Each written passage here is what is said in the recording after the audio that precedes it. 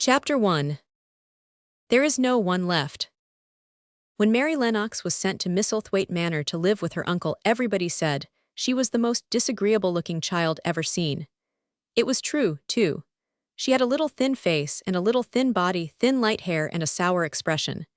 Her hair was yellow, and her face was yellow because she had been born in India and had always been ill in one way or another. Her father had held a position under the English government and had always been busy and ill himself, and her mother had been a great beauty who cared only to go to parties and amuse herself with gay people.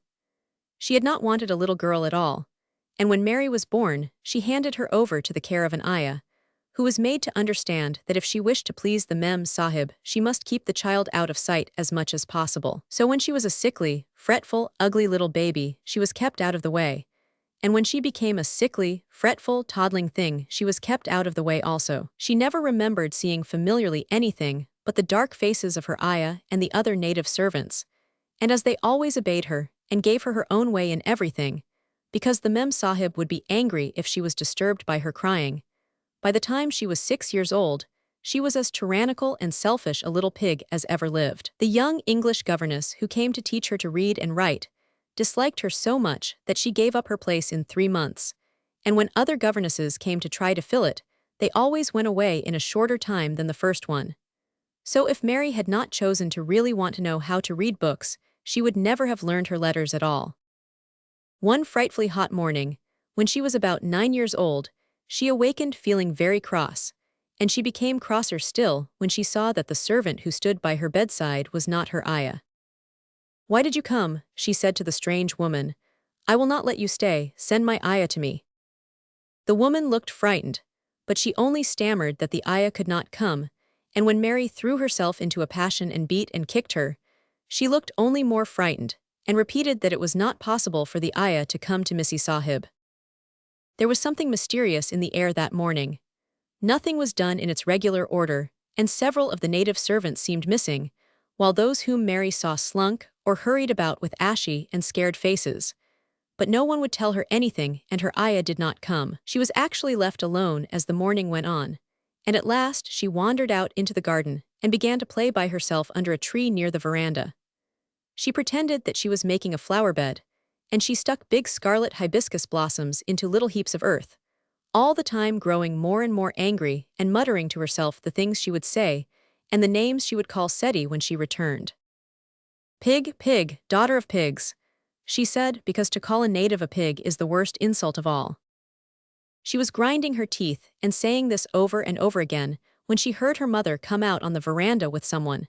She was with a fair young man, and they stood talking together in low, strange voices. Mary knew the fair young man who looked like a boy. She had heard that he was a very young officer who had just come from England. The child stared at him, but she stared most at her mother. She always did this when she had a chance to see her, because the Mem Sahib, Mary used to call her that oftener than anything else, was such a tall, slim, pretty person and wore such lovely clothes. Her hair was like curly silk, and she had a delicate little nose which seemed to be disdaining things, and she had large laughing eyes. All her clothes were thin and floating, and Mary said they were full of lace. They looked fuller of lace than ever this morning, but her eyes were not laughing at all. They were large and scared and lifted imploringly to the fair boy officer's face. "Is it so very bad? Oh, is it?" Mary heard her say. "Awfully," the young man answered in a trembling voice. "Awfully, Mrs. Lennox. You ought to have gone to the hills 2 weeks ago." The Mem Sahib wrung her hands. "Oh, I know I ought," she cried. "I only stayed to go to that silly dinner party. What a fool I was." At that very moment such a loud sound of wailing broke out from the servants' quarters that she clutched the young man's arm, and Mary stood shivering from head to foot. The wailing grew wilder and wilder. "What is it? What is it?" Mrs. Lennox gasped. "Someone has died," answered the boy officer. "You did not say it had broken out among your servants." "I did not know," the Mem Sahib cried. Come with me," and she turned and ran into the house. After that appalling things happened, and the mysteriousness of the morning was explained to Mary. The cholera had broken out in its most fatal form, and people were dying like flies. The ayah had been taken ill in the night, and it was because she had just died that the servants had wailed in the huts. Before the next day 3 other servants were dead and others had run away in terror. There was panic on every side, and dying people in all the bungalows. During the confusion and bewilderment of the second day, Mary hid herself in the nursery and was forgotten by everyone. Nobody thought of her, nobody wanted her, and strange things happened of which she knew nothing. Mary alternately cried and slept through the hours. She only knew that people were ill and that she heard mysterious and frightening sounds. Once she crept into the dining room and found it empty, though a partly finished meal was on the table and chairs and plates looked as if they had been hastily pushed back when the diners rose suddenly for some reason. The child ate some fruit and biscuits, and being thirsty she drank a glass of wine which stood nearly filled. It was sweet, and she did not know how strong it was. Very soon it made her intensely drowsy, and she went back to her nursery and shut herself in again, frightened by cries she heard in the huts and by the hurrying sound of feet. The wine made her so sleepy that she could scarcely keep her eyes open, and she lay down on her bed and knew nothing more for a long time. Many things happened during the hours in which she slept so heavily, but she was not disturbed by the wails and the sound of things being carried in and out of the bungalow. When she awakened she lay and stared at the wall. The house was perfectly still. She had never known it to be so silent before. She heard neither voices nor footsteps, and wondered if everybody had got well of the cholera and all the trouble was over. She wondered also who would take care of her now her ayah was dead. There would be a new ayah, and perhaps she would know some new stories. Mary had been rather tired of the old ones. She did not cry because her nurse had died. She was not an affectionate child and had never cared much for anyone. The noise and hurrying about and wailing over the cholera had frightened her, and she had been angry because no one seemed to remember that she was alive. Everyone was too panic-stricken to think of a little girl no one was fond of. When people had the cholera it seemed that they remembered nothing but themselves. But if everyone had got well again, surely someone would remember and come to look for her. But no one came, and as she lay waiting the house seemed to grow more and more silent. She heard something rustling on the matting, and when she looked down she saw a little snake gliding along and watching her with eyes like jewels. She was not frightened, because he was a harmless little thing who would not hurt her, and he seemed in a hurry to get out of the room. He slipped under the door as she watched him. "How queer and quiet it is," she said. "It sounds as if there were no one in the bungalow but me and the snake." Almost the next minute she heard footsteps in the compound, and then on the veranda. They were men's footsteps, and the men entered the bungalow and talked in low voices. No one went to meet or speak to them, and they seemed to open doors and look into rooms. "What desolation," she heard one voice say. "That pretty, pretty woman, I suppose the child too. I heard there was a child, though no one ever saw her." Mary was standing in the middle of the nursery when they opened the door a few minutes later. She looked an ugly, cross little thing, and was frowning, because she was beginning to be hungry and feel disgracefully neglected. The first man who came in was a large officer she had once seen talking to her father. He looked tired and troubled, but when he saw her he was so startled that he almost jumped back. "Barney," he cried out, "there is a child here, a child alone, in a place like this. Mercy on us, who is she?" "I am Mary Lennox," the little girl said, drawing herself up stiffly. She thought the man was very rude to call her father's bungalow a place like this. "I fell asleep when everyone had the cholera, and I have only just wakened up. Why does nobody come?" "It is the child no one ever saw," exclaimed the man, turning to his companions. "She has actually been forgotten." "Why was I forgotten?" Mary said, stamping her foot. "Why does nobody come?" The young man, whose name was Barney, looked at her very sadly. Mary even thought she saw him wink his eyes, as if to wink tears away. "Poor little kid," he said, "there is nobody left to come."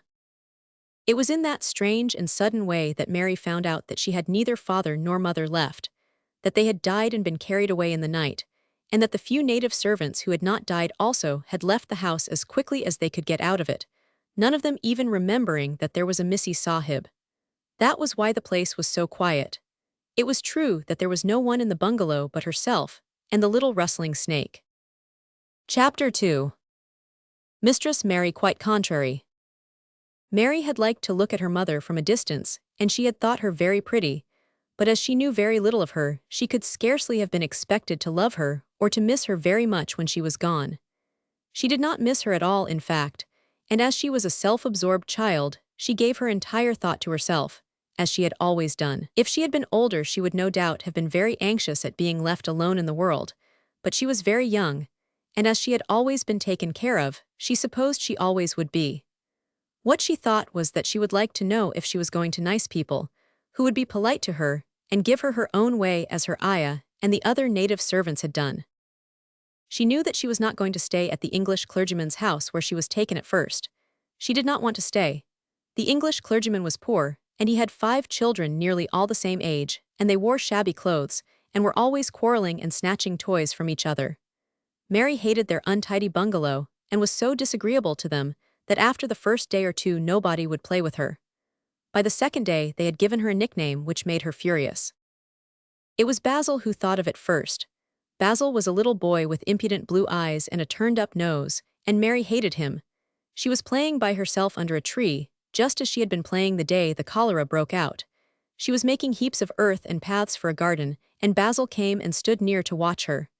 Presently he got rather interested, and suddenly made a suggestion. "Why don't you put a heap of stones there and pretend it is a rockery?" he said. "There in the middle," and he leaned over her to point. "Go away," cried Mary. "I don't want boys, go away." For a moment Basil looked angry, and then he began to tease. He was always teasing his sisters. He danced round and round her and made faces and sang and laughed. "Mistress Mary, quite contrary. How does your garden grow? With silver bells and cockle shells and marigolds all in a row." He sang it until the other children heard and laughed, too, and the crosser Mary got, the more they sang Mistress Mary, quite contrary. And after that, as long as she stayed with them, they called her Mistress Mary, quite contrary, when they spoke of her to each other, and often when they spoke to her. "You are going to be sent home," Basil said to her, "at the end of the week, and we're glad of it." "I am glad of it too," answered Mary. "Where is home?" "She doesn't know where home is," said Basil with 7-year-old scorn. "It's England, of course. Our grandmamma lives there and our sister Mabel was sent to her last year. You are not going to your grandmamma. You have none. You are going to your uncle. His name is Mr. Archibald Craven." "I don't know anything about him," snapped Mary. "I know you don't," Basil answered. "You don't know anything, girls never do. I heard father and mother talking about him. He lives in a great, big, desolate old house in the country and no one goes near him. He's so cross he won't let them and they wouldn't come if he would let them. He's a hunchback and he's horrid." "I don't believe you," said Mary, and she turned her back and stuck her fingers in her ears because she would not listen any more.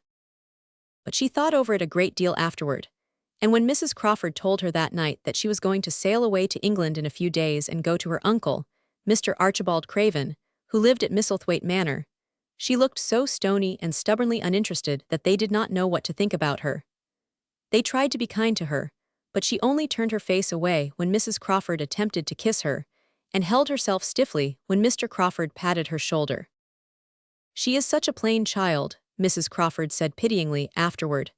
"And her mother was such a pretty creature. She had a very pretty manner, too, and Mary has the most unattractive ways I ever saw in a child. The children call her Mistress Mary, quite contrary, and though it's naughty of them, one can't help understanding it." Perhaps if her mother had carried her pretty face and her pretty manners oftener into the nursery, Mary might have learned some pretty ways too. It is very sad, now the poor beautiful thing is gone, to remember that many people never even knew that she had a child at all. "I believe she scarcely ever looked at her," sighed Mrs. Crawford. "When her ayah was dead, there was no one to give a thought to the little thing. Think of the servants running away and leaving her all alone in that deserted bungalow. Colonel McGrew said he nearly jumped out of his skin when he opened the door and found her standing by herself in the middle of the room." Mary made the long voyage to England under the care of an officer's wife, who was taking her children to leave them in a boarding school. She was very much absorbed in her own little boy and girl, and was rather glad to hand the child over to the woman Mr. Archibald Craven sent to meet her, in London. The woman was his housekeeper at Misselthwaite Manor, and her name was Mrs. Medlock. She was a stout woman, with very red cheeks and sharp black eyes. She wore a very purple dress, a black silk mantle with jet fringe on it, and a black bonnet with purple velvet flowers which stuck up and trembled when she moved her head. Mary did not like her at all, but as she very seldom liked people, there was nothing remarkable in that. Besides which it was very evident Mrs. Medlock did not think much of her. "My word, she's a plain little piece of goods," she said, And we'd heard that her mother was a beauty. She hasn't handed much of it down, has she, ma'am? Perhaps she will improve as she grows older, the officer's wife said good-naturedly. If she were not so sallow and had a nicer expression, her features are rather good. Children alter so much. She'll have to alter a good deal, answered Mrs. Medlock. And there's nothing likely to improve children at Misselthwaite, if you ask me. They thought Mary was not listening because she was standing a little apart from them at the window of the private hotel they had gone to. She was watching the passing buses and cabs and people, but she heard quite well and was made very curious about her uncle and the place he lived in. What sort of a place was it, and what would he be like? What was a hunchback? She had never seen one. Perhaps there were none in India. Since she had been living in other people's houses, and had had no ayah, she had begun to feel lonely and to think queer thoughts which were new to her. She had begun to wonder why she had never seemed to belong to anyone, even when her father and mother had been alive. Other children seemed to belong to their fathers and mothers, but she had never seemed to really be anyone's little girl. She had had servants and food and clothes, but no one had taken any notice of her. She did not know that this was because she was a disagreeable child, but then, of course, she did not know she was disagreeable. She often thought that other people were, but she did not know that she was so herself. She thought Mrs. Medlock the most disagreeable person she had ever seen, with her common, highly colored face and her common fine bonnet. When the next day they set out on their journey to Yorkshire, she walked through the station to the railway carriage with her head up, and trying to keep as far away from her as she could, because she did not want to seem to belong to her. It would have made her angry to think people imagined she was her little girl. But Mrs. Medlock was not in the least disturbed by her and her thoughts. She was the kind of woman who would stand no nonsense from young ones. At least, that is what she would have said if she had been asked. She had not wanted to go to London just when her sister Maria's daughter was going to be married. But she had a comfortable, well-paid place as housekeeper at Misselthwaite Manor, and the only way in which she could keep it was to do at once what Mr. Archibald Craven told her to do. She never dared even to ask a question. Captain Lennox and his wife died of the cholera, Mr. Craven had said in his short, cold way. Captain Lennox was my wife's brother, and I am their daughter's guardian. The child is to be brought here. You must go to London and bring her yourself. So she packed her small trunk and made the journey. Mary sat in her corner of the railway carriage and looked plain and fretful. She had nothing to read or to look at, and she had folded her thin little black-gloved hands in her lap. Her black dress made her look yellower than ever, and her limp light hair straggled from under her black crepe hat. A more marred-looking young one I never saw in my life, Mrs. Medlock thought. Marred is a Yorkshire word and means spoiled and pettish. She had never seen a child who sat so still without doing anything, and at last she got tired of watching her and began to talk in a brisk, hard voice. I suppose I may as well tell you something about where you are going to, she said. Do you know anything about your uncle? No, said Mary. Never heard your father and mother talk about him. No, said Mary, frowning.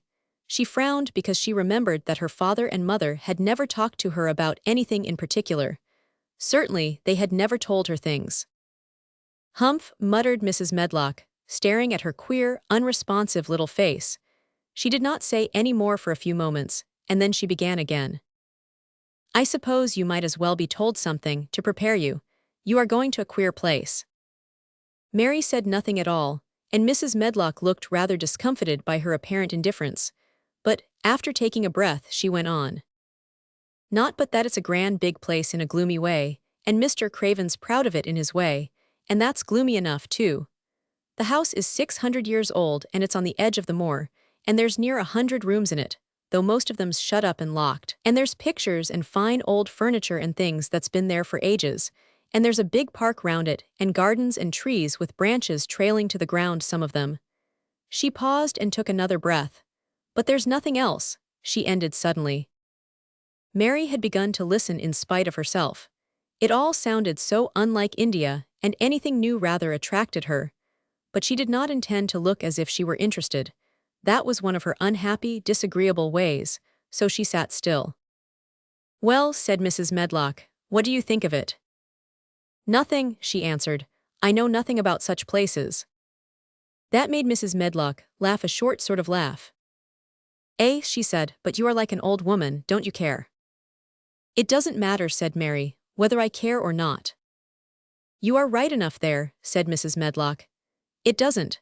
What you're to be kept at Misselthwaite Manor for I don't know, unless because it's the easiest way. He's not going to trouble himself about you, that's sure and certain. He never troubles himself about no one." She stopped herself, as if she had just remembered something in time. "He's got a crooked back," she said. "That set him wrong. He was a sour young man and got no good of all his money and big place till he was married." Mary's eyes turned toward her in spite of her intention not to seem to care. She had never thought of the hunchback's being married, and she was a trifle surprised.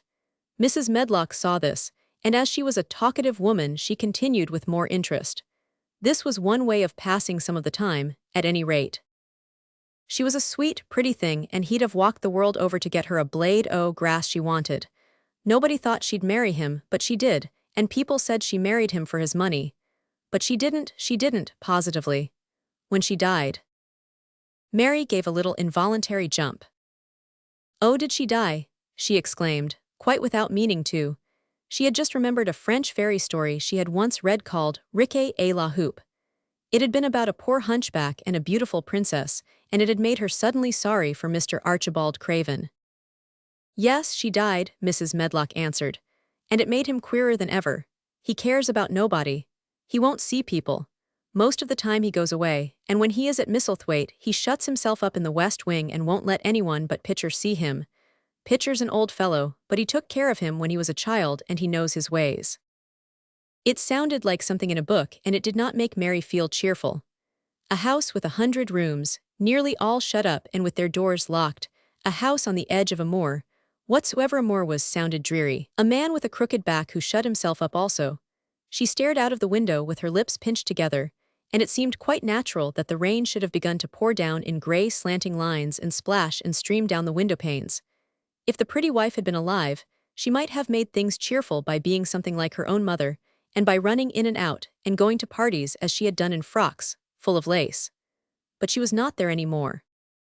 "You needn't expect to see him, because 10 to 1 you won't," said Mrs. Medlock.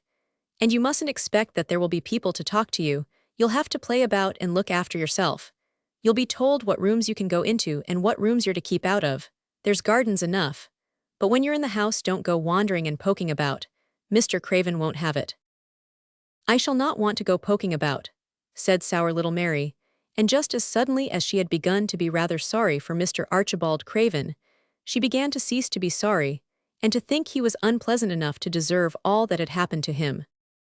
And she turned her face toward the streaming panes of the window of the railway carriage, and gazed out at the gray rainstorm, which looked as if it would go on forever and ever. She watched it so long and steadily that the grayness grew heavier and heavier before her eyes, and she fell asleep. Chapter 3. Across the moor. She slept a long time, and when she awakened, Mrs. Medlock had bought a lunch basket at one of the stations, and they had some chicken and cold beef and bread and butter, and some hot tea. The rain seemed to be streaming down more heavily than ever, and everybody in the station wore wet and glistening waterproofs. The guard lighted the lamps in the carriage, and Mrs. Medlock cheered up very much over her tea and chicken and beef. She ate a great deal and afterward fell asleep herself, and Mary sat and stared at her, and watched her fine bonnet slip on one side, until she herself fell asleep once more in the corner of the carriage, lulled by the splashing of the rain against the windows. It was quite dark when she awakened again. The train had stopped at a station, and Mrs. Medlock was shaking her. "You have had a sleep," she said. "It's time to open your eyes. We're at Thwaite Station and we've got a long drive before us." Mary stood up and tried to keep her eyes open while Mrs. Medlock collected her parcels. The little girl did not offer to help her, because in India native servants always picked up or carried things, and it seemed quite proper that other people should wait on one. The station was a small one and nobody, but themselves seemed to be getting out of the train. The station master spoke to Mrs. Medlock in a rough, good-natured way, pronouncing his words in a queer broad fashion, which Mary found out afterward was Yorkshire. "I see thaw's got back," he said, "and thaw's brought young un with thee." "Aye, that's her," answered Mrs. Medlock, speaking with a Yorkshire accent herself and jerking her head over her shoulder toward Mary. "How's thy missus?" "Well, carriage is waitin' outside for thee." A brougham stood on the road before the little outside platform. Mary saw that it was a smart carriage, and that it was a smart footman who helped her in. His long waterproof coat and the waterproof covering of his hat were shining and dripping with rain as everything was, the burly station master included. When he shut the door, mounted the box with the coachman, and they drove off, the little girl found herself seated in a comfortably cushioned corner, but she was not inclined to go to sleep again. She sat and looked out of the window, curious to see something of the road over which she was being driven to the queer place Mrs. Medlock had spoken of. She was not at all a timid child, and she was not exactly frightened, but she felt that there was no knowing what might happen in a house with 100 rooms nearly all shut up, a house standing on the edge of a moor. "What is a moor?" she said suddenly to Mrs. Medlock. "Look out of the window in about 10 minutes and you'll see," the woman answered. "We've got to drive 5 miles across Missel Moor before we get to the manor. You won't see much because it's a dark night, but you can see something." Mary asked no more questions, but waited in the darkness of her corner, keeping her eyes on the window. The carriage lamps cast rays of light a little distance ahead of them, and she caught glimpses of the things they passed. After they had left the station, they had driven through a tiny village, and she had seen whitewashed cottages and the lights of a public house. Then they had passed a church and a vicarage, and a little shop window or so in a cottage with toys and sweets and odd things set out for sale. Then they were on the highroad, and she saw hedges and trees. After that, there seemed nothing different for a long time, or at least it seemed a long time to her. At last the horses began to go more slowly, as if they were climbing uphill, and presently there seemed to be no more hedges and no more trees. She could see nothing, in fact, but a dense darkness on either side. She leaned forward and pressed her face against the window just as the carriage gave a big jolt. "We're on the moor now sure enough," said Mrs. Medlock. The carriage lamps shed a yellow light on a rough-looking road, which seemed to be cut through bushes and low-growing things, which ended in the great expanse of dark apparently spread out before and around them. A wind was rising, and making a singular, wild, low, rushing sound. It's not the sea, is it?" said Mary, looking round at her companion. "No, not it," answered Mrs. Medlock. "Nor it isn't fields nor mountains. It's just miles and miles and miles of wild land that nothing grows on but heather and gorse and broom, and nothing lives on but wild ponies and sheep." "I feel as if it might be the sea if there were water on it," said Mary. "It sounds like the sea just now." "That's the wind blowing through the bushes," Mrs. Medlock said. "It's a wild, dreary enough place to my mind, though there's plenty that likes it, particularly when the heather's in bloom." On and on they drove through the darkness, and though the rain stopped, the wind rushed by and whistled and made strange sounds. The road went up and down, and several times the carriage passed over a little bridge beneath which water rushed very fast with a great deal of noise. Mary felt as if the drive would never come to an end, and that the wide, bleak moor was a wide expanse of black ocean through which she was passing on a strip of dry land. "I don't like it," she said to herself. "I don't like it," and she pinched her thin lips more tightly together. The horses were climbing up a hilly piece of road when she first caught sight of a light. Mrs. Medlock saw it as soon as she did and drew a long sigh of relief. I am glad to see that bit o' light twinkling," she exclaimed. "It's the light in the lodge window. We shall get a good cup of tea after a bit at all events."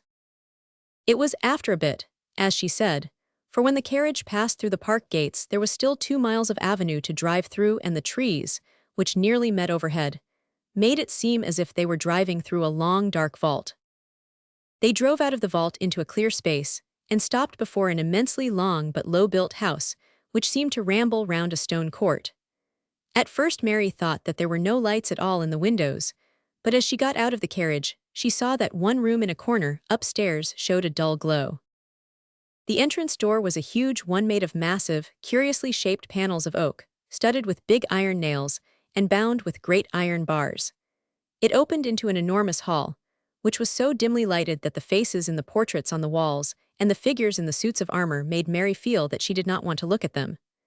As she stood on the stone floor, she looked a very small, odd little black figure, and she felt as small and lost and odd as she looked. A neat, thin old man stood near the manservant, who opened the door for them. "You are to take her to her room," he said in a husky voice. "He doesn't want to see her. He's going to London in the morning." Very well, Mr. Pitcher, Mrs. Medlock answered. So long as I know what's expected of me, I can manage. What's expected of you, Mrs. Medlock, Mr. Pitcher said, is that you make sure that he's not disturbed and that he doesn't see what he doesn't want to see. And then Mary Lennox was led up a broad staircase, and down a long corridor and up a short flight of steps, and through another corridor and another, until a door opened in a wall, and she found herself in a room with a fire in it and a supper on a table. Mrs. Medlock said unceremoniously, "Well, here you are. This room and the next are where you'll live, and you must keep to them. Don't you forget that." It was in this way Mistress Mary arrived at Misselthwaite Manor, and she had perhaps never felt quite so contrary in all her life. Chapter 4. Martha's. When she opened her eyes in the morning, it was because a young housemaid had come into her room to light the fire and was kneeling on the hearthrug raking out the cinders noisily. Mary lay and watched her for a few moments, and then began to look about the room. She had never seen a room at all like it, and thought it curious and gloomy. The walls were covered with tapestry with a forest scene embroidered on it. There were fantastically dressed people under the trees, and in the distance there was a glimpse of the turrets of a castle. There were hunters and horses and dogs and ladies. Mary felt as if she were in the forest with them. Out of a deep window she could see a great climbing stretch of land which seemed to have no trees on it, and to look rather like an endless, dull, purplish sea. "What is that?" she said, pointing out of the window. Martha, the young housemaid, who had just risen to her feet, looked and pointed also. "That there," she said. "Yes." "That's Th. Moore," with a good-natured grin. "Does Thaw like it?" "No," answered Mary, "I hate it." "That's because Tha'd not used to it," Martha said, going back to her hearth. "Thaw thinks it's too big and bare now, but Thaw will like it." "Do you?" inquired Mary. "Aye, that I do," answered Martha, cheerfully polishing away at the grate. "I just love it, it's none bare. It's covered wi' growin' things as smells sweet. It's fair lovely in spring and summer when Th. gorse and broom and heather's in flower. It smells o' honey and there's such a lot o' fresh air, and Th. sky looks so high and Th. bees and skylarks make such a nice noise hummin' and singin'. I wouldn't live away from Th. Moore for anythin'." Mary listened to her with a grave, puzzled expression. The native servants she had been used to in India were not in the least like this. They were obsequious and servile, and did not presume to talk to their masters as if they were their equals. They made salams, and called them protector of the poor and names of that sort. Indian servants were commanded to do things, not asked. It was not the custom to say please and thank you, and Mary had always slapped her ayah in the face when she was angry. She wondered a little what this girl would do if one slapped her in the face. She was a round, rosy, good-natured-looking creature, but she had a sturdy way which made Mistress Mary wonder if she might not even slap back, if the person who slapped her was only a little girl. "You are a strange servant," she said from her pillows rather haughtily. Martha sat up on her heels, with her blacking brush in her hand, and laughed, without seeming the least out of temper. I know that," she said. "If there was a grand missus at Misselthwaite, I should never have been even one of Th. under housemaids. I might have been let to be scullery-maid, but I'd never have been let upstairs. I'm too common and I talk too much Yorkshire. But this is a funny house for all it's so grand. Seems like there's neither master nor mistress, except Mr. Pitcher and Mrs. Medlock. Mr. Craven, he won't be troubled about anythin' when he's here, and he's nearly always away. Mrs. Medlock gave me Th. place out o' kindness. She told me she could never have done it if Misselthwaite had been like other big houses." "Are you going to be my servant?" Mary asked, still in her imperious little Indian way. Martha began to rub her grate again. "I'm Mrs. Medlock's servant," she said stoutly. "And she's Mr. Craven's, but I'm to do the housemaid's work up here and wait on you a bit, but you won't need much waitin' on." "Who is going to dress me?" demanded Mary. Martha sat up on her heels again and stared. She spoke in broad Yorkshire in her amazement. "Canna thaw dress thyson," she said. "What do you mean? I don't understand your language," said Mary. I forgot," Martha said. "Mrs. Medlock told me I'd have to be careful or you wouldn't know what I was sayin'. I mean, can't you put on your own clothes?" "No," answered Mary, quite indignantly. "I never did in my life. My ayah dressed me, of course." "Well," said Martha, evidently not in the least aware that she was impudent, It's time Thaw should learn. Thaw cannot begin younger. It'll do thee good to wait on Thyson a bit. My mother always said she couldn't see why grandpeople's children didn't turn out fair fools, what with nurses and bane, washed and dressed and took out to walk as if they was puppies. It is different in India, said Mistress Mary disdainfully. She could scarcely stand this. But Martha was not at all crushed. I can see it's different, she answered almost sympathetically. I dare say it's because there's such a lot o' blacks there instead o' respectable white people. When I heard you was common, from India I thought you was a black too. Mary sat up in bed furious. What, she said, what, you thought I was a native, you daughter of a pig? Martha stared and looked hot. Who are you callin' names? She said, you needn't be so vexed. That's not way for a young lady to talk. I've nothin' against blacks. When you read about 'em in tracts they're always very religious.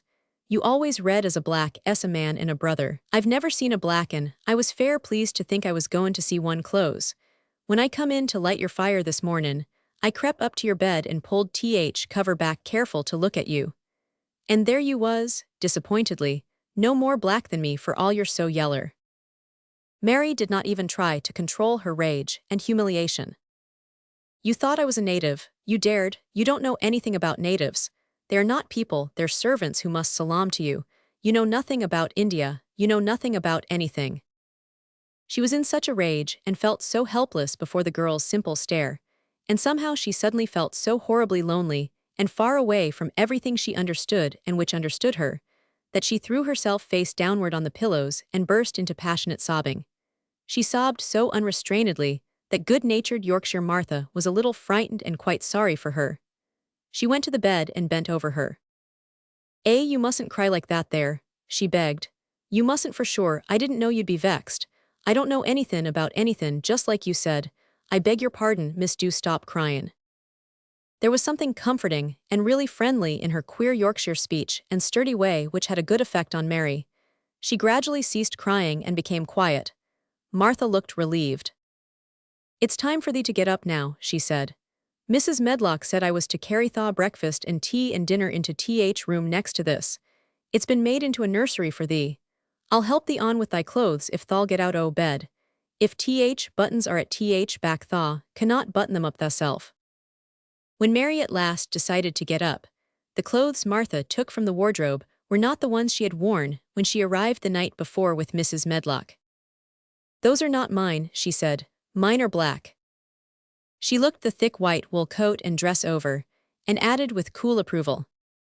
Those are nicer than mine. These are ones thaw must put on, Martha answered. Mr. Craven ordered Mrs. Medlock to get him in London. He said, I won't have a child dressed in black wanderin' about like a lost soul, he said. It'd make the place sadder than it is, put color on her. Mother, she said she knew what he meant. Mother always knows what a body means. She doesn't hold with black hersel. I hate black things, said Mary. The dressing process was one which taught them both something. Martha had buttoned up her little sisters and brothers, but she had never seen a child who stood still and waited for another person to do things for her, as if she had neither hands nor feet of her own. Why doesn't Thaw put on Thaw own shoes? She said when Mary quietly held out her foot. My ayah did it, answered Mary staring. It was the custom. She said that very often, it was the custom. The native servants were always saying it. If one told them to do a thing their ancestors had not done for 1,000 years, they gazed at one mildly and said, it is not the custom, and one knew that was the end of the matter. It had not been the custom that Mistress Mary should do anything but stand and allow herself to be dressed like a doll. But before she was ready for breakfast, she began to suspect that her life at Misselthwaite Manor would end by teaching her a number of things quite new to her. Things such as putting on her own shoes and stockings, and picking up things she let fall. If Martha had been a well-trained fine young lady's maid, she would have been more subservient and respectful, and would have known that it was her business to brush hair, and button boots, and pick things up and lay them away. She was, however, only an untrained Yorkshire rustic, who had been brought up in a moorland cottage with a swarm of little brothers and sisters, who had never dreamed of doing anything but waiting on themselves, and on the younger ones who were either babies in arms or just learning to totter about and tumble over things. If Mary Lennox had been a child who was ready to be amused, she would perhaps have laughed at Martha's readiness to talk, but Mary only listened to her coldly and wondered at her freedom of manner. At first she was not at all interested, but gradually, as the girl rattled on in her good-tempered, homely way, Mary began to notice what she was saying. You should see 'em all," she said. "There's 12 of us and my father only gets 16 shilling a week. I can tell you my mother's put to it to get porridge for 'em all. They tumble about on more and play there all day, and mother says air of more fattens 'em.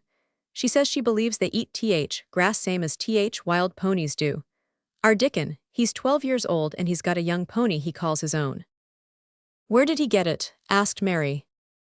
"He found it on more with its mother when it was a little one, and he began to make friends with it and give it bits o' bread and pluck young grass for it. And it got to like him, so it follows him about and it lets him get on its back. Dickon's a kind lad and animals likes him." Mary had never possessed an animal pet of her own and had always thought she should like one.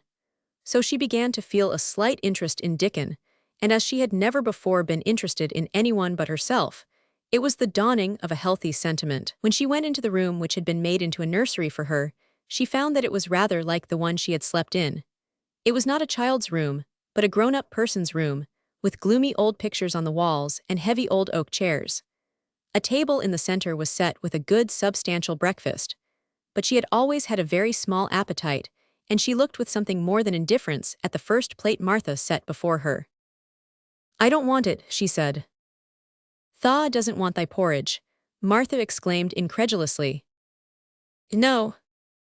Thaw doesn't know how good it is. Put a bit o' treacle on it or a bit o' sugar." "I don't want it," repeated Mary. Said Martha. "I can't abide to see good victuals go to waste. If our children was at this table they'd clean it bare in 5 minutes." "Why?" said Mary coldly. "Why?" echoed Martha. "Because they scarce ever had their stomachs full in their lives. They're as hungry as young hawks and foxes." "I don't know what it is to be hungry," said Mary, with the indifference of ignorance. Martha looked indignant. "Well, it would do thee good to try it. I can see that plain enough," she said outspokenly. "I've no patience with folk as sits and just stares at good bread and meat. My word, don't I wish Dickon and Phil and Jane and rest of 'em had what's here under their pinafores." "Why don't you take it to them?" suggested Mary. "It's not mine," answered Martha stoutly. "And this isn't my day out. I get my day out once a month same as rest, then I go home and clean up for mother and give her a day's rest." Mary drank some tea and ate a little toast and some marmalade. "You wrap up warm and run out and play you," said Martha. "It'll do you good and give you some stomach for your meat." Mary went to the window. There were gardens and paths and big trees, but everything looked dull and wintry. "Out? Why should I go out on a day like this?" "Well, if Thaw doesn't go out thou'lt have to stay in, and what has Thaw got to do?" Mary glanced about her. There was nothing to do. When Mrs. Medlock had prepared the nursery she had not thought of amusement. Perhaps it would be better to go and see what the gardens were like. "Who will go with me?" she inquired. Martha stared. "You'll go by yourself," she answered. "You'll have to learn to play like other children does when they haven't got sisters and brothers. Our Dickon goes off on more by himself and plays for hours. That's how he made friends with Pony. He's got sheep on more that knows him, and birds as comes and eats out of his hand. However little there is to eat, he always saves a bit o' his bread to coax his pets." It was really this mention of Dickon which made Mary decide to go out, though she was not aware of it. There would be birds outside, though there would not be ponies or sheep. They would be different from the birds in India, and it might amuse her to look at them. Martha found her coat and hat for her, and a pair of stout little boots, and she showed her way downstairs. "If Thaw goes round that way Thaw'll come to Gardens," she said, pointing to a gate in a wall of shrubbery. "There's lots o' flowers in summertime, but there's nothin' bloomin' now." She seemed to hesitate a second before she added, "One of Gardens is locked up. No one has been in it for 10 years. "Why?" asked Mary in spite of herself. Here was another locked door added to the 100 in the strange house. "Mr. Craven had it shut when his wife died so sudden. He won't let no one go inside. It was her garden. He locked door and dug a hole and buried key. There's Mrs. Medlock's bell ringing, I must run." After she was gone, Mary turned down the walk which led to the door in the shrubbery. She could not help thinking about the garden, which no one had been into for 10 years. She wondered what it would look like, and whether there were any flowers still alive in it. When she had passed through the shrubbery gate, she found herself in great gardens, with wide lawns and winding walks with clipped borders. There were trees and flower beds and evergreens clipped into strange shapes, and a large pool with an old gray fountain in its midst. But the flower beds were bare and wintry, and the fountain was not playing. This was not the garden which was shut up. How could a garden be shut up? You could always walk into a garden. She was just thinking this when she saw that, at the end of the path she was following, there seemed to be a long wall, with ivy growing over it. She was not familiar enough with England to know that she was coming upon the kitchen gardens where the vegetables and fruit were growing. She went toward the wall and found that there was a green door in the ivy, and that it stood open. This was not the closed garden, evidently, and she could go into it. She went through the door, and found that it was a garden with walls all round it, and that it was only one of several walled gardens, which seemed to open into one another. She saw another open green door, revealing bushes and pathways between beds containing winter vegetables. Fruit trees were trained flat against the wall, and over some of the beds there were glass frames. The place was bare and ugly enough, Mary thought, as she stood and stared about her. It might be nicer in summer when things were green, but there was nothing pretty about it now. Presently an old man with a spade over his shoulder walked through the door leading from the second garden. He looked startled when he saw Mary, and then touched his cap.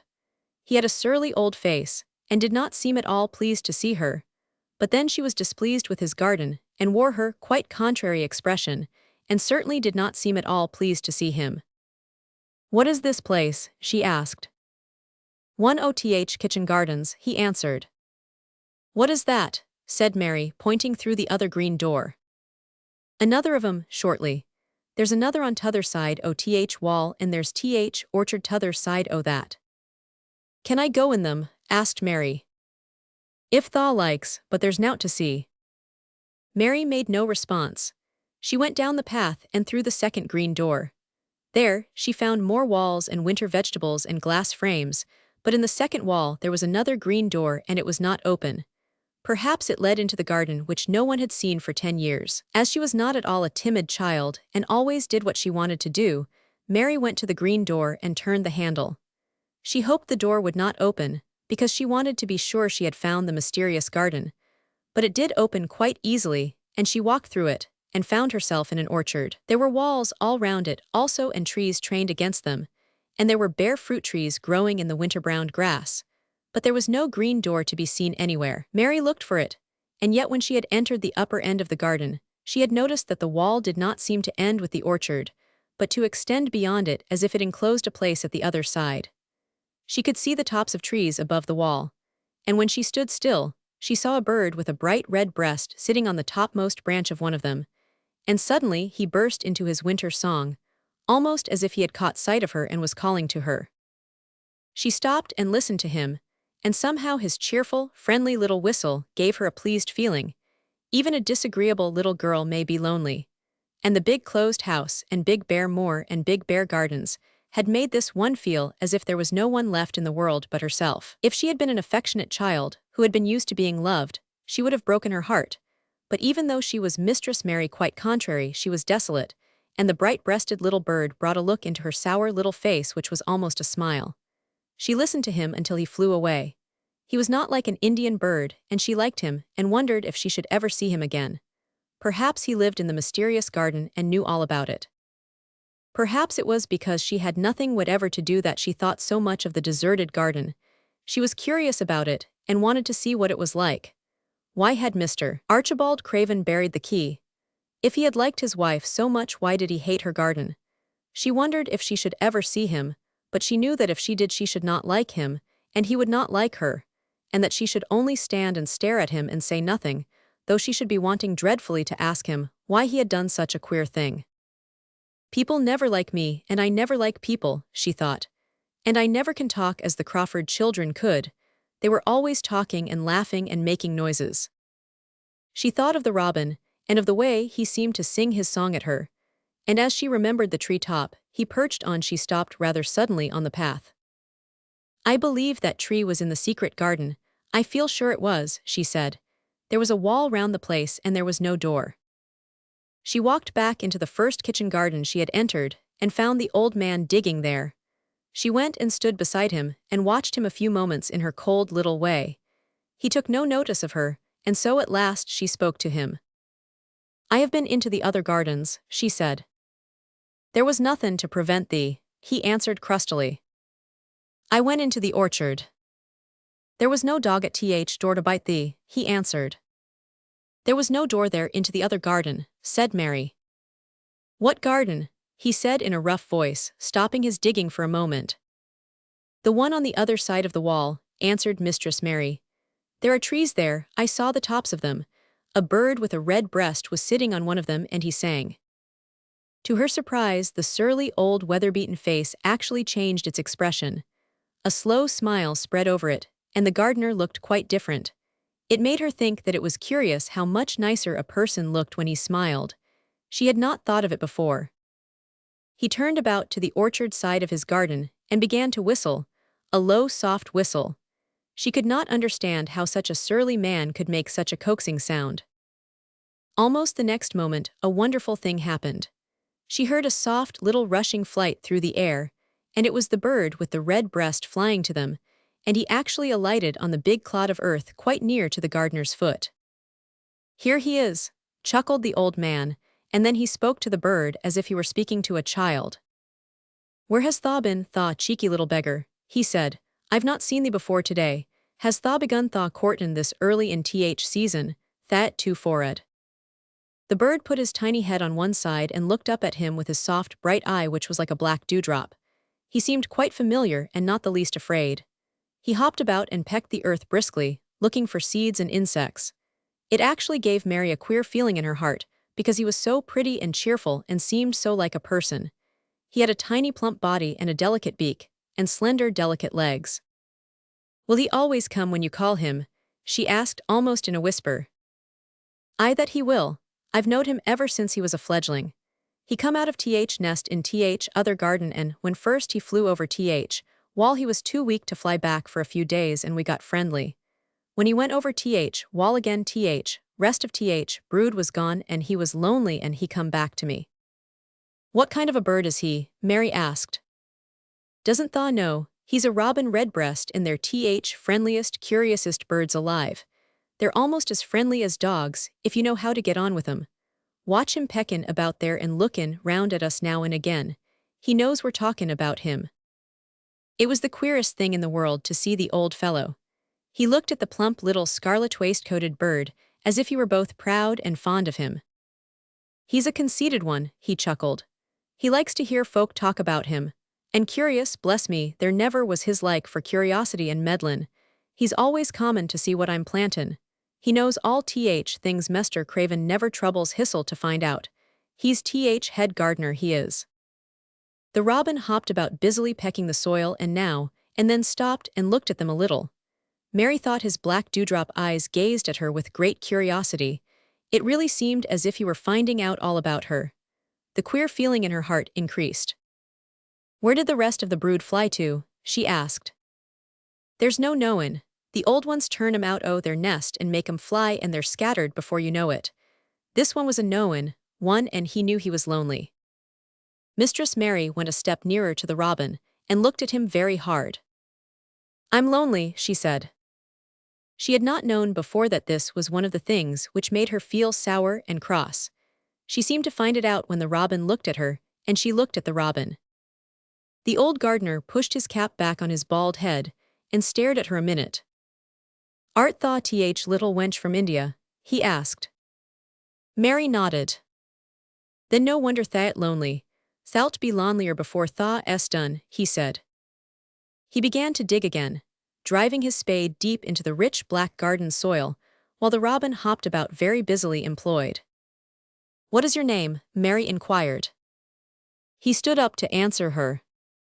Ben Weatherstaff, he answered, and then he added with a surly chuckle, I'm lonely mysel except when he's with me, and he jerked his thumb toward the robin.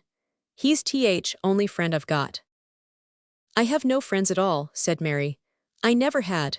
My ayah didn't like me and I never played with anyone. It is a Yorkshire habit to say what you think with blunt frankness, and old Ben Weatherstaff was a Yorkshire moor man.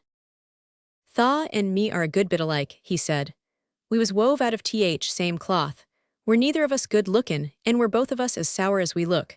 We've got the same nasty tempers, both of us, I'll warrant. This was plain speaking, and Mary Lennox had never heard the truth about herself in her life. Native servants always salaamed and submitted to you, whatever you did. She had never thought much about her looks, but she wondered if she was as unattractive as Ben Weatherstaff, and she also wondered if she looked as sour as he had looked before the robin came. She actually began to wonder also if she was nasty-tempered. She felt uncomfortable. Suddenly, a clear, rippling little sound broke out near her, and she turned round. She was standing a few feet from a young apple tree, and the robin had flown on to one of its branches, and had burst out into a scrap of a song. Ben Weatherstaff laughed outright. "What did he do that for?" asked Mary. "He's made up his mind to make friends with thee," replied Ben. "Dang me if he hasn't took a fancy to thee." "To me," said Mary, and she moved toward the little tree softly and looked up. "Would you make friends with me?" she said to the robin just as if she was speaking to a person. "Would you?" And she did not say it either in her hard little voice or in her imperious Indian voice, but in a tone so soft and eager and coaxing that Ben Weatherstaff was as surprised as she had been when she heard him whistle. "Why," he cried out, "Tha said that as nice and human as if Tha was a real child instead of a sharp old woman. Tha said it almost like Dickon talks to his wild things on Moor." "Do you know Dickon?" Mary asked, turning round rather in a hurry. "Everybody knows him. Dickon's wanderin' about everywhere. Very blackberries and heatherbells knows him. I warrant foxes shows him where their cubs lies and skylarks doesn't hide their nests from him." Mary would have liked to ask some more questions. She was almost as curious about Dickon as she was about the deserted garden. But just that moment the robin, who had ended his song, gave a little shake of his wings, spread them and flew away. He had made his visit and had other things to do. "He has flown over the wall," Mary cried out, watching him. "He has flown into the orchard. He has flown across the other wall into the garden where there is no door." "He lives there," said old Ben. "He came out o' egg there. If he's courtin', he's mackin' up to some young madam of a robin that lives among old rose trees there." "Rose trees," said Mary. "Are there rose trees?" Ben Weatherstaff took up his spade again and began to dig. "There was 10 year ago," he mumbled. "I should like to see them," said Mary. "Where is the green door? There must be a door somewhere." Ben drove his spade deep, and looked as uncompanionable as he had looked when she first saw him. "There was 10 year ago, but there isn't now," he said. "No door," cried Mary. "There must be. None as anyone can find, and none as is anyone's business. Don't you be a meddlesome wench and poke your nose where it's no cause to go. Here, I must go on with my work. Get you gone and play you, I've no more time."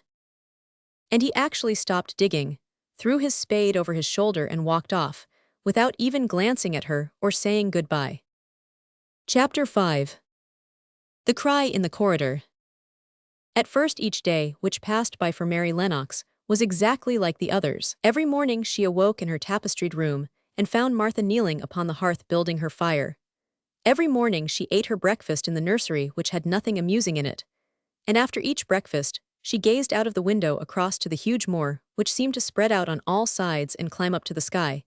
And after she had stared for a while, she realized that if she did not go out, she would have to stay in and do nothing. And so she went out. She did not know that this was the best thing she could have done. And she did not know that, when she began to walk quickly or even run along the paths and down the avenue, she was stirring her slow blood and making herself stronger by fighting with the wind which swept down from the moor. She ran only to make herself warm, and she hated the wind which rushed at her face and roared, and held her back as if it were some giant she could not see. But the big breaths of rough, fresh air blown over the heather filled her lungs with something which was good for her whole thin body, and whipped some red color into her cheeks, and brightened her dull eyes, when she did not know anything about it. But after a few days spent almost entirely out of doors, she wakened one morning knowing what it was to be hungry, and when she sat down to her breakfast, she did not glance disdainfully at her porridge and push it away, but took up her spoon and began to eat it, and went on eating it until her bowl was empty. "Thaw got on well enough with that this mornin', didn't Thaw?" said Martha. "It tastes nice today," said Mary, feeling a little surprised herself. "It's air of more that's jiven the stomach for Thaw victuals," answered Martha. "It's lucky for thee that Thaw's got victuals as well as appetite. There's been 12 in our cottage as had stomach and nothin' to put in it. You go on playin', you out o' doors every day and you'll get some flesh on your bones and you won't be so yeller." "I don't play," said Mary. "I have nothing to play with." "Nothin' to play with," exclaimed Martha. "Our children plays with sticks and stones, they just runs about and shouts and looks at things." Mary did not shout, but she looked at things. There was nothing else to do. She walked round and round the gardens and wandered about the paths in the park. Sometimes she looked for Ben Weatherstaff, but though several times she saw him at work, he was too busy to look at her or was too surly. Once when she was walking toward him, he picked up his spade and turned away as if he did it on purpose. One place she went to oftener than to any other. It was the long walk outside the gardens with the walls round them. There were bare flower beds on either side of it, and against the walls ivy grew thickly. There was one part of the wall where the creeping dark green leaves were more bushy than elsewhere. It seemed as if for a long time that part had been neglected. The rest of it had been clipped and made to look neat, but at this lower end of the walk it had not been trimmed at all. A few days after she had talked to Ben Weatherstaff, Mary stopped to notice this and wondered why it was so. She had just paused and was looking up at a long spray of ivy swinging in the wind when she saw a gleam of scarlet and heard a brilliant chirp. And there, on the top of the wall, perched Ben Weatherstaff's robin redbreast, tilting forward to look at her with his small head on one side. "Oh," she cried out, "is it you, is it you?" And it did not seem at all queer to her that she spoke to him as if she were sure that he would understand and answer her. He did answer. He twittered and chirped and hopped along the wall as if he were telling her all sorts of things. It seemed to Mistress Mary as if she understood him too, though he was not speaking in words. It was as if he said, "Good morning, isn't the wind nice? Isn't the sun nice? Isn't everything nice? Let us both chirp and hop and twitter, come on, come on." Mary began to laugh, and as he hopped and took little flights along the wall she ran after him. Poor little thin, sallow, ugly Mary, she actually looked almost pretty for a moment. I like you," she cried out, pattering down the walk, and she chirped and tried to whistle, which last she did not know how to do in the least. But the robin seemed to be quite satisfied and chirped and whistled back at her. At last he spread his wings and made a darting flight to the top of a tree, where he perched and sang loudly. That reminded Mary of the first time she had seen him. He had been swinging on a treetop then, and she had been standing in the orchard.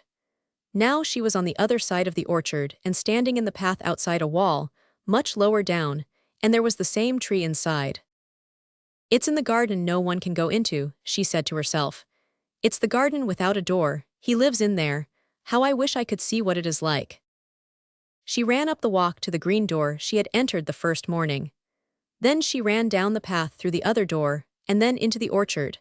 And when she stood and looked up, there was the tree on the other side of the wall, and there was the robin just finishing his song and beginning to preen his feathers with his beak. "It is the garden," she said. "I am sure it is." She walked round and looked closely at that side of the orchard wall, but she only found what she had found before, that there was no door in it. Then she ran through the kitchen gardens again and out into the walk outside the long ivy-covered wall, and she walked to the end of it and looked at it, but there was no door. And then she walked to the other end, looking again, but there was no door. "It's very queer," she said. "Ben Weatherstaff said there was no door and there is no door, but there must have been one 10 years ago because Mr. Craven buried the key." This gave her so much to think of that she began to be quite interested and feel that she was not sorry that she had come to Misselthwaite Manor. In India, she had always felt hot and too languid to care much about anything. The fact was that the fresh wind from the moor had begun to blow the cobwebs out of her young brain and to waken her up a little. She stayed out of doors nearly all day, and when she sat down to her supper at night, she felt hungry and drowsy and comfortable. She did not feel cross when Martha chattered away. She felt as if she rather liked to hear her, and at last she thought she would ask her a question. She asked it after she had finished her supper and had sat down on the hearthrug before the fire. "Why did Mr. Craven hate the garden?" she said. She had made Martha stay with her and Martha had not objected at all. She was very young, and used to a crowded cottage full of brothers and sisters, and she found it dull in the great servants' hall downstairs, where the footmen and upper housemaids made fun of her Yorkshire speech and looked upon her as a common little thing, and sat and whispered among themselves. Martha liked to talk, and the strange child who had lived in India and been waited upon by blacks was novelty enough to attract her. She sat down on the hearth herself, without waiting to be asked. "Art thaw thinkin' about that garden yet?" she said. "I knew thaw would, that was just the way with me when I first heard about it." "Why did he hate it?" Mary persisted. Martha tucked her feet under her and made herself quite comfortable. "Listen to th wind wutherin' round the house," she said. "You could bear stand up on the moor if you was out on it tonight." Mary did not know what wutherin' meant until she listened, and then she understood. It must mean that hollow shuddering sort of roar which rushed round and round the house as if the giant no one could see were buffeting it and beating at the walls and windows to try to break in. But one knew he could not get in, and somehow it made one feel very safe and warm inside a room with a red coal fire. "But why did he hate it so?" she asked after she had listened. She intended to know if Martha did. Then Martha gave up her store of knowledge. "Mind," she said, "Mrs. Medlock said it's not to be talked about. There's lots o' things in this place that's not to be talked over. That's Mr. Craven's orders. His troubles are none servant's business, he says. But for th garden he wouldn't be like he is. It was Mrs. Craven's garden that she had made when first they were married and she just loved it, and they used to tend the flowers themselves. And none o' th gardeners was ever let to go in. Him and her used to go in and shut th door and stay there hours and hours, readin' and talkin'. And she was just a bit of a girl and there was an old tree with a branch bent like a seat on it. And she made roses grow over it and she used to sit there. But one day when she was sittin', their th branch broke and she fell on th ground and was hurt so bad that next day she died. Th doctors thought he'd go out o' his mind and die, too. That's why he hates it. No one's never gone in since, and he won't let anyone talk about it." Mary did not ask any more questions. She looked at the red fire and listened to the wind wutherin'. It seemed to be wutherin' louder than ever. At that moment, a very good thing was happening to her. 4 good things had happened to her, in fact, since she came to Misselthwaite Manor. She had felt as if she had understood a robin and that he had understood her. She had run in the wind until her blood had grown warm. She had been healthily hungry for the first time in her life, and she had found out what it was to be sorry for someone. But as she was listening to the wind, she began to listen to something else. She did not know what it was, because at first she could scarcely distinguish it from the wind itself. It was a curious sound. It seemed almost as if a child were crying somewhere. Sometimes the wind sounded rather like a child crying, but presently Mistress Mary felt quite sure this sound was inside the house, not outside it. It was far away, but it was inside. She turned round and looked at Martha. "Do you hear anyone crying?" she said. Martha suddenly looked confused. "No," she answered. "It's th wind. Sometimes it sounds like as if someone was lost on th moor and wailin'. It's got all sorts o' sounds." "But listen," said Mary. "It's in the house, down one of those long corridors." And at that very moment, a door must have been opened somewhere downstairs. For a great rushing draught blew along the passage and the door of the room they sat in was blown open with a crash. And as they both jumped to their feet, the light was blown out, and the crying sound was swept down the far corridor, so that it was to be heard more plainly than ever. "There," said Mary. "I told you so, it is someone crying and it isn't a grown-up person." Martha ran and shut the door and turned the key. But before she did it, they both heard the sound of a door in some far passage shutting with a bang. And then everything was quiet, for even the wind ceased wutherin' for a few moments. "It was th wind," said Martha stubbornly. "And if it wasn't, it was little Betty Butterworth, th scullery maid. She's had th toothache all day." But something troubled and awkward in her manner made Mistress Mary stare very hard at her. She did not believe she was speaking the truth. Chapter 6. There was someone crying, there was. The next day the rain poured down in torrents again, and when Mary looked out of her window, the moor was almost hidden by grey mist and cloud. There could be no going out today. "What do you do in your cottage when it rains like this?" she asked Martha. "Try to keep from under each other's feet mostly," Martha answered. There does seem a lot of us then. Mother's a good-tempered woman but she gets fair moithered. The biggest ones goes out in cowshed and plays there. Dickon he doesn't mind wet. He goes out just same as if sun was shinin'. He says he sees things on rainy days as doesn't show when it's fair weather. He once found a little fox cub half drowned in its hole, and he brought it home in bosom of his shirt to keep it warm. Its mother had been killed nearby and hole was swum out and rest litter was dead.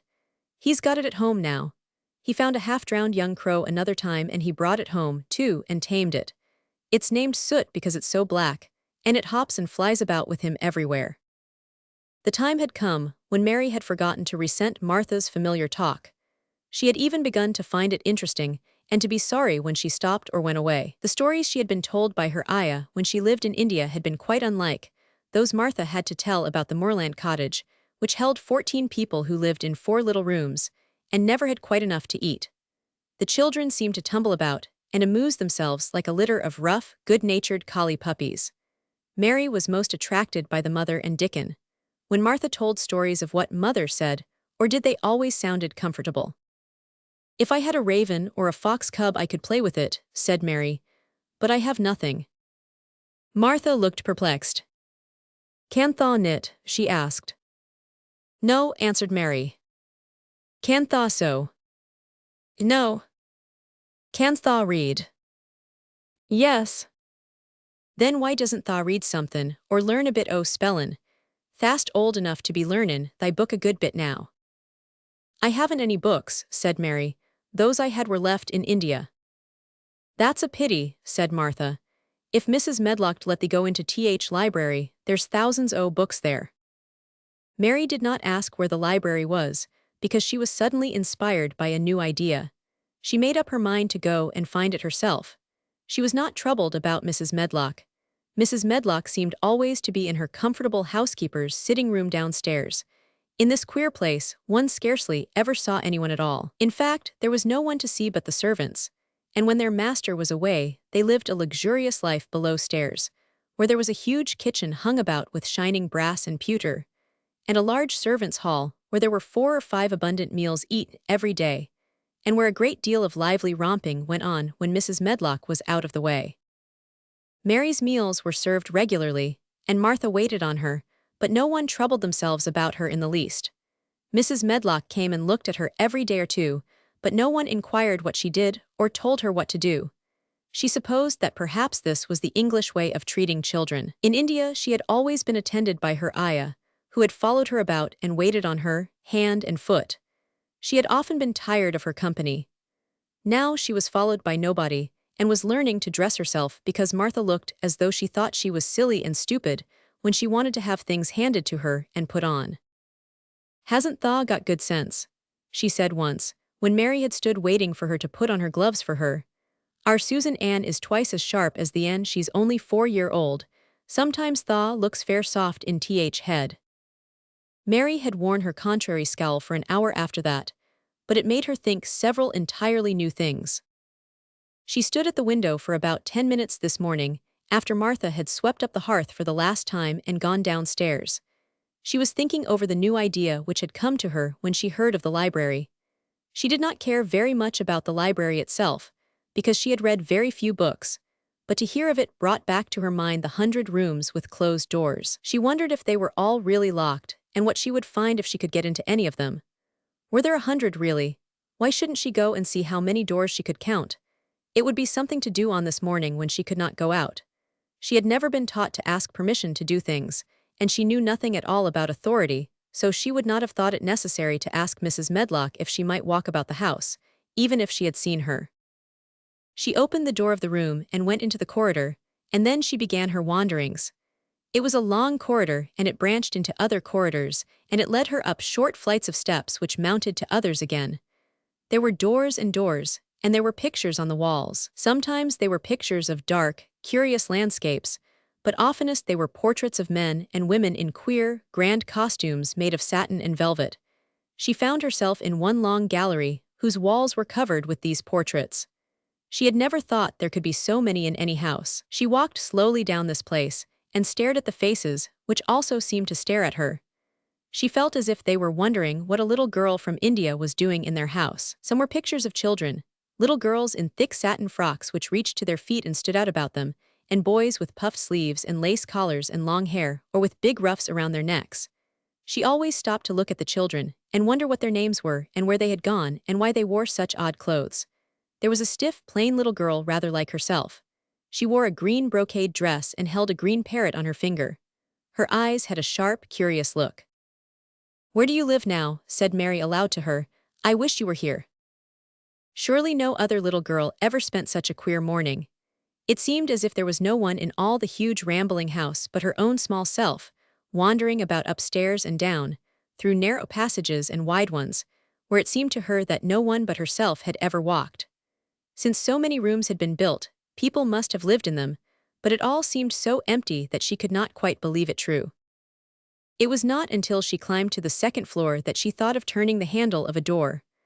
All the doors were shut, as Mrs. Medlock had said they were, but at last she put her hand on the handle of one of them and turned it. She was almost frightened for a moment when she felt that it turned without difficulty, and that when she pushed upon the door itself it slowly and heavily opened. It was a massive door, and opened into a big bedroom. There were embroidered hangings on the wall, and inlaid furniture such as she had seen in India stood about the room. A broad window with leaded panes looked out upon the moor, and over the mantel was another portrait of the stiff, plain little girl who seemed to stare at her more curiously than ever. "Perhaps she slept here once," said Mary. "She stares at me so that she makes me feel queer." After that she opened more doors and more. She saw so many rooms that she became quite tired and began to think that there must be 100, though she had not counted them. In all of them there were old pictures or old tapestries with strange scenes worked on them. There were curious pieces of furniture and curious ornaments in nearly all of them. In one room, which looked like a lady's sitting room, the hangings were all embroidered velvet, and in a cabinet were about 100 little elephants made of ivory. They were of different sizes, and some had their mahouts or palanquins on their backs. Some were much bigger than the others, and some were so tiny that they seemed only babies. Mary had seen carved ivory in India, and she knew all about elephants. She opened the door of the cabinet and stood on a footstool and played with these for quite a long time. When she got tired, she set the elephants in order and shut the door of the cabinet. In all her wanderings through the long corridors and the empty rooms, she had seen nothing alive, but in this room she saw something. Just after she had closed the cabinet door, she heard a tiny rustling sound. It made her jump and look around at the sofa by the fireplace, from which it seemed to come. In the corner of the sofa there was a cushion, and in the velvet which covered it there was a hole, and out of the hole peeped a tiny head with a pair of frightened eyes in it. Mary crept softly across the room to look. The bright eyes belonged to a little gray mouse, and the mouse had eaten a hole into the cushion and made a comfortable nest there. 6 baby mice were cuddled up asleep near her. If there was no one else alive in the 100 rooms, there were 7 mice who did not look lonely at all. "If they wouldn't be so frightened, I would take them back with me," said Mary. She had wandered about long enough to feel too tired to wander any farther, and she turned back. 2 or 3 times she lost her way by turning down the wrong corridor and was obliged to ramble up and down until she found the right one. But at last she reached her own floor again, though she was some distance from her own room and did not know exactly where she was. "I believe I have taken a wrong turning again," she said, standing still at what seemed the end of a short passage with tapestry on the wall. "I don't know which way to go, how still everything is." It was while she was standing here, and just after she had said this, that the stillness was broken by a sound. It was another cry, but not quite like the one she had heard last night. It was only a short one, a fretful childish whine muffled by passing through walls. "It's nearer than it was," said Mary, her heart beating rather faster, "and it is crying." She put her hand accidentally upon the tapestry near her, and then sprang back, feeling quite startled. The tapestry was the covering of a door which fell open, and showed her that there was another part of the corridor behind it, and Mrs. Medlock was coming up it with her bunch of keys in her hand and a very cross look on her face. "What are you doing here?" she said, and she took Mary by the arm and pulled her away. "What did I tell you?"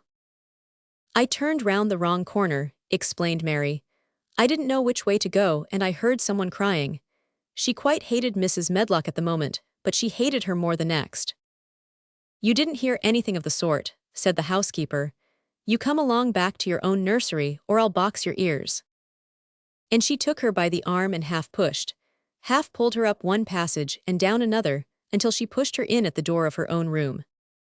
"Now," she said, "you stay where you're told to stay or you'll find yourself locked up. The master had better get you a governess, same as he said he would. You're one that needs someone to look sharp after you. I've got enough to do." She went out of the room and slammed the door after her, and Mary went and sat on the hearthrug, pale with rage. She did not cry, but ground her teeth. There was someone crying, there was, she said to herself. She had heard it twice now, and sometime she would find out. She had found out a great deal this morning. She felt as if she had been on a long journey, and at any rate she had had something to amuse her all the time, and she had played with the ivory elephants, and had seen the gray mouse and its babies in their nest in the velvet cushion. Chapter 7. The Key to the Garden. 2 days after this, when Mary opened her eyes, she sat upright in bed immediately, and called to Martha. "Look at the moor, look at the moor." The rainstorm had ended, and the gray mist and clouds had been swept away in the night by the wind. The wind itself had ceased, and a brilliant, deep blue sky arched high over the moorland. Never had Mary dreamed of a sky so blue. In India, skies were hot and blazing. This was of a deep, cool blue which almost seemed to sparkle like the waters of some lovely bottomless lake, and here and there, high in the arched blueness floated small clouds of snow-white fleece. The far-reaching world of the moor itself looked softly blue instead of gloomy purple-black or awful dreary gray. "Aye," said Martha with a cheerful grin. "Storms over for a bit. It does like this at this time year. It goes off in a night like it was pretendin' it had never been here and never meant to come again. That's because springtime's on its way. It's a long way off yet, but it's common." "I thought perhaps it always rained or looked dark in England," Mary said. No," said Martha, sitting up on her heels among her black lead brushes. "Nout sort." "What does that mean?" asked Mary seriously. In India the natives spoke different dialects which only a few people understood, so she was not surprised when Martha used words she did not know. Martha laughed, as she had done the first morning. "There now," she said. "I've talked broad Yorkshire again like Mrs. Medlock said I mustn't. Nout sort means nothin' of the sort," slowly and carefully, "but it takes so long to say it. Yorkshire's sunniest place on earth when it is sunny. I told thee thaw'd like more after a bit. Just you wait till you see gold-colored gorse blossoms and blossoms broom, and heather flowerin', all purple bells, and hundreds butterflies flutterin', and bees hummin', and skylarks soarin' up and singin'. You'll want to get out on it at sunrise and live out on it all day like Dickon does." "Could I ever get there?" asked Mary wistfully, looking through her window at the far-off blue. It was so new and big and wonderful and such a heavenly color. "I don't know," answered Martha. "Thaw's never used thaw legs since Thaw was born, it seems to me. Thaw couldn't walk 5 mile, it's 5 mile to our cottage." "I should like to see your cottage." Martha stared at her a moment curiously before she took up her polishing brush and began to rub the grate again. She was thinking that the small plain face did not look quite as sour at this moment as it had done the first morning she saw it. It looked just a trifle like little Susan Ann's when she wanted something very much. "I'll ask my mother about it," she said. "She's one o' them that nearly always sees a way to do things. It's my day out today and I'm goin' home. I am glad. Mrs. Medlock thinks a lot o' mother. Perhaps you could talk to her." "I like your mother," said Mary. "I should think Thaw did," agreed Martha, polishing away. "I've never seen her," said Mary. "No, Thaw hasn't," replied Martha. She sat up on her heels again and rubbed the end of her nose with the back of her hand as if puzzled for a moment, but she ended quite positively. "Well, she's that sensible and hard-workin' and good-natured and clean that no one could help lickin' her whether they'd seen her or not. When I'm goin' home to her on my day out, I just jump for joy when I'm crossin' the moor." "I like Dickon," added Mary, "and I've never seen him." "Well," said Martha stoutly, "I've told thee that very birds likes him and rabbits and wild sheep and ponies and foxes themselves. I wonder," staring at her reflectively, "what Dickon would think of thee." He wouldn't like me, said Mary in her stiff, cold little way. No one does. Martha looked reflective again. How does thaw like thistle? She inquired, really quite as if she were curious to know. Mary hesitated a moment, and thought it over. Not at all, really, she answered, but I never thought of that before. Martha grinned a little as if at some homely recollection. Mother said that to me once, she said. She was at her washtub and I was in a bad temper and talkin' ill of folk, and she turns round on me and says, Thaw young vixen thaw, there thaw stands sayin', thaw doesn't like this one and thaw doesn't like that one. How does thaw like thistle? It made me laugh and it brought me to my senses in a minute. She went away in high spirits as soon as she had given Mary her breakfast.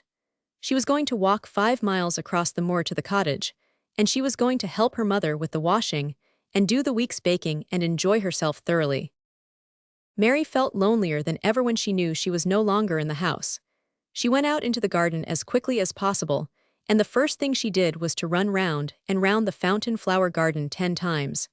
She counted the times carefully, and when she had finished, she felt in better spirits. The sunshine made the whole place look different. The high, deep, blue sky arched over Misselthwaite as well as over the moor, and she kept lifting her face and looking up into it, trying to imagine what it would be like to lie down on one of the little snow-white clouds and float about. She went into the first kitchen garden and found Ben Weatherstaff working there with 2 other gardeners. The change in the weather seemed to have done him good. He spoke to her of his own accord. Springtime's common, he said. Cannot thaw smell it?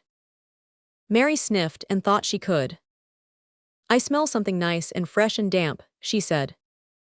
That's good rich earth, he answered, digging away. It's in a good humor mackin' ready to grow things. It's glad when plantin' time comes. It's dull in winter when it's got nowt to do. In flower gardens out there things will be stirrin' down below in dark.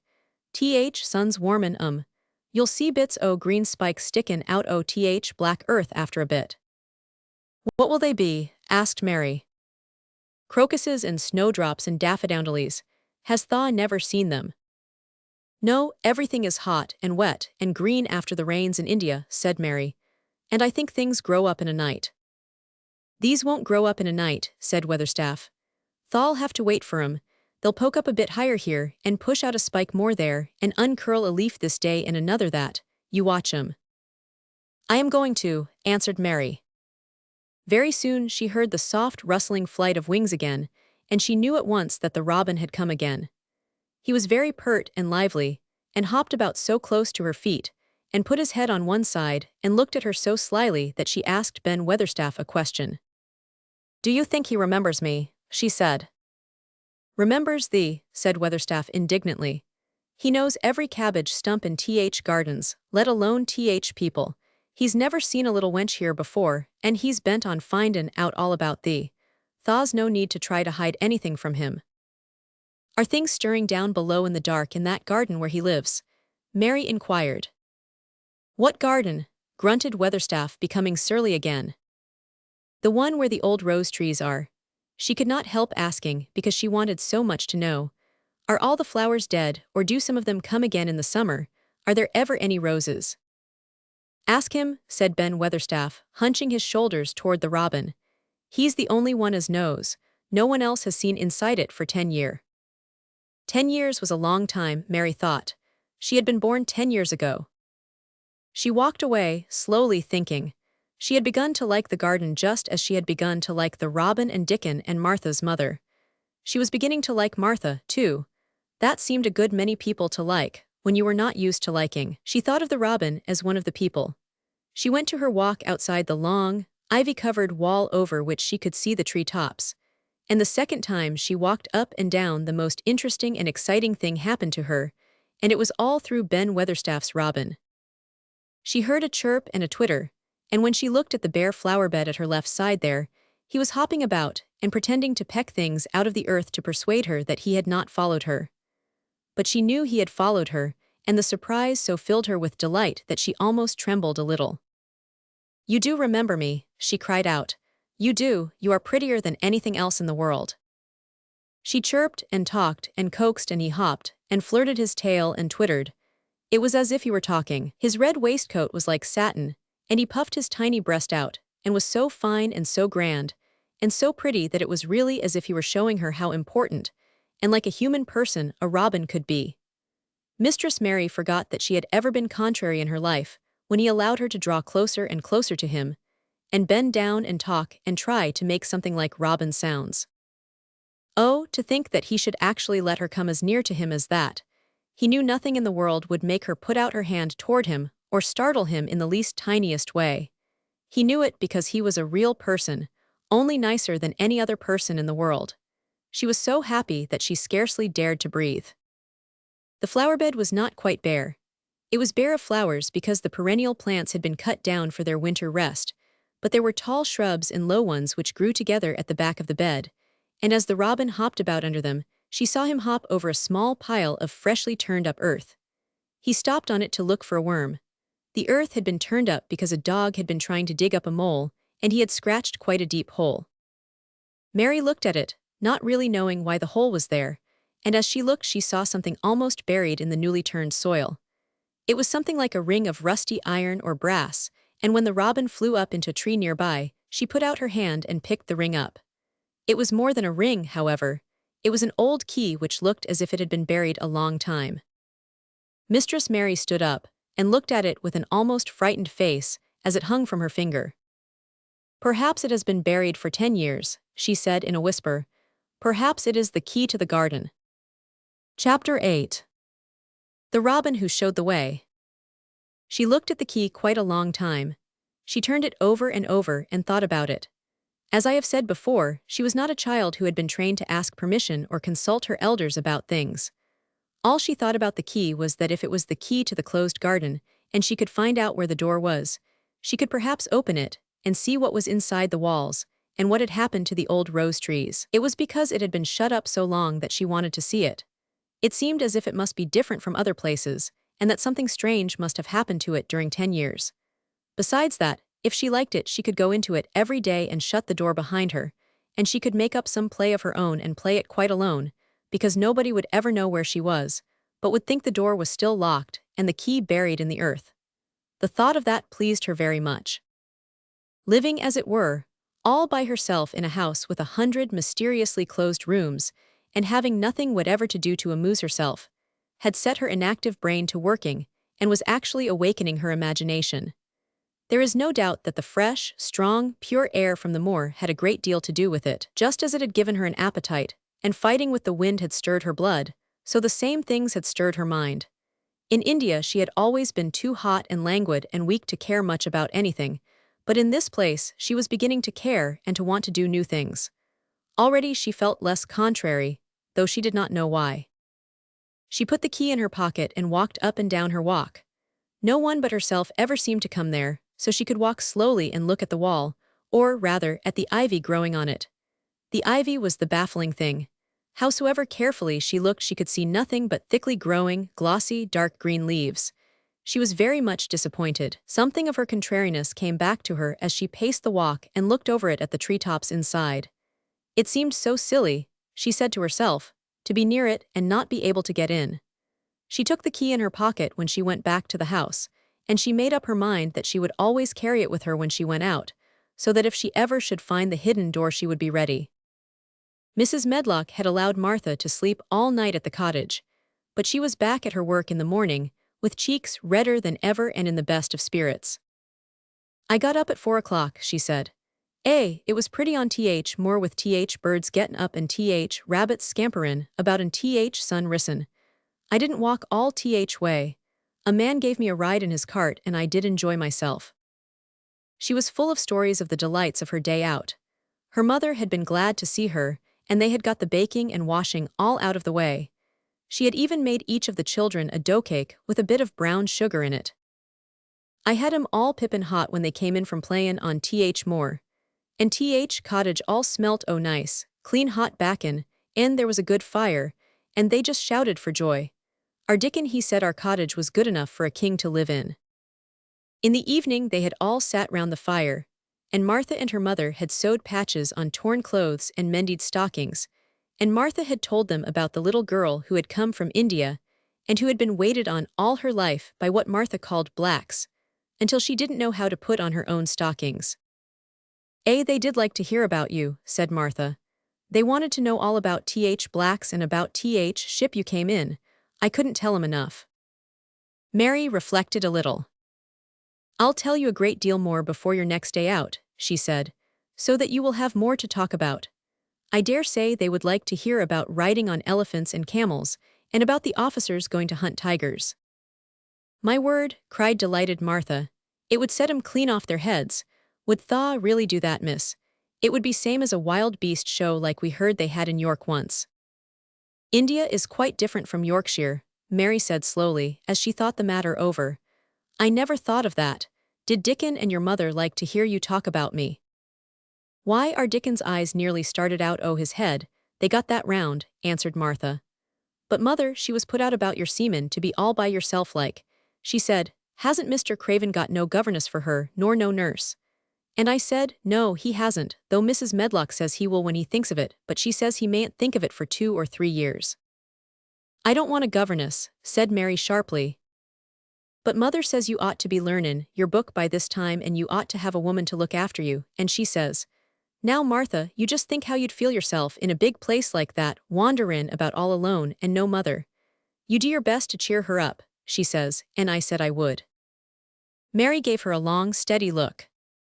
You do cheer me up, she said. I like to hear you talk. Presently Martha went out of the room, and came back with something held in her hands under her apron. What does tha think, she said with a cheerful grin. I've brought thee a present.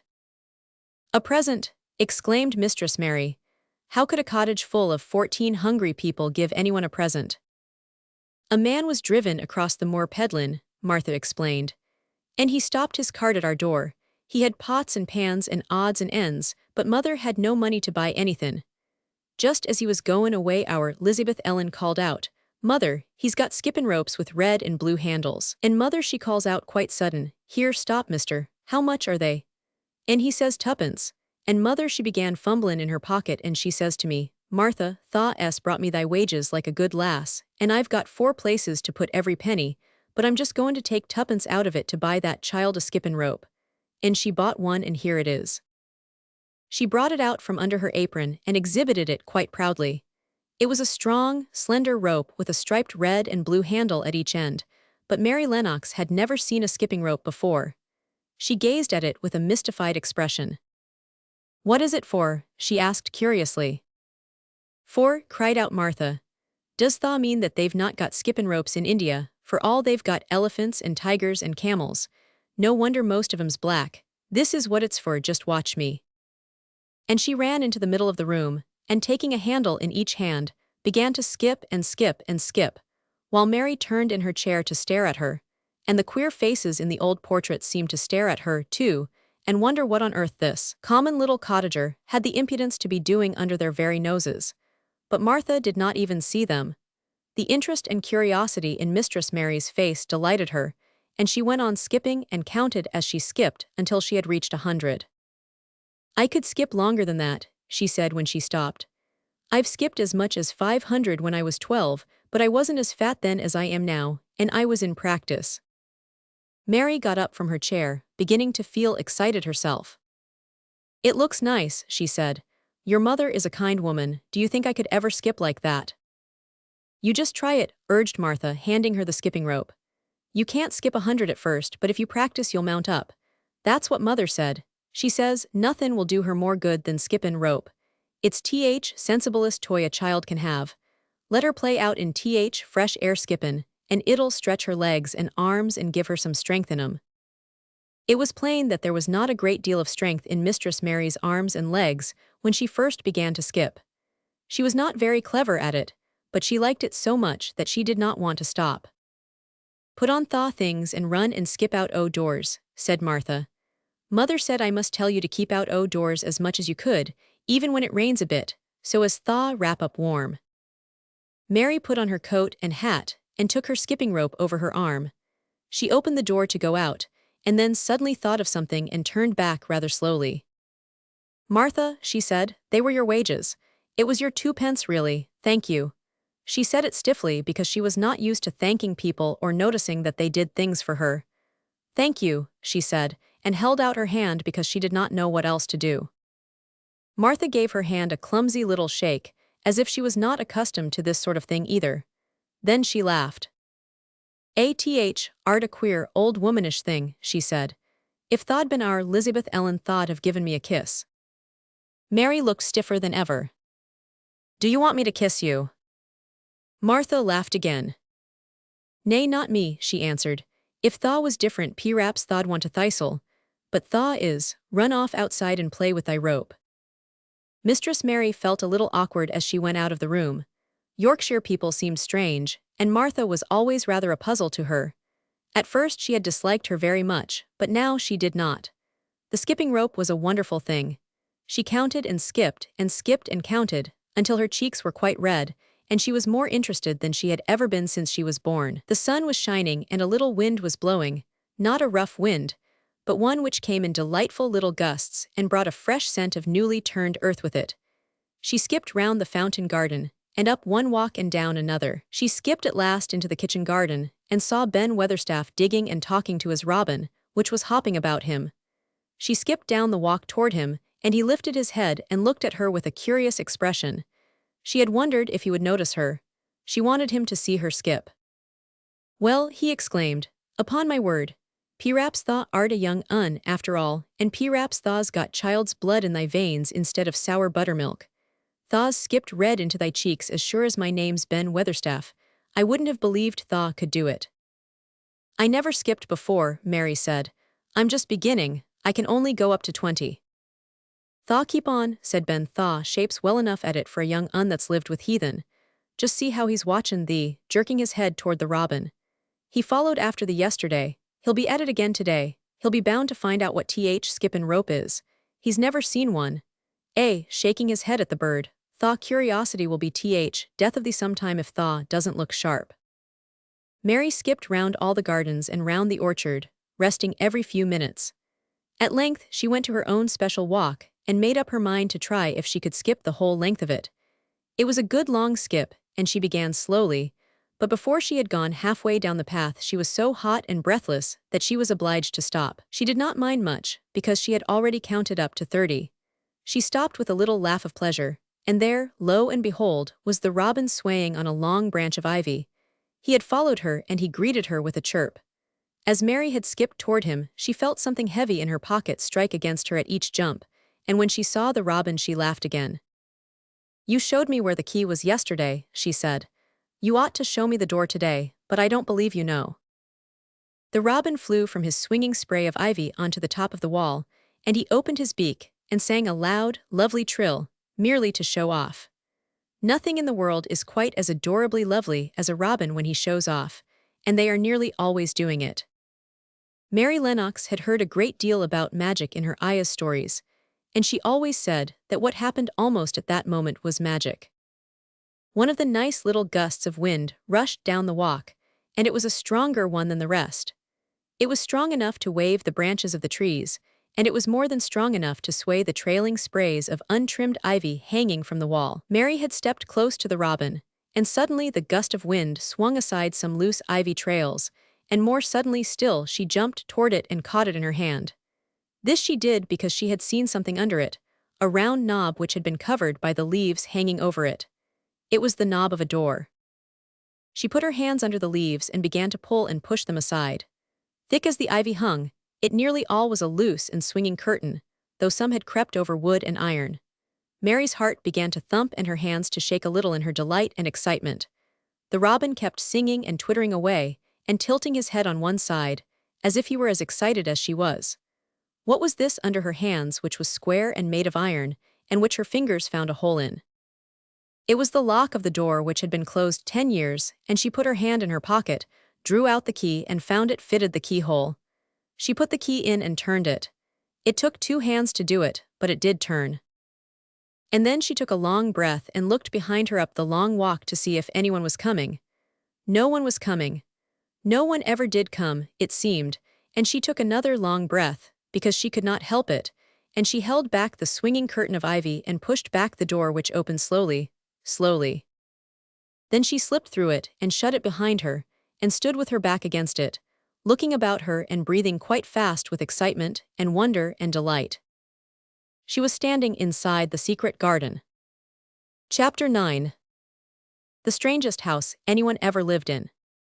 It was the sweetest, most mysterious-looking place anyone could imagine. The high walls which shut it in were covered with the leafless stems of climbing roses, which were so thick that they were matted together. Mary Lennox knew they were roses because she had seen a great many roses in India.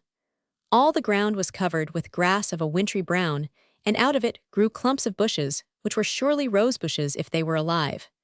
There were numbers of standard roses, which had so spread their branches that they were like little trees. There were other trees in the garden, and one of the things which made the place look strangest and loveliest was that climbing roses had run all over them and swung down long tendrils which made light swaying curtains, and here and there they had caught at each other or at a far-reaching branch, and had crept from one tree to another and made lovely bridges of themselves. There were neither leaves nor roses on them now, and Mary did not know whether they were dead or alive.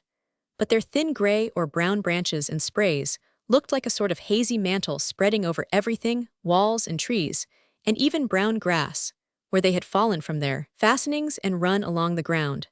It was this hazy tangle from tree to tree which made it all look so mysterious. Mary had thought it must be different from other gardens, which had not been left all by themselves so long, and indeed it was different from any other place she had ever seen in her life. "How still it is," she whispered, "how still." Then she waited a moment and listened at the stillness. The robin, who had flown to his treetop, was still as all the rest. He did not even flutter his wings. He sat without stirring and looked at Mary. "No wonder it is still," she whispered again.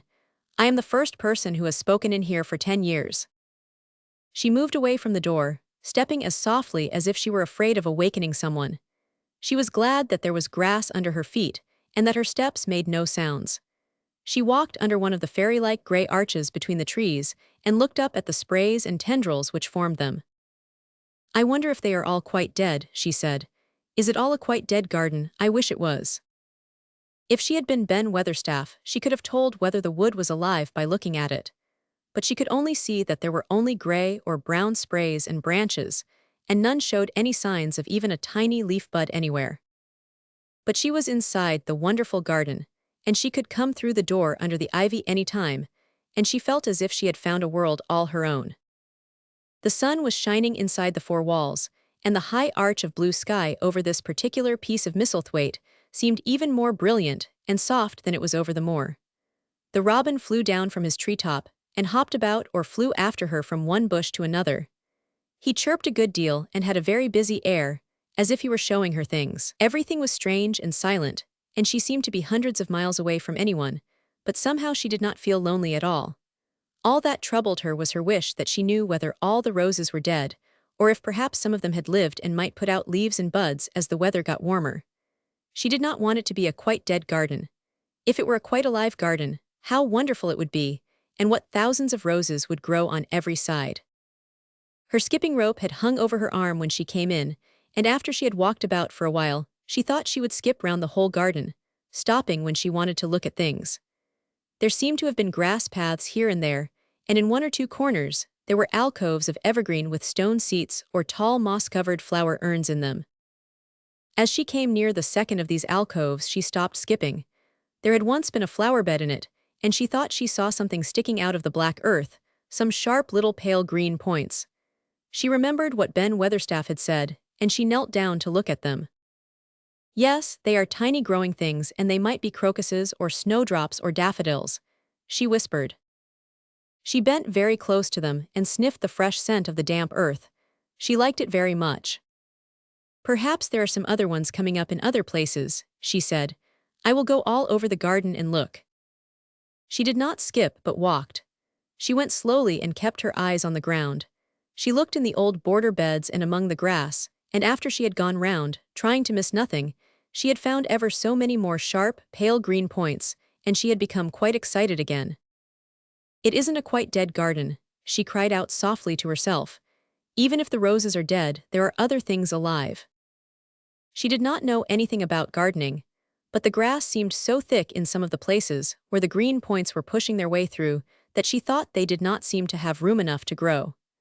She searched about until she found a rather sharp piece of wood, and knelt down and dug, and weeded out the weeds and grass until she made nice little clear places around them.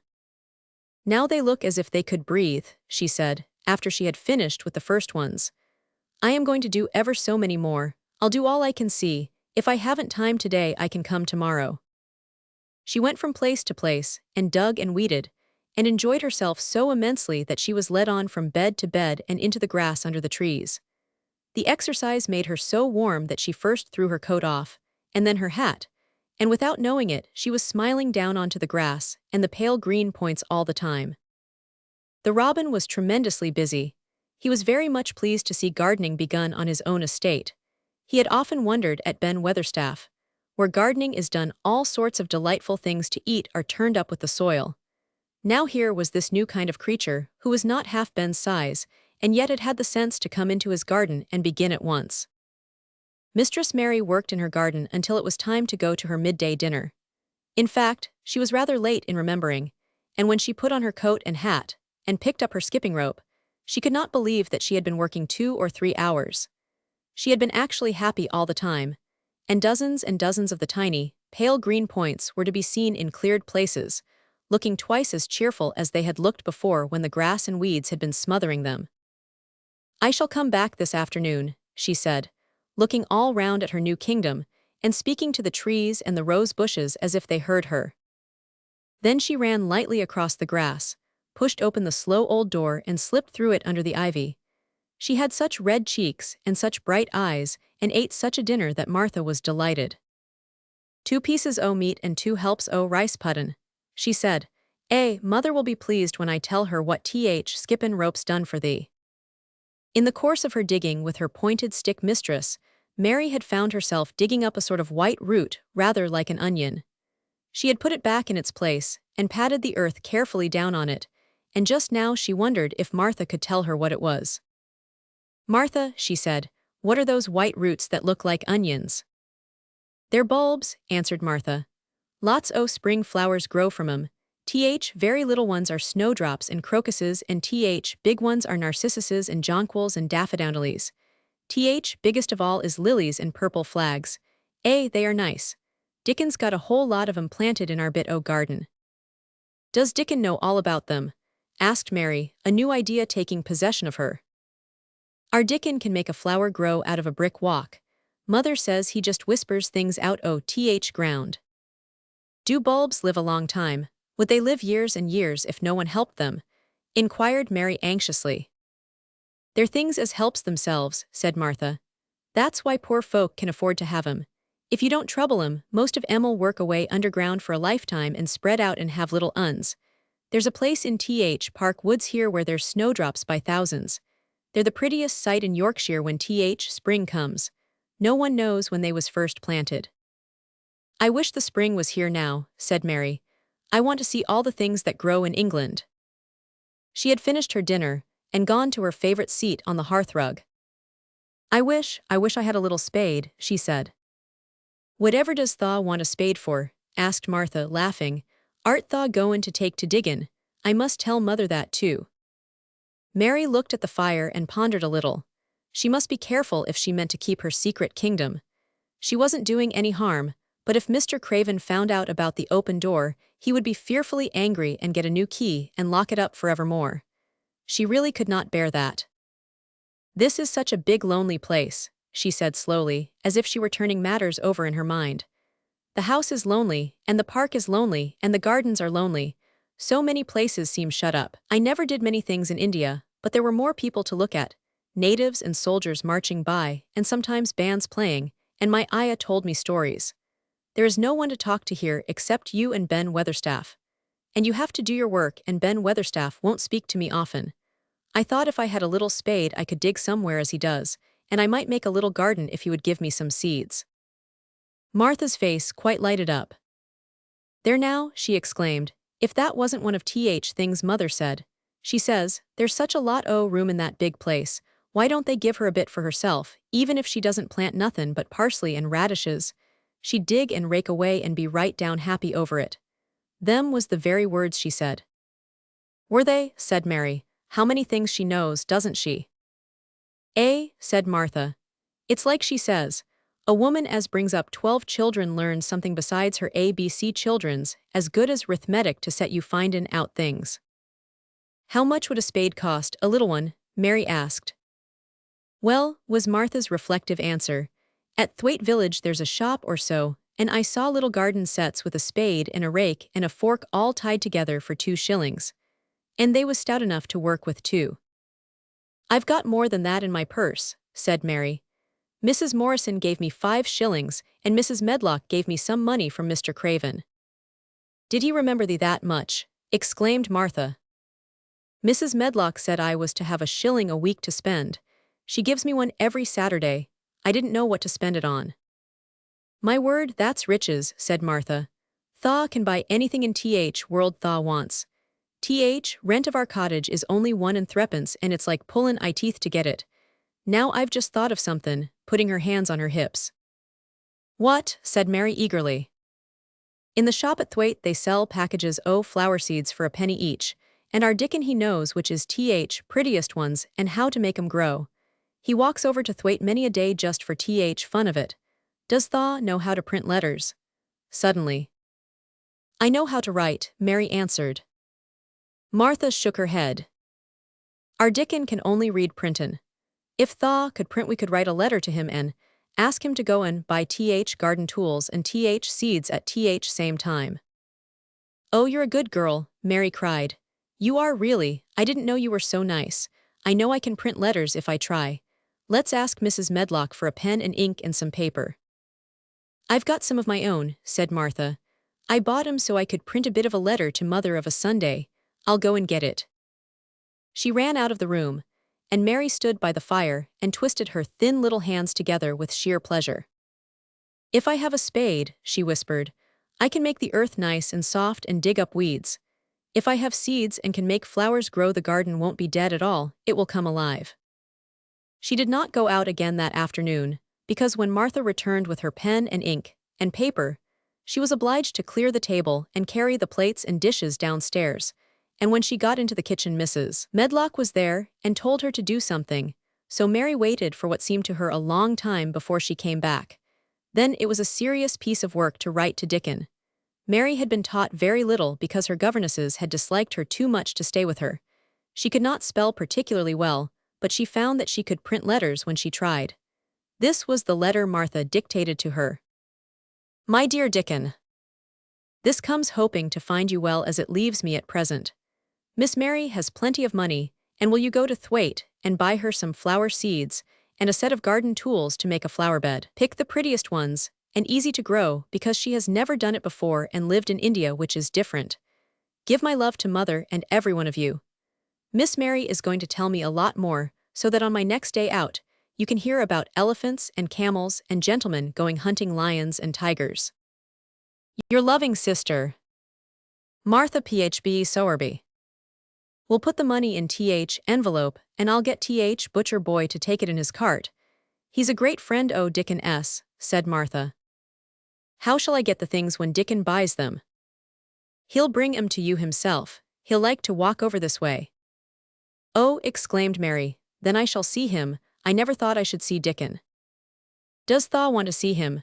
Asked Martha suddenly, for Mary had looked so pleased. Yes, I do. I never saw a boy foxes and crows loved. I want to see him very much. Martha gave a little start, as if she remembered something. Now to think, she broke out, to think o' me forgettin' that there. An' I thought I was goin' to tell you first thing this mornin'. I asked Mother, and she said she'd ask Mrs. Medlock her own self. Do you mean, Mary began. What I said Tuesday. Ask her if you might be driven over to our cottage some day and have a bit o' Mother's hot oat cake, and butter, and a glass o' milk. It seemed as if all the interesting things were happening in one day. To think of going over the moor in the daylight, and when the sky was blue. To think of going into the cottage which held 12 children. Does she think Mrs. Medlock would let me go? She asked, quite anxiously. Aye, she thinks she would. She knows what a tidy woman Mother is and how clean she keeps the cottage. If I went I should see your mother as well as Dickon, said Mary, thinking it over and liking the idea very much. She doesn't seem to be like the mothers in India. Her work in the garden and the excitement of the afternoon ended by making her feel quiet and thoughtful. Martha stayed with her until tea time, but they sat in comfortable quiet and talked very little. But just before Martha went downstairs for the tea tray, Mary asked a question. "Martha," she said, "has the scullery maid had the toothache again today?" Martha certainly started slightly. "What makes thee ask that?" she said. "Because when I waited so long for you to come back, I opened the door and walked down the corridor to see if you were coming. And I heard that far-off crying again, just as we heard it the other night. There isn't a wind today, so you see it couldn't have been the wind." Said Martha restlessly. "Thaw mustn't go walkin' about in corridors and listenin'. Mr. Craven would be that they're angry there's no knowin' what he'd do." "I wasn't listening," said Mary. "I was just waiting for you and I heard it, that's 3 times. "My word, there's Mrs. Medlock's bell," said Martha, and she almost ran out of the room. "It's the strangest house anyone ever lived in," said Mary drowsily, as she dropped her head on the cushioned seat of the armchair near her. Fresh air and digging and skipping rope had made her feel so comfortably tired that she fell asleep. Chapter 10. Dickon. The sun shone down for nearly a week on the secret garden. The secret garden was what Mary called it when she was thinking of it. She liked the name, and she liked still more the feeling that, when its beautiful old walls shut her in, no one knew where she was. It seemed almost like being shut out of the world in some fairy place. The few books she had read and liked had been fairy story books, and she had read of secret gardens in some of the stories. Sometimes people went to sleep in them for 100 years, which she had thought must be rather stupid. She had no intention of going to sleep, and in fact, she was becoming wider awake every day which passed at Misselthwaite. She was beginning to like to be out of doors. She no longer hated the wind, but enjoyed it. She could run faster and longer, and she could skip up to 100. The bulbs in the secret garden must have been much astonished. Such nice, clear places were made round them that they had all the breathing space they wanted. And really, if Mistress Mary had known it, they began to cheer up under the dark earth and work tremendously. The sun could get at them and warm them, and when the rain came down it could reach them at once, so they began to feel very much alive. Mary was an odd, determined little person, and now she had something interesting to be determined about. She was very much absorbed indeed. She worked and dug and pulled up weeds steadily, only becoming more pleased with her work every hour instead of tiring of it. It seemed to her like a fascinating sort of play. She found many more of the sprouting pale green points than she had ever hoped to find. They seemed to be starting up everywhere, and each day she was sure she found tiny new ones, some so tiny that they barely peeped above the earth. There were so many that she remembered what Martha had said about the snowdrops by the thousands, and about bulbs spreading and making new ones. These had been left to themselves for 10 years, and perhaps they had spread, like the snowdrops, into thousands. She wondered how long it would be before they showed that they were flowers. Sometimes she stopped digging to look at the garden and try to imagine what it would be like when it was covered with thousands of lovely things in bloom.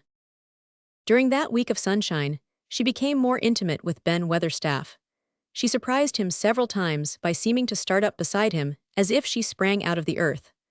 The truth was that she was afraid that he would pick up his tools and go away if he saw her coming, so she always walked toward him as silently as possible. But in fact, he did not object to her as strongly as he had at first. Perhaps he was secretly rather flattered by her evident desire for his elderly company. Then also, she was more civil than she had been. He did not know that when she first saw him she spoke to him as she would have spoken to a native, and had not known that a cross, sturdy old Yorkshire man was not accustomed to salaam to his masters, and be merely commanded by them to do things. "That like Th. Robin," he said to her one morning when he lifted his head and saw her standing by him. "I never knows when I shall see thee or which side thou'll come from." "He's friends with me now," said Mary. "That's like him," snapped Ben Weatherstaff. "Mackin' up to Th. women folk just for vanity and flightiness. There's nothin' he wouldn't do for Th. sake o' showin' off and flirtin' his tail feathers. He's as full o' pride as an egg's full o' meat." He very seldom talked much, and sometimes did not even answer Mary's questions except by a grunt, but this morning he said more than usual. He stood up and rested one hobnailed boot on the top of his spade while he looked her over. "How long has thaw been here?" he jerked out. "I think it's about a month," she answered. "Thaw's beginnin' to do Misselthwaite credit," he said. "Thaw's a bit fatter than Thaw was, Thaw's not quite so yeller. Thaw looked like a young plucked crow when Thaw first came into this garden.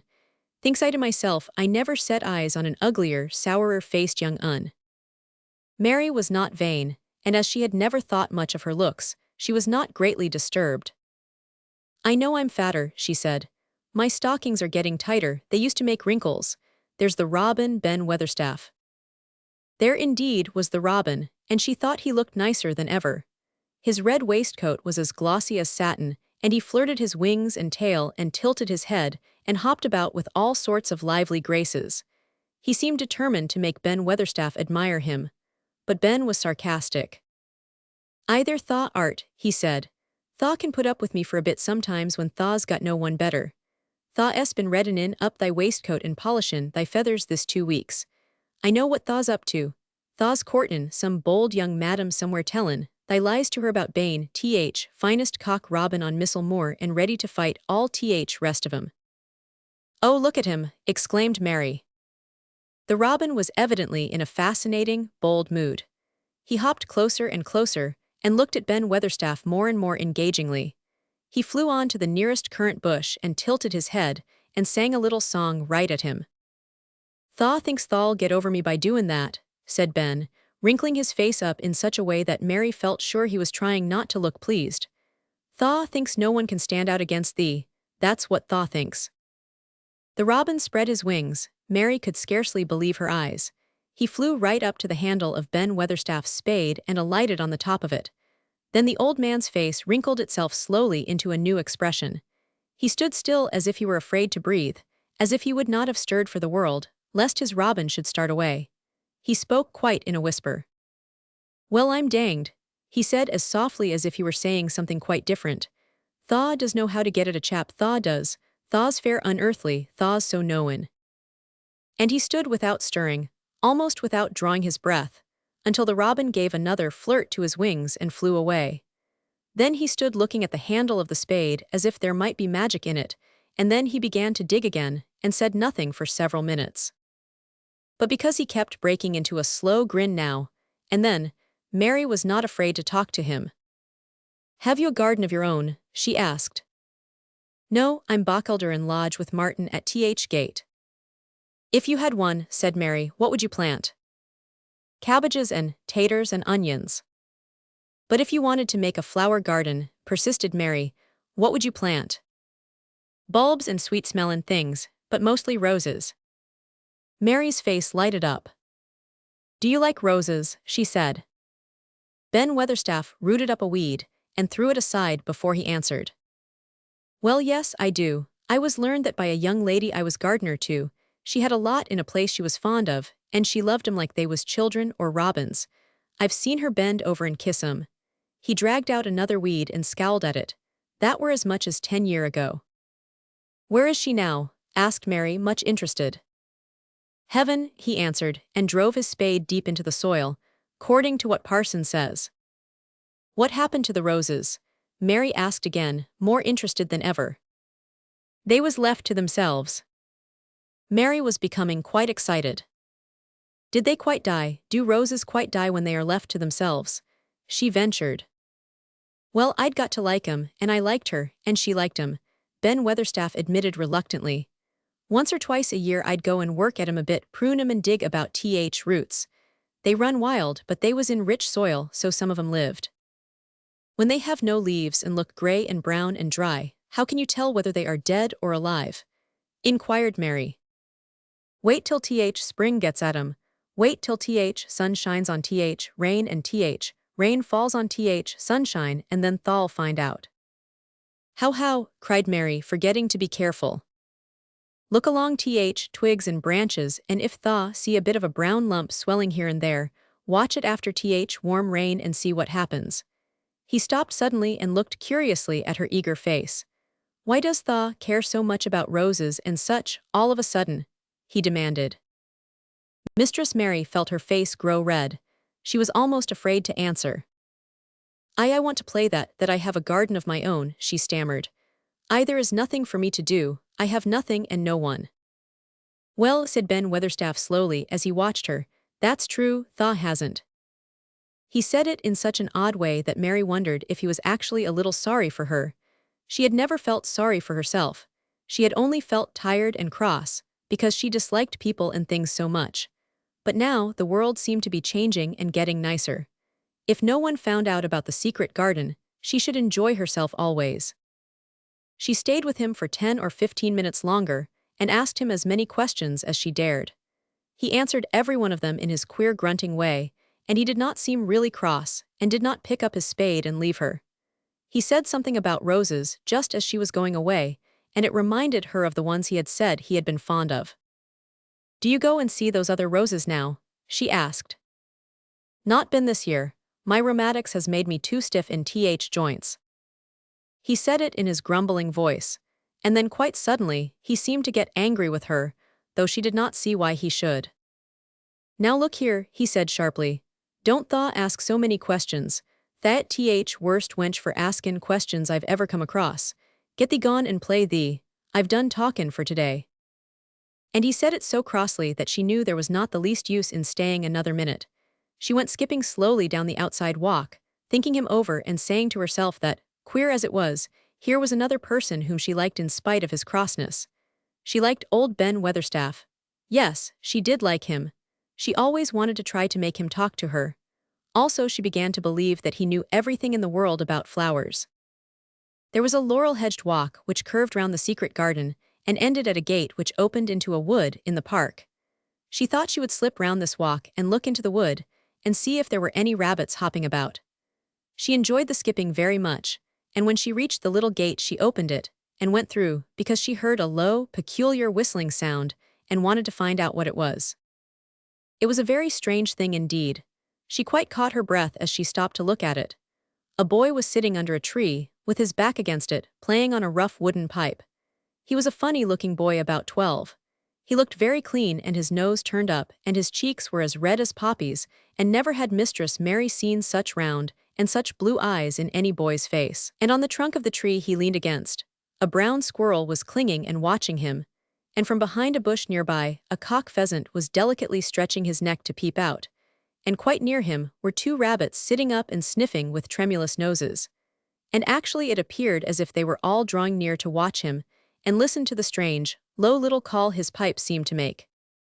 When he saw Mary, he held up his hand and spoke to her in a voice almost as low as, and rather like his piping. "Don't thaw move," he said. "It'd flight 'em." Mary remained motionless. He stopped playing his pipe and began to rise from the ground. He moved so slowly that it scarcely seemed as though he were moving at all, but at last he stood on his feet, and then the squirrel scampered back up into the branches of his tree. The pheasant withdrew his head, and the rabbits dropped on all fours and began to hop away, though not at all as if they were frightened. "I'm Dickon," the boy said. "I know that, Miss Mary." Then Mary realized that somehow she had known at first that he was Dickon.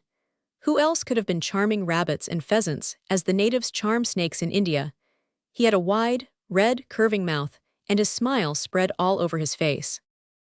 "I got up slow," he explained, "because if Thaw makes a quick move it startles him. A body as to move gentle and speak low when wild things is about." He did not speak to her as if they had never seen each other before, but as if he knew her quite well. Mary knew nothing about boys, and she spoke to him a little stiffly, because she felt rather shy. "Did you get Martha's letter?" she asked. He nodded his curly, rust-colored head. "That's why I come." He stooped to pick up something, which had been lying on the ground beside him when he piped. "I've got garden tools. There's a little spade and rake and a fork and hoe. They are good uns. There's a trowel too. And woman in shop threw in a packet o' white poppy and 1 o' blue larkspur when I bought other seeds." "Will you show the seeds to me?" Mary said. She wished she could talk as he did. His speech was so quick and easy. It sounded as if he liked her and was not the least afraid she would not like him, though he was only a common Moor boy, in patched clothes and with a funny face and a rough, rusty red head. As she came closer to him, she noticed that there was a clean fresh scent of heather and grass and leaves about him, almost as if he were made of them.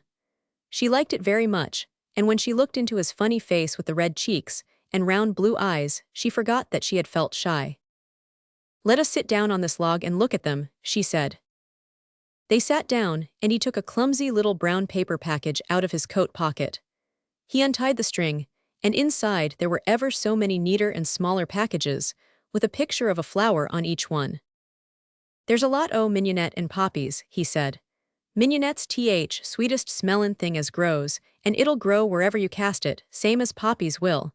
Them as'll come up and bloom if you just whistle to 'em, them's nicest of all. He stopped and turned his head quickly, his poppy-cheeked face lighting up. Where est that robin as is callin' us? He said. The chirp came from a thick holly bush, bright with scarlet berries, and Mary thought she knew whose it was. Is it really calling us? She asked. Aye, said Dickon, as if it was the most natural thing in the world. He's callin' someone he's friends with. That's same as sayin', here I am, look at me, I wants a bit of a chat. There he is in the bush, whose is he? He's Ben Weatherstaff's, but I think he knows me a little, answered Mary. Aye, he knows thee, said Dickon in his low voice again. And he likes thee. He's took thee on, he'll tell me all about thee in a minute. He moved quite close to the bush with the slow movement Mary had noticed before, and then he made a sound almost like the robin's own twitter. The robin listened a few seconds, intently, and then answered quite as if he were replying to a question. Aye, he's a friend o' yours, chuckled Dickon. Do you think he is? Cried Mary eagerly. She did so want to know. Do you think he really likes me? He wouldn't come near thee if he didn't, answered Dickon. Birds is rare choosers, and a robin can flout a body worse than a man. See, he's making up to thee now. Cannot thaw see a chap, he's sayin'. And it really seemed as if it must be true. He so sidled and twittered and tilted as he hopped on his bush. Do you understand everything birds say? Said Mary. Dickon's grin spread until he seemed all wide, red, curving mouth, and he rubbed his rough head. I think I do, and they think I do, he said. I've lived on more with 'em so long. I've watched 'em break shell and come out and fledge and learn to fly and begin to sing till I think I'm one of 'em. Sometimes I think p'raps I'm a bird or a fox or a rabbit or a squirrel or even a beetle, and I don't know it. He laughed and came back to the log and began to talk about the flower seeds again. He told her what they looked like when they were flowers. He told her how to plant them, and watch them, and feed and water them. See here, he said suddenly, turning round to look at her. I'll plant them for thee myself. Where is thy garden? Mary's thin hands clutched each other as they lay on her lap. She did not know what to say, so for a whole minute she said nothing. She had never thought of this. She felt miserable, and she felt as if she went red and then pale. Thaw's got a bit o' garden, hasn't thaw? Dickon said. It was true that she had turned red and then pale. Dickon saw her do it, and as she still said nothing, he began to be puzzled. Wouldn't they give thee a bit? He asked. Hasn't thaw got any yet? She held her hands tighter and turned her eyes toward him. I don't know anything about boys, she said slowly. Could you keep a secret if I told you one? It's a great secret. I don't know what I should do if anyone found it out. I believe I should die. She said the last sentence quite fiercely. Dickon looked more puzzled than ever, and even rubbed his hand over his rough head again, but he answered quite good-humoredly. I'm keepin' secrets all time, he said. If I couldn't keep secrets from other lads, secrets about foxes' cubs and birds' nests and wild things' holes, there'd be not safe on more. I can keep secrets. Mistress Mary did not mean to put out her hand and clutch his sleeve, but she did it. I've stolen a garden, she said very fast. It isn't mine, it is anybody's. Nobody wants it, nobody cares for it, nobody ever goes into it. Perhaps everything is dead in it already, I don't know. She began to feel hot, and as contrary as she had ever felt in her life. I don't care, I don't care. Nobody has any right to take it from me when I care about it, and they don't. They're letting it die, all shut in by itself. She ended passionately, and she threw her arms over her face and burst out crying, poor little Mistress Mary. Dickon's curious blue eyes grew rounder and rounder. He said, drawing his exclamation out slowly, and the way he did it meant both wonder and sympathy. I've nothing to do, said Mary. Nothing belongs to me. I found it myself and I got into it myself. I was only just like the robin, and they wouldn't take it from the robin. Where is it? Asked Dickon in a dropped voice. Mistress Mary got up from the log at once. She knew she felt contrary again, and obstinate, and she did not care at all. She was imperious and Indian, and at the same time hot and sorrowful. "Come with me and I'll show you," she said. She led him round the laurel path and to the walk where the ivy grew so thickly. Dickon followed her with a queer, almost pitying, look on his face. He felt as if he were being led to look at some strange bird's nest and must move softly. When she stepped to the wall and lifted the hanging ivy, he started. There was a door and Mary pushed it slowly open, and they passed in together, and then Mary stood and waved her hand round defiantly. "It's this," she said. "It's a secret garden, and I'm the only one in the world who wants it to be alive." Dickon looked round and round about it, and round again. He almost whispered, "It is a queer, pretty place. It's like as if a body was in a dream." Chapter 11. The Nest of the Missel Thrush. For 2 or 3 minutes he stood looking round him, while Mary watched him, and then he began to walk about softly, even more lightly than Mary had walked the first time she had found herself inside the 4 walls. His eyes seemed to be taking in everything: the gray trees with the gray creepers climbing over them and hanging from their branches, the tangle on the walls and among the grass, the evergreen alcoves with the stone seats and tall flower urns standing in them. "I never thought I'd see this place," he said at last, in a whisper. "Did you know about it?" asked Mary. She had spoken aloud, and he made a sign to her. "We must talk low," he said, "or someone'll hear us and wonder what's to do in here." "Oh, I forgot," said Mary, feeling frightened and putting her hand quickly against her mouth. "Did you know about the garden?" she asked again when she had recovered herself.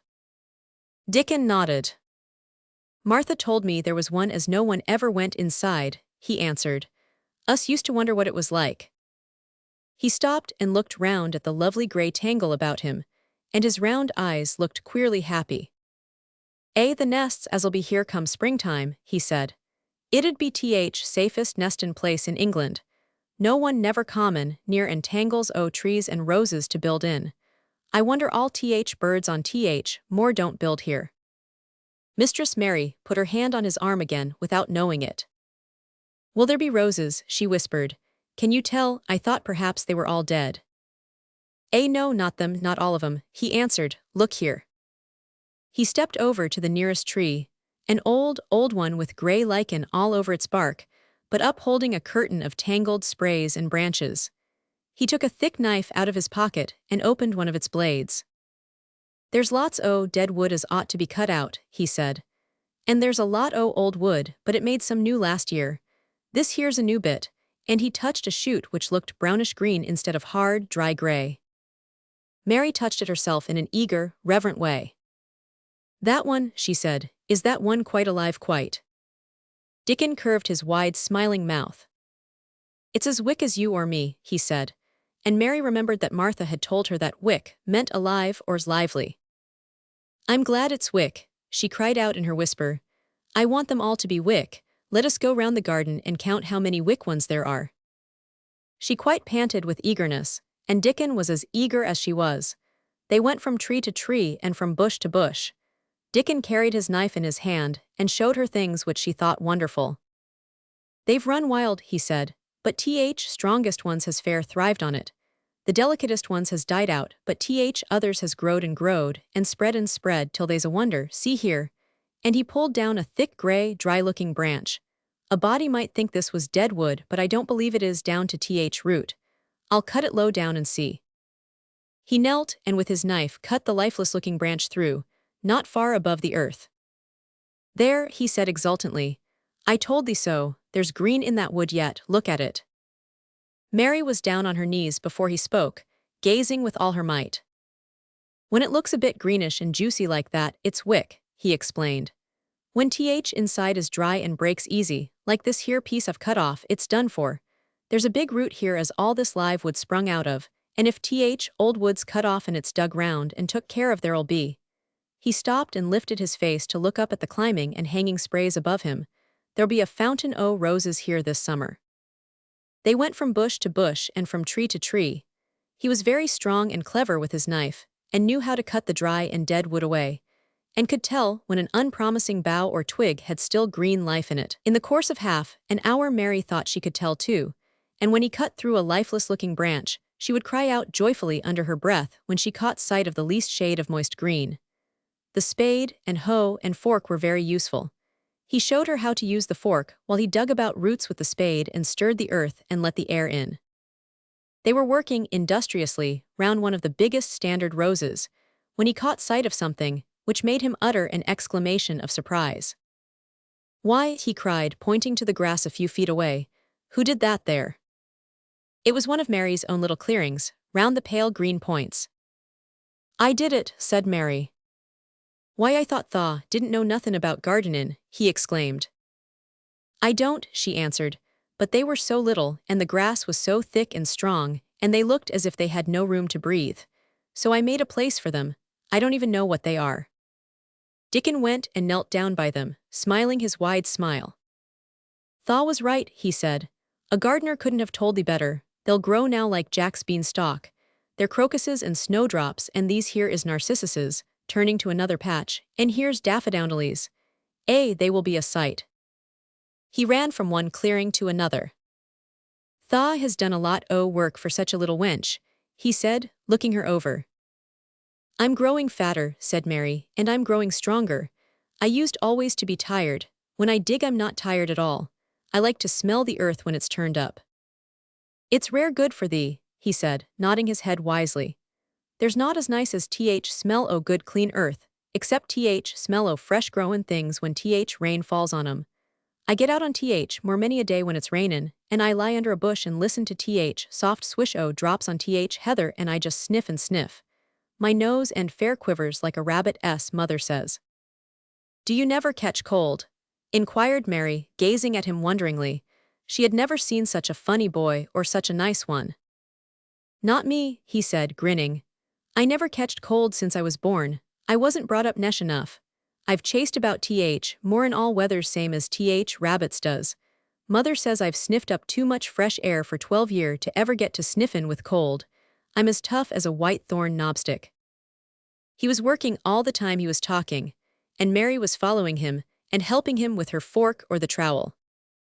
"There's a lot of work to do here," he said once, looking about quite exultantly. "Will you come again and help me to do it?" Mary begged. "I'm sure I can help too. I can dig and pull up weeds and do whatever you tell me. Oh, do come, Dickon." "I'll come every day if tha wants me, rain or shine," he answered stoutly. "It's the best fun I ever had in my life, shut in here and wakenin' up a garden." "If you will come," said Mary, "if you will help me to make it alive, I don't know what I'll do," she ended helplessly.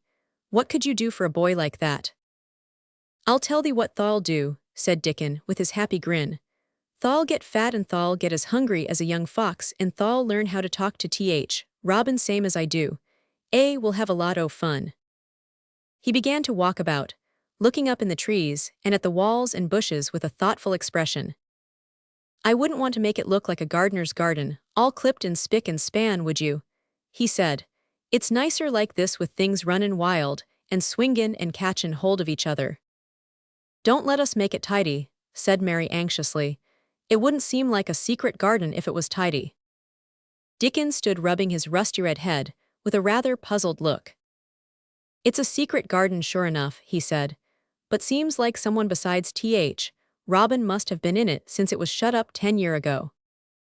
"But the door was locked and the key was buried," said Mary. "No one could get in." "That's true," he answered. "It's a queer place. Seems to me as if there'd been a bit o' prunin' done here and there later than 10 year ago."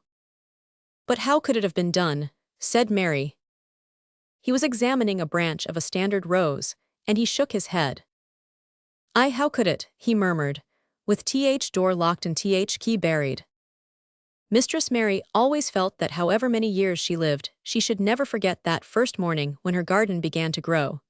Of course, it did seem to begin to grow for her that morning.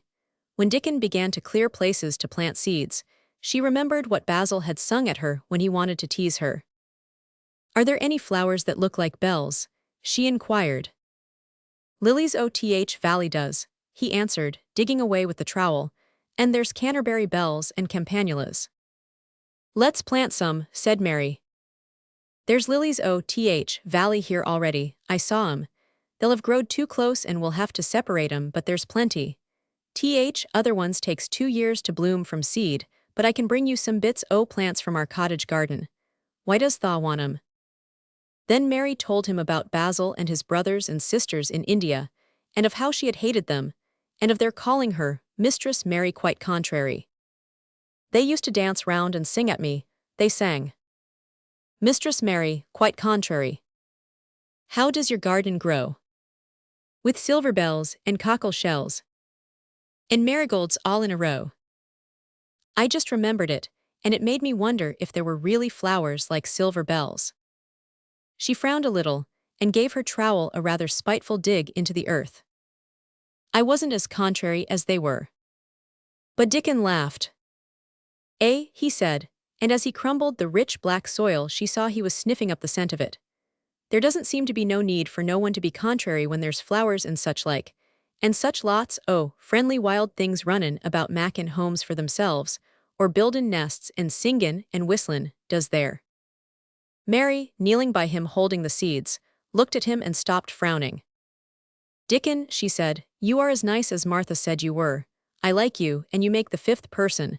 I never thought I should like 5 people. Dickon sat up on his heels as Martha did when she was polishing the grate. He did look funny and delightful, Mary thought, with his round blue eyes and red cheeks and happy-looking turned-up nose. Only 5 folk as Thaw likes, he said. Who is other 4? Your mother and Martha. Mary checked them off on her fingers, and the Robin and Ben Weatherstaff. Dickon laughed so that he was obliged to stifle the sound by putting his arm over his mouth. I know Thaw thinks I'm a queer lad, he said, but I think Thaw art queerest little lass I ever saw. Then Mary did a strange thing. She leaned forward and asked him a question she had never dreamed of asking anyone before, and she tried to ask it in Yorkshire because that was his language, and in India a native was always pleased if you knew his speech. Does Thaw like me? She said. He answered heartily, that I does. I likes thee wonderful, and so does Robin, I do believe. That's 2 then, said Mary, that's 2 for me. And then they began to work harder than ever and more joyfully. Mary was startled and sorry when she heard the big clock in the courtyard strike the hour of her midday dinner. I shall have to go, she said mournfully, and you will have to go too, won't you? Dickon grinned. My dinner's easy to carry about with me, he said. Mother always lets me put a bit something in my pocket.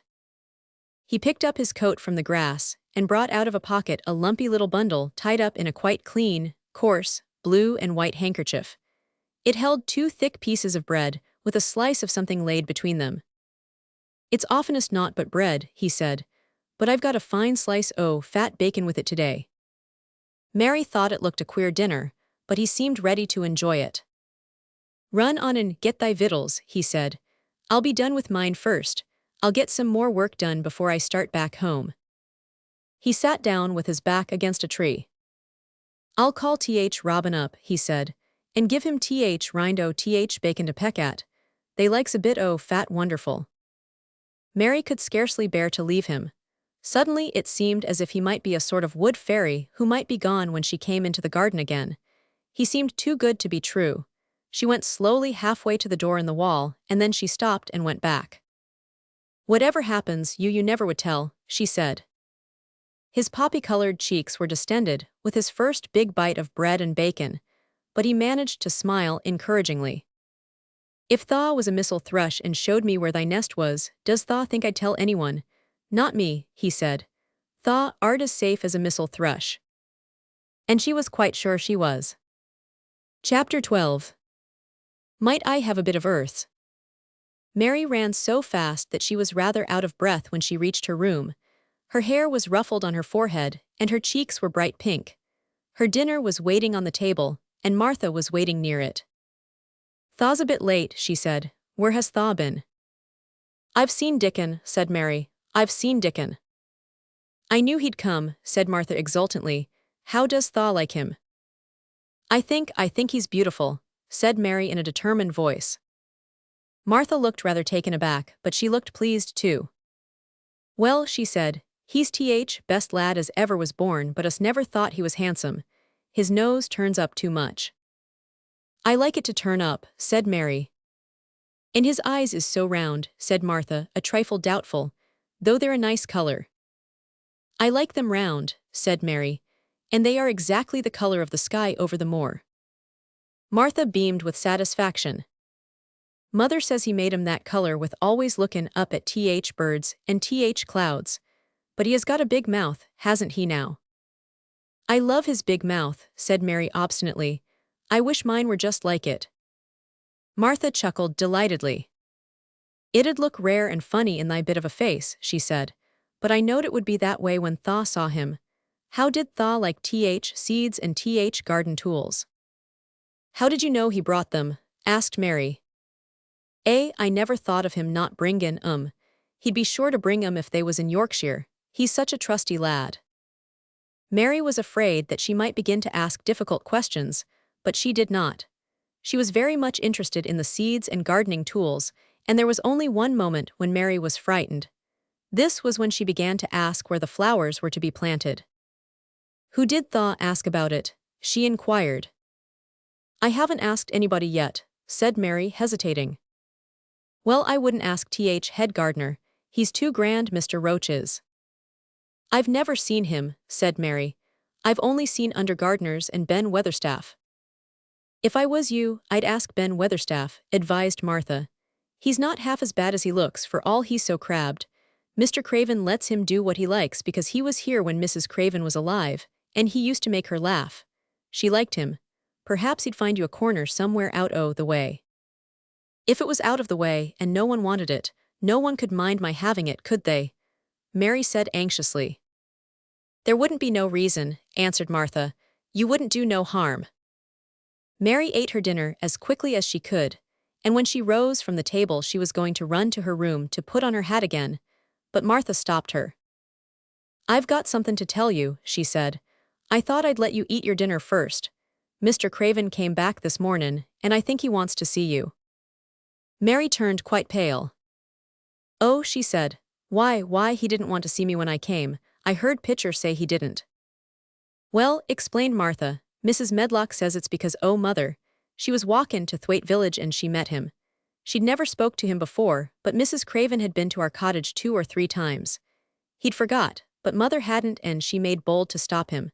I don't know what she said to him about you, but she said something as put him in mind to see you before he goes away again tomorrow. Oh, cried Mary, is he going away tomorrow? I am so glad. He's goin' for a long time. He mayn't come back till autumn or winter. He's goin' to travel in foreign places. He's always doin' it. Oh, I'm so glad, said Mary thankfully. If he did not come back until winter, or even autumn, there would be time to watch the secret garden come alive. Even if he found out then and took it away from her, she would have had that much at least. When do you think he will want to see? She did not finish the sentence, because the door opened, and Mrs. Medlock walked in. She had on her best black dress and cap, and her collar was fastened with a large brooch with a picture of a man's face on it. It was a colored photograph of Mr. Medlock who had died years ago, and she always wore it when she was dressed up. She looked nervous and excited. Your hair's rough, she said quickly. Go and brush it. Martha, help her to slip on her best dress. Mr. Craven sent me to bring her to him in his study. All the pink left Mary's cheeks. Her heart began to thump and she felt herself changing into a stiff, plain, silent child again. She did not even answer Mrs. Medlock, but turned and walked into her bedroom, followed by Martha. She said nothing while her dress was changed, and her hair brushed, and after she was quite tidy she followed Mrs. Medlock down the corridors in silence. What was there for her to say? She was obliged to go and see Mr. Craven, and he would not like her, and she would not like him. She knew what he would think of her. She was taken to a part of the house she had not been into before. At last Mrs. Medlock knocked at a door, and when someone said, "Come in," they entered the room together. A man was sitting in an armchair before the fire, and Mrs. Medlock spoke to him. "This is Miss Mary, sir," she said. "You can go and leave her here. I will ring for you when I want you to take her away," said Mr. Craven. When she went out and closed the door, Mary could only stand waiting, a plain little thing, twisting her thin hands together. She could see that the man in the chair was not so much a hunchback as a man with high, rather crooked shoulders, and he had black hair streaked with white. He turned his head over his high shoulders and spoke to her. "Come here," he said. Mary went to him. He was not ugly. His face would have been handsome if it had not been so miserable. He looked as if the sight of her worried and fretted him, and as if he did not know what in the world to do with her. "Are you well?" he asked. "Yes," answered Mary. "Do they take good care of you?" "Yes." He rubbed his forehead fretfully as he looked her over. "You are very thin," he said. "I am getting fatter," Mary answered in what she knew was her stiffest way. What an unhappy face he had. His black eyes seemed as if they scarcely saw her, as if they were seeing something else, and he could hardly keep his thoughts upon her. "I forgot you," he said. "How could I remember you? I intended to send you a governess or a nurse or someone of that sort, but I forgot."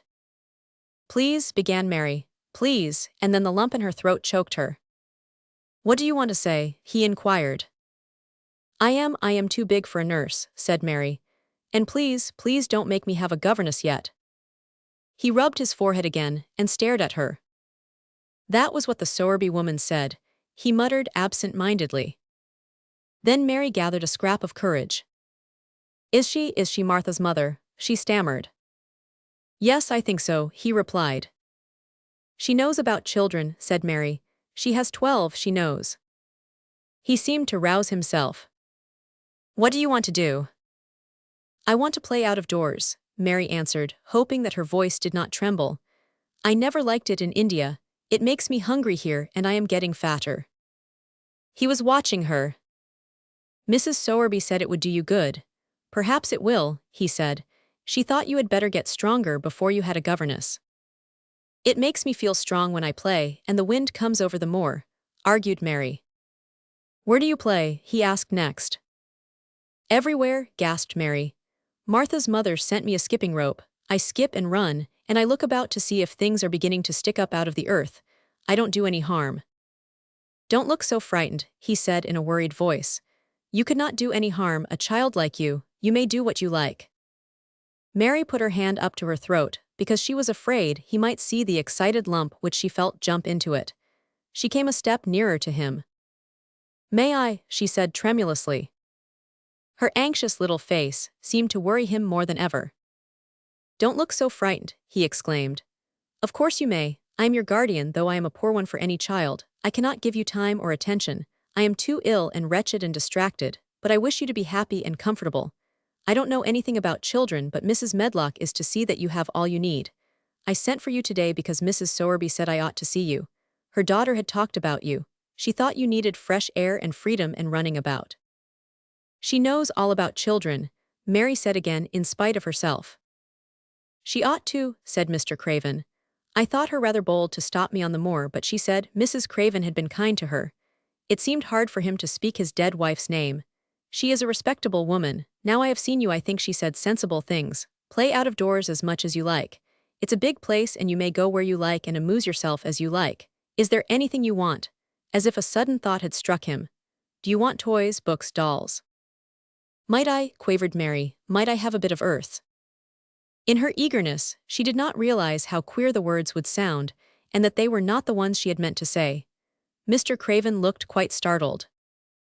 "Earths," he repeated. "What do you mean?" "To plant seeds in, to make things grow, to see them come alive," Mary faltered. He gazed at her a moment, and then passed his hand quickly over his eyes. "Do you care about gardens so much?" he said slowly. "I didn't know about them in India," said Mary. "I was always ill and tired and it was too hot.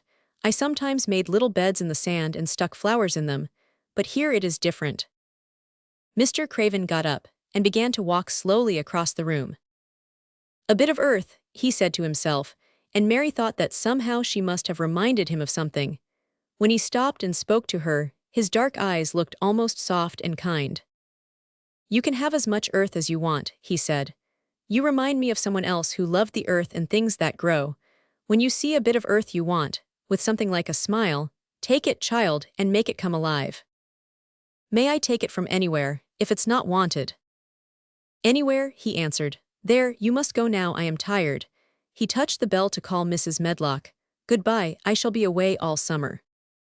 Mrs. Medlock came so quickly that Mary thought she must have been waiting in the corridor. Mrs. Medlock, Mr. Craven said to her, now I have seen the child, I understand what Mrs. Sowerby meant. She must be less delicate before she begins lessons. Give her simple, healthy food. Let her run wild in the garden. Don't look after her too much. She needs liberty and fresh air and romping about. Mrs. Sowerby is to come and see her now and then, and she may sometimes go to the cottage. Mrs. Medlock looked pleased. She was relieved to hear that she need not look after Mary too much. She had felt her a tiresome charge, and had indeed seen as little of her as she dared. In addition to this, she was fond of Martha's mother. Thank you, sir, she said. Susan Sowerby and me went to school together, and she's as sensible and good-hearted a woman as you'd find in a day's walk. I never had any children myself, and she's had 12, and there never was healthier or better ones. Miss Mary can get no harm from them. I'd always take Susan Sowerby's advice about children myself. She's what you might call healthy-minded, if you understand me. I understand, Mr. Craven answered. Take Miss Mary away now and send Pitcher to me. When Mrs. Medlock left her at the end of her own corridor, Mary flew back to her room. She found Martha waiting there. Martha had, in fact, hurried back after she had removed the dinner service. I can have my garden, cried Mary. I may have it where I like. I am not going to have a governess for a long time. Your mother is coming to see me, and I may go to your cottage. He says a little girl like me could not do any harm, and I may do what I like anywhere. Said Martha delightedly. That was nice of him, wasn't it? Martha, said Mary solemnly, he is really a nice man, only his face is so miserable and his forehead is all drawn together. She ran as quickly as she could to the garden. She had been away so much longer than she had thought she should, and she knew Dickon would have to set out early on his 5-mile walk. When she slipped through the door under the ivy, she saw he was not working where she had left him. The gardening tools were laid together under a tree. She ran to them, looking all round the place, but there was no Dickon to be seen. He had gone away, and the secret garden was empty, except for the robin who had just flown across the wall and sat on a standard rosebush watching her. He's gone, she said woefully. Oh, was he only a wood fairy? Something white fastened to the standard rosebush caught her eye. It was a piece of paper, in fact, it was a piece of the letter she had printed for Martha to send to Dickon. It was fastened on the bush with a long thorn, and in a minute she knew Dickon had left it there. There were some roughly printed letters on it and a sort of picture. At first she could not tell what it was. Then she saw it was meant for a nest with a bird sitting on it. Underneath were the printed letters, and they said, I will come back. Chapter 13. I am Colin. Mary took the picture back to the house when she went to her supper, and she showed it to Martha. Said Martha with great pride. I never knew our Dickon was as clever as that. That there's a picture of a missel thrush on her nest, as large as life and twice as natural. Then Mary knew Dickon had meant the picture to be a message. He had meant that she might be sure he would keep her secret. Her garden was her nest, and she was like a missel thrush. Oh, how she did like that queer, common boy. She hoped he would come back the very next day, and she fell asleep looking forward to the morning. But you never know what the weather will do in Yorkshire, particularly in the springtime. She was awakened in the night by the sound of rain beating with heavy drops against her window. It was pouring down in torrents, and the wind was wuthering round the corners and in the chimneys of the huge old house. Mary sat up in bed and felt miserable and angry. The rain is as contrary as I ever was, she said. It came because it knew I did not want it. She threw herself back on her pillow and buried her face. She did not cry, but she lay and hated the sound of the heavily beating rain. She hated the wind and its wuthering. She could not go to sleep again. The mournful sound kept her awake because she felt mournful herself. If she had felt happy, it would probably have lulled her to sleep. How it wuthered, and how the big raindrops poured down and beat against the pane. It sounds just like a person lost on the moor and wandering on and on crying, she said. She had been lying awake, turning from side to side for about an hour, when suddenly something made her sit up in bed and turn her head toward the door listening. She listened, and she listened. It isn't the wind now, she said in a loud whisper. That isn't the wind, it is different. It is that crying I heard before. The door of her room was ajar, and the sound came down the corridor, a far-off faint sound of fretful crying. She listened for a few minutes, and each minute she became more and more sure. She felt as if she must find out what it was. It seemed even stranger than the secret garden and the buried key. Perhaps the fact that she was in a rebellious mood made her bold. She put her foot out of bed and stood on the floor. "I am going to find out what it is," she said. "Everybody is in bed and I don't care about Mrs. Medlock, I don't care." There was a candle by her bedside, and she took it up and went softly out of the room. The corridor looked very long and dark, but she was too excited to mind that. She thought she remembered the corners. She must turn to find the short corridor with the door covered with tapestry, the one Mrs. Medlock had come through the day she lost herself. The sound had come up that passage, so she went on with her dim light, almost feeling her way, her heart beating so loud that she fancied she could hear it. The far-off faint crying went on and led her. Sometimes it stopped for a moment or so and then began again. Was this the right corner to turn? She stopped and thought. Yes, it was. Down this passage and then to the left and then up 2 broad steps and then to the right again. Yes, there was the tapestry door. She pushed it open very gently and closed it behind her, and she stood in the corridor and could hear the crying quite plainly, though it was not loud. It was on the other side of the wall at her left, and a few yards farther on there was a door. She could see a glimmer of light coming from beneath it. The someone was crying in that room, and it was quite a young someone. So she walked to the door and pushed it open, and there she was standing in the room. It was a big room with ancient, handsome furniture in it. There was a low fire glowing faintly on the hearth, and a night light burning by the side of a carved 4-posted bed hung with brocade, and on the bed was lying a boy, crying fretfully. Mary wondered if she was in a real place, or if she had fallen asleep again, and was dreaming without knowing it. The boy had a sharp, delicate face the color of ivory, and he seemed to have eyes too big for it. He had also a lot of hair which tumbled over his forehead in heavy locks, and made his thin face seem smaller. He looked like a boy who had been ill, but he was crying more as if he were tired and cross than as if he were in pain. Mary stood near the door with her candle in her hand, holding her breath. Then she crept across the room, and as she drew nearer, the light attracted the boy's attention, and he turned his head on his pillow and stared at her, his gray eyes opening so wide that they seemed immense. "Who are you?" he said at last in a half-frightened whisper. "Are you a ghost?" "No, I am not," Mary answered, her own whisper sounding half-frightened. "Are you one?" He stared and stared and stared. Mary could not help noticing what strange eyes he had. They were agate gray, and they looked too big for his face because they had black lashes all round them. "No," he replied after waiting a moment or so. "I am Colin." "Who is Colin?" she faltered. "I am Colin Craven. Who are you?" "I am Mary Lennox. Mr. Craven is my uncle." "He is my father," said the boy. "Your father," gasped Mary. "No one ever told me he had a boy, why didn't they?" "Come here," he said, still keeping his strange eyes fixed on her with an anxious expression. She came close to the bed, and he put out his hand and touched her. "You are real, aren't you?" he said. "I have such real dreams very often, you might be one of them." Mary had slipped on a woolen wrapper before she left her room, and she put a piece of it between his fingers. "Rub that and see how thick and warm it is," she said. "I will pinch you a little if you like, to show you how real I am. For a minute I thought you might be a dream too." "Where did you come from?" he asked. "From my own room. The wind wuthered so I couldn't go to sleep, and I heard someone crying and wanted to find out who it was." "What were you crying for?" "Because I couldn't go to sleep either and my head ached. Tell me your name again." "Mary Lennox. Did no one ever tell you I had come to live here?" He was still fingering the fold of her wrapper, but he began to look a little more as if he believed in her reality. "No," he answered, "they daren't." "Why?" asked Mary. "Because I should have been afraid you would see me. I won't let people see me and talk me over." "Why?" Mary asked again, feeling more mystified every moment. "Because I am like this always, ill and having to lie down. My father won't let people talk me over either. The servants are not allowed to speak about me. If I live I may be a hunchback, but I shan't live. My father hates to think I may be like him." "Oh, what a queer house this is," Mary said. "What a queer house. Everything is a kind of secret. Rooms are locked up and gardens are locked up, and have you been locked up?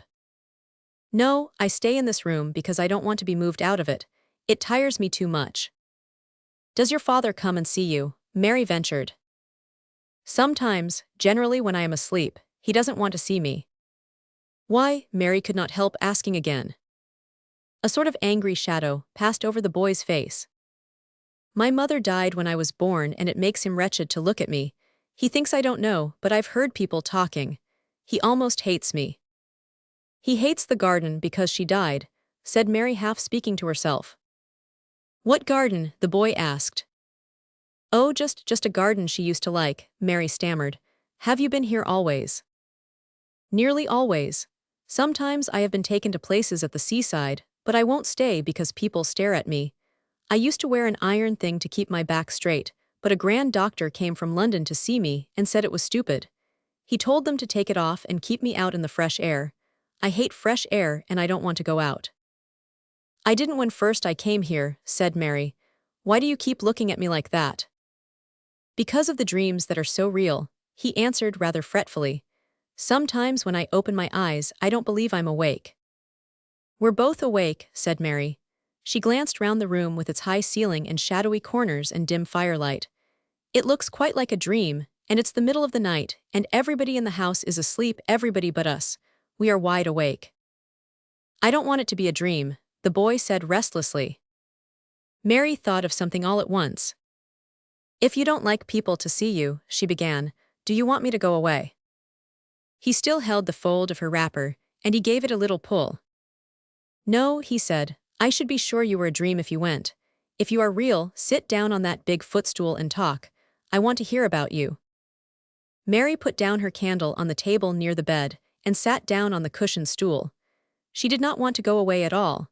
She wanted to stay in the mysterious hidden-away room and talk to the mysterious boy.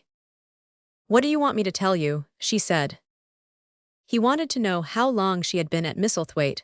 He wanted to know which corridor her room was on.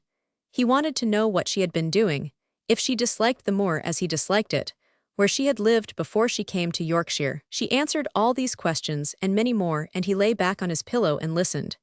He made her tell him a great deal about India and about her voyage across the ocean. She found out that because he had been an invalid, he had not learned things as other children had. One of his nurses had taught him to read when he was quite little, and he was always reading and looking at pictures in splendid books. Though his father rarely saw him when he was awake, he was given all sorts of wonderful things to amuse himself with. He never seemed to have been amused, however. He could have anything he asked for, and was never made to do anything he did not like to do. Everyone is obliged to do what pleases me, he said indifferently. It makes me ill to be angry. No one believes I shall live to grow up. He said it as if he was so accustomed to the idea that it had ceased to matter to him at all. He seemed to like the sound of Mary's voice. As she went on talking, he listened in a drowsy, interested way. Once or twice, she wondered if he were not gradually falling into a doze. But at last, he asked a question which opened up a new subject. How old are you? He asked. I am 10, answered Mary, forgetting herself for the moment. And so are you. How do you know that? He demanded in a surprised voice. Because when you were born, the garden door was locked and the key was buried, and it has been locked for 10 years. Colin half sat up, turning toward her, leaning on his elbows. What garden door was locked? Who did it? Where was the key buried? He exclaimed as if he were suddenly very much interested.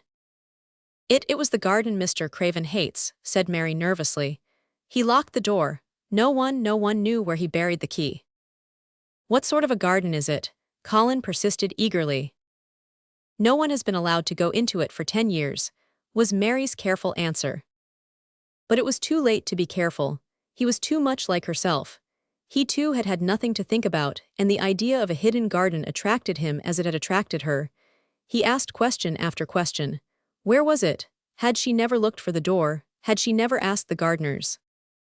They won't talk about it, said Mary. I think they have been told not to answer questions. I would make them, said Colin. Could you? Mary faltered, beginning to feel frightened. If he could make people answer questions, who knew what might happen? Everyone is obliged to please me. I told you that, he said. If I were to live, this place would sometime belong to me. They all know that. I would make them tell me. Mary had not known that she herself had been spoiled, but she could see quite plainly that this mysterious boy had been. He thought that the whole world belonged to him. How peculiar he was, and how coolly he spoke of not living.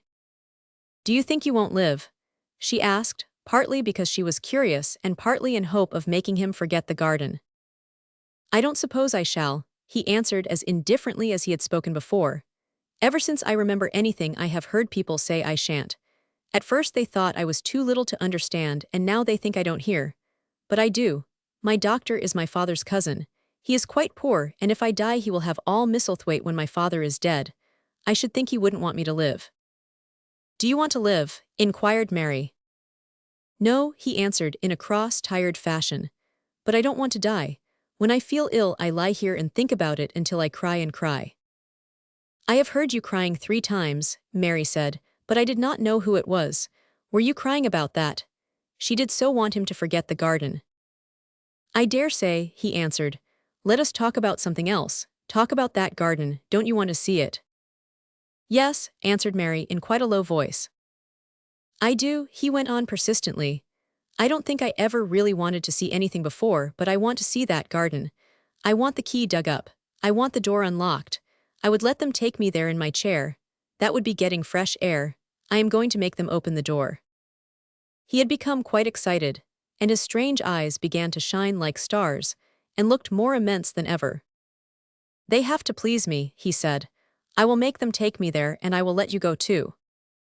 Mary's hands clutched each other. Everything would be spoiled, everything. Dickon would never come back. She would never again feel like a missel thrush with a safe hidden nest. "Oh, don't do that," she cried out. He stared as if he thought she had gone crazy.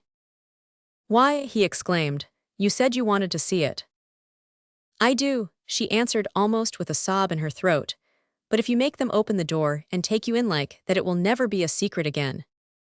He leaned still farther forward. "A secret," he said. "What do you mean, tell me?" Mary's words almost tumbled over one another. You see," she panted. "If no one knows but ourselves. If there was a door hidden somewhere under the ivy. If there was and we could find it. And if we could slip through it together and shut it behind us, and no one knew anyone was inside, and we called it our garden and pretended that we were missel thrushes and it was our nest, and if we played there almost every day and dug and planted seeds and made it all come alive." "Is it dead?" he interrupted her. "It soon will be if no one cares for it," she went on. "The bulbs will live but the roses." He stopped her again, as excited as she was herself. "What are bulbs?" he put in quickly. "They are daffodils and lilies and snowdrops. They are working in the earth now, pushing up pale green points because the spring is coming." "Is the spring coming?" he said. "What is it like? You don't see it in rooms if you are ill." "It is the sun shining on the rain and the rain falling on the sunshine, and things pushing up and working under the earth," said Mary. "If the garden was a secret and we could get into it, we could watch the things grow bigger every day and see how many roses are alive. Don't you see? Oh, don't you see how much nicer it would be if it was a secret?" He dropped back on his pillow and lay there with an odd expression on his face. "I never had a secret," he said, "except that one about not living to grow up. They don't know I know that, so it is a sort of secret, but I like this kind better." "If you won't make them take you to the garden," pleaded Mary, "perhaps, I feel almost sure I can find out how to get in sometime. And then, if the doctor wants you to go out in your chair, and if you can always do what you want to do, perhaps we might find some boy who would push you, and we could go alone and it would always be a secret garden." "I should like that," he said very slowly, his eyes looking dreamy. "I should like that. I should not mind fresh air in a secret garden." Mary began to recover her breath and feel safer, because the idea of keeping the secret seemed to please him. She felt almost sure that if she kept on talking, and could make him see the garden in his mind as she had seen it, he would like it so much that he could not bear to think that everybody might tramp into it when they chose. "I'll tell you what I think it would be like, if we could go into it," she said. "It has been shut up so long things have grown into a tangle perhaps." He lay quite still and listened, while she went on talking about the roses which might have clambered from tree to tree and hung down. about the many birds which might have built their nests there, because it was so safe. And then she told him about the robin and Ben Weatherstaff, and there was so much to tell about the robin, and it was so easy and safe to talk about it that she ceased to be afraid.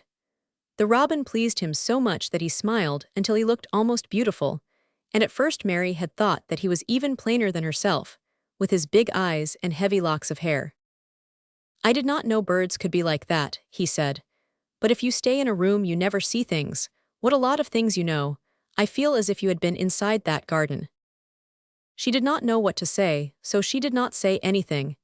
He evidently did not expect an answer, and the next moment he gave her a surprise. "I am going to let you look at something," he said. "Do you see that rose-colored silk curtain hanging on the wall over the mantelpiece?" Mary had not noticed it before, but she looked up and saw it. It was a curtain of soft silk hanging over what seemed to be some picture. "Yes," she answered. "There is a cord hanging from it," said Colin. "Go and pull it." Mary got up, much mystified, and found the cord. When she pulled it, the silk curtain ran back on rings, and when it ran back it uncovered a picture. It was the picture of a girl with a laughing face. She had bright hair tied up with a blue ribbon, and her gay, lovely eyes were exactly like Colin's unhappy ones, agate gray, and looking twice as big as they really were because of the black lashes all round them. "She is my mother," said Colin complainingly. "I don't see why she died. Sometimes I hate her for doing it." "How queer," said Mary. "If she had lived I believe I should not have been ill always," he grumbled. "I dare say I should have lived too, and my father would not have hated to look at me. I dare say I should have had a strong back. Draw the curtain again." Mary did, as she was told, and returned to her footstool. "She is much prettier than you," she said, "but her eyes are just like yours, at least they are the same shape and color. Why is the curtain drawn over her?" He moved uncomfortably. "I made them do it," he said. "Sometimes I don't like to see her looking at me. She smiles too much when I am ill and miserable. Besides, she is mine and I don't want everyone to see her." There were a few moments of silence, and then Mary spoke. "What would Mrs. Medlock do if she found out that I had been here?" she inquired. "She would do as I told her to do," he answered. "And I should tell her that I wanted you to come here and talk to me every day. I am glad you came." "So am I," said Mary. "I will come as often as I can, but," she hesitated, "I shall have to look every day for the garden door." "Yes, you must," said Colin, "and you can tell me about it afterward." He lay thinking a few minutes, as he had done before, and then he spoke again. "I think you shall be a secret too," he said. "I will not tell them until they find out. I can always send the nurse out of the room and say that I want to be by myself. Do you know Martha?" "Yes, I know her very well," said Mary. "She waits on me." He nodded his head toward the outer corridor. "She is the one who is asleep in the other room. The nurse went away yesterday to stay all night with her sister, and she always makes Martha attend to me when she wants to go out. Martha shall tell you when to come here." Then Mary understood Martha's troubled look when she had asked questions about the crying.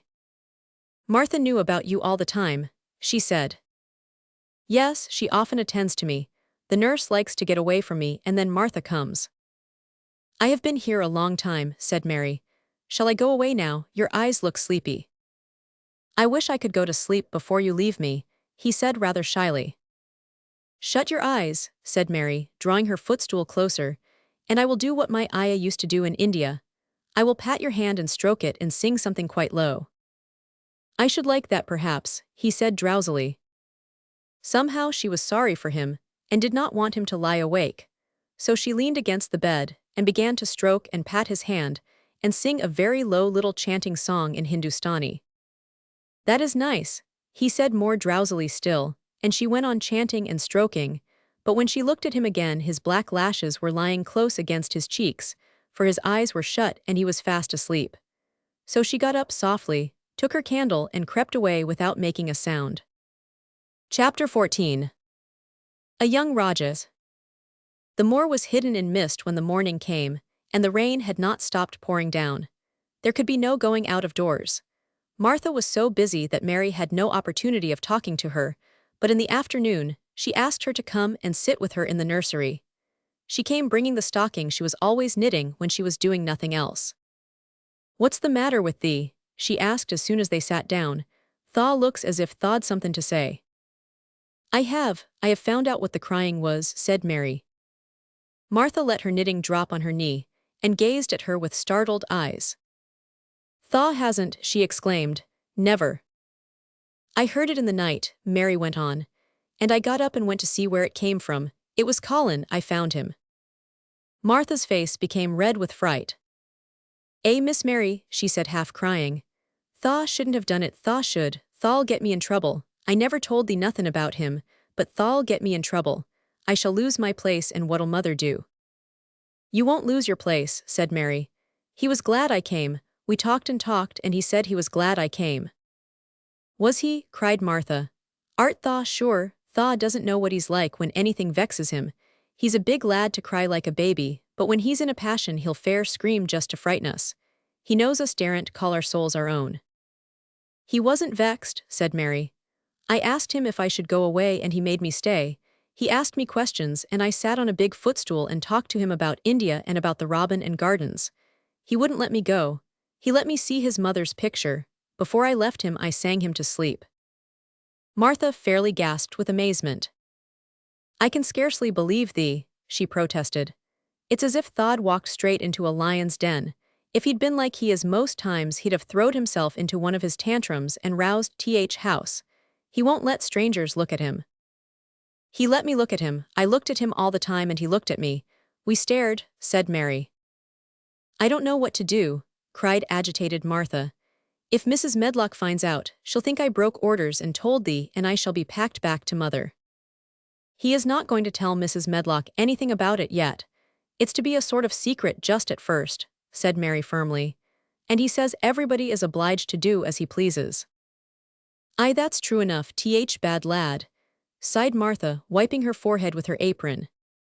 He says Mrs. Medlock must, and he wants me to come and talk to him every day, and you are to tell me when he wants me. Me, said Martha, I shall lose my place, I shall for sure. You can't if you're doing what he wants you to do, and everybody is ordered to obey him, Mary argued. Does Thaw mean to say, cried Martha with wide-open eyes, that he was nice to thee? I think he almost liked me, Mary answered. Then Thaw must have bewitched him, decided Martha, drawing a long breath. Do you mean magic? Inquired Mary. I've heard about magic in India, but I can't make it. I just went into his room and I was so surprised to see him I stood and stared. And then he turned round and stared at me, and he thought I was a ghost or a dream, and I thought perhaps he was. And it was so queer being there alone together in the middle of the night, and not knowing about each other. And we began to ask each other questions, and when I asked him if I must go away he said I must not. World's common to a end, gasped Martha. What is the matter with him? Asked Mary. Nobody knows for sure and certain, said Martha. Mr. Craven went off his head like when he was born. Doctors thought he'd have to be put in asylum. It was because Mrs. Craven died like I told you. He wouldn't set eyes on baby. He just raved and said it'd be another hunchback like him and it'd better die. Is Colin a hunchback? Mary asked. He didn't look like one. He isn't yet, said Martha. But he began all wrong. Mother said that there was enough trouble and raging in house to set any child wrong. They was afraid his back was weak and they've always been talkin' care of it, keepin' him lyin' down and not lettin' him walk. Once they made him wear a brace but he fretted so he was downright ill. Then a big doctor came to see him and made them take it off. He talked to other doctor quite rough, in a polite way. He said there'd been too much medicine and too much lettin' him have his own way. I think he's a very spoiled boy, said Mary. He's worst young nowt as ever was, said Martha. I won't say as he hasn't been ill a good bit. He's had coughs and colds that's nearly killed him 2 or 3 times. Once he had rheumatic fever and once he had typhoid. Mrs. Medlock did get a fright then. He'd been out of his head and she was talkin' to nurse, thinkin' he didn't know nothin', and she said, he'll die this time sure enough, and best thing for him and for everybody. And she looked at him and there he was with his big eyes open, starin' at her as sensible as she was herself. She didn't know what happened but he just stared at her and says, you give me some water and stop talkin'. Do you think he will die? Asked Mary. Mother says there's no reason why any child should live that gets no fresh air and doesn't do nothin' but lie on his back and read picture books and take medicine. He's weak and hates trouble bane, taken out doors. And he gets cold so easy he says it makes him ill. Mary sat and looked at the fire. I wonder, she said slowly, if it would not do him good to go out into a garden and watch things growing. It did me good. One of worst fits he ever had, said Martha, was one time they took him out where the roses is by the fountain. He'd been readin' in a paper about people get something he called rose cold, and he began to sneeze and said he'd got it in. Then a new gardener as didn't know rules passed by and looked at him curious. He threw himself into a passion and he said he'd looked at him because he was going to be a hunchback. He cried himself into a fever and was ill all night. If he ever gets angry at me, I'll never go and see him again, said Mary. He'll have thee if he wants thee, said Martha. Tha may as well know that at start. Very soon afterward a bell rang, and she rolled up her knitting. I dare say nurse wants me to stay with him a bit, she said. I hope he's in a good temper. She was out of the room about 10 minutes, and then she came back with a puzzled expression. Well, Tha has bewitched him, she said. He's up on his sofa with his picture books. He's told the nurse to stay away until 6 o'clock. I'm to wait in the next room. Minute she was gone he called me to him and says, I want Mary Lennox to come and talk to me, and remember you're not to tell anyone. You'd better go as quick as you can. Mary was quite willing to go quickly. She did not want to see Colin as much as she wanted to see Dickon, but she wanted to see him very much. There was a bright fire on the hearth when she entered his room, and in the daylight she saw it was a very beautiful room indeed. There were rich colors in the rugs and hangings and pictures and books on the walls, which made it look glowing and comfortable, even in spite of the gray sky and falling rain. Colin looked rather like a picture himself. He was wrapped in a velvet dressing gown and sat against a big brocaded cushion. He had a red spot on each cheek. Come in, he said. I've been thinking about you all morning. I've been thinking about you, too, answered Mary. You don't know how frightened Martha is. She says Mrs. Medlock will think she told me about you, and then she will be sent away. He frowned. Go and tell her to come here, he said. She is in the next room. Mary went and brought her back. Poor Martha was shaking in her shoes. Colin was still frowning. Have you to do what I please or have you not? He demanded. I have to do what you please, sir, Martha faltered, turning quite red. Has Medlock to do what I please? Everybody has, sir, said Martha. Well then, if I order you to bring Miss Mary to me, how can Medlock send you away if she finds it out? Please don't let her, sir, pleaded Martha. I'll send her away if she dares to say a word about such a thing, said Master Craven grandly. She wouldn't like that, I can tell you. Thank you, sir, bobbing a curtsy. I want to do my duty, sir. What I want is your duty, said Colin more grandly still. I'll take care of you, now go away. When the door closed behind Martha, Colin found Mistress Mary gazing at him, as if he had set her wondering. Why do you look at me like that? He asked her. What are you thinking about? I am thinking about two things. What are they? Sit down and tell me. This is the first one, said Mary, seating herself on the big stool. Once in India I saw a boy who was a Raja. He had rubies and emeralds and diamonds stuck all over him. He spoke to his people just as you spoke to Martha. Everybody had to do everything he told them in a minute. I think they would have been killed if they hadn't. I shall make you tell me about Rajas presently, he said. But first tell me what the second thing was. I was thinking, said Mary, how different you are from Dickon. Who is Dickon? He said. What a queer name. She might as well tell him. She thought she could talk about Dickon without mentioning the secret garden. She had liked to hear Martha talk about him. Besides, she longed to talk about him. It would seem to bring him nearer. He is Martha's brother. He is 12 years old, she explained. He is not like anyone else in the world. He can charm foxes and squirrels and birds just as the natives in India charm snakes. He plays a very soft tune on a pipe and they come and listen. There were some big books on a table at his side, and he dragged one suddenly toward him. There is a picture of a snake charmer in this, he exclaimed. Come and look at it. The book was a beautiful one, with superb colored illustrations, and he turned to one of them. Can he do that? He asked eagerly. He played on his pipe and they listened, Mary explained. But he doesn't call it magic. He says it's because he lives on the moor so much and he knows their ways. He says he feels sometimes as if he was a bird or a rabbit himself, he likes them so. I think he asked the robin questions. It seemed as if they talked to each other in soft chirps. Colin lay back on his cushion, and his eyes grew larger and larger, and the spots on his cheeks burned. Tell me some more about him, he said. He knows all about eggs and nests, Mary went on. And he knows where foxes and badgers and otters live. He keeps them secret so that other boys won't find their holes and frighten them. He knows about everything that grows or lives on the moor. Does he like the moor? Said Colin. How can he when it's such a great, bare, dreary place? It's the most beautiful place, protested Mary. Thousands of lovely things grow on it, and there are thousands of little creatures all busy building nests, and making holes and burrows and chippering or singing or squeaking to each other. They are so busy and having such fun under the earth or in the trees or heather. It's their world. How do you know all that? Said Colin, turning on his elbow to look at her. I have never been there once, really, said Mary, suddenly remembering.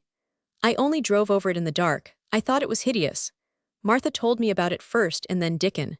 When Dickon talks about it, you feel as if you saw things and heard them, and as if you were standing in the heather with the sun shining and the gorse smelling like honey, and all full of bees and butterflies. You never see anything if you are ill, said Colin restlessly. He looked like a person listening to a new sound in the distance and wondering what it was. You can't if you stay in a room, said Mary. I couldn't go on the moor, he said in a resentful tone. Mary was silent for a minute, and then she said something bold. You might sometime. He moved as if he were startled. Go on the moor, how could I am going to die. How do you know? Said Mary unsympathetically. She didn't like the way he had of talking about dying. She did not feel very sympathetic. She felt rather as if he almost boasted about it. Oh, I've heard it ever since I remember, he answered crossly. They are always whispering about it and thinking I don't notice. They wish I would too. Mistress Mary felt quite contrary. She pinched her lips together. If they wished I would, she said. I wouldn't, who wishes you would? The servants, and of course Dr. Craven because he would get Misselthwaite and be rich instead of poor. He daren't say so, but he always looks cheerful when I am worse. When I had typhoid fever his face got quite fat. I think my father wishes it too. I don't believe he does, said Mary quite obstinately. That made Colin turn and look at her again. Don't you, he said. And then he lay back on his cushion and was still, as if he were thinking, and there was quite a long silence. Perhaps they were both of them thinking strange things children do not usually think of. I like the grand doctor from London, because he made them take the iron thing off, said Mary at last. Did he say you were going to die? No. What did he say? He didn't whisper, Colin answered. Perhaps he knew I hated whispering. I heard him say one thing quite aloud. He said, the lad might live if he would make up his mind to it, put him in the humor. It sounded as if he was in a temper. I'll tell you who would put you in the humor, perhaps, said Mary, reflecting. She felt as if she would like this thing to be settled one way or the other. I believe Dickon would. He's always talking about live things. He never talks about dead things or things that are ill. He's always looking up in the sky to watch birds flying, or looking down at the earth to see something growing. He has such round blue eyes, and they are so wide open with looking about. And he laughs such a big laugh with his wide mouth, and his cheeks are as red as cherries. She pulled her stool nearer to the sofa, and her expression quite changed at the remembrance of the wide curving mouth and wide open eyes. See here, she said, don't let us talk about dying, I don't like it. Let us talk about living. Let us talk and talk about Dickon, and then we will look at your pictures. It was the best thing she could have said. To talk about Dickon meant to talk about the moor and about the cottage and the 14 people who lived in it on 16 shillings a week, and the children who got fat on the moor grass like the wild ponies, and about Dickon's mother, and the skipping rope, and the moor with the sun on it, and about pale green points sticking up out of the black sod. And it was all so alive that Mary talked more than she had ever talked before, and Colin both talked and listened, as he had never done either before.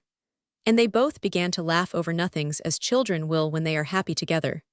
And they laughed so that in the end they were making as much noise as if they had been two ordinary, healthy, natural 10-year-old creatures, instead of a hard, little, unloving girl and a sickly boy who believed that he was going to die.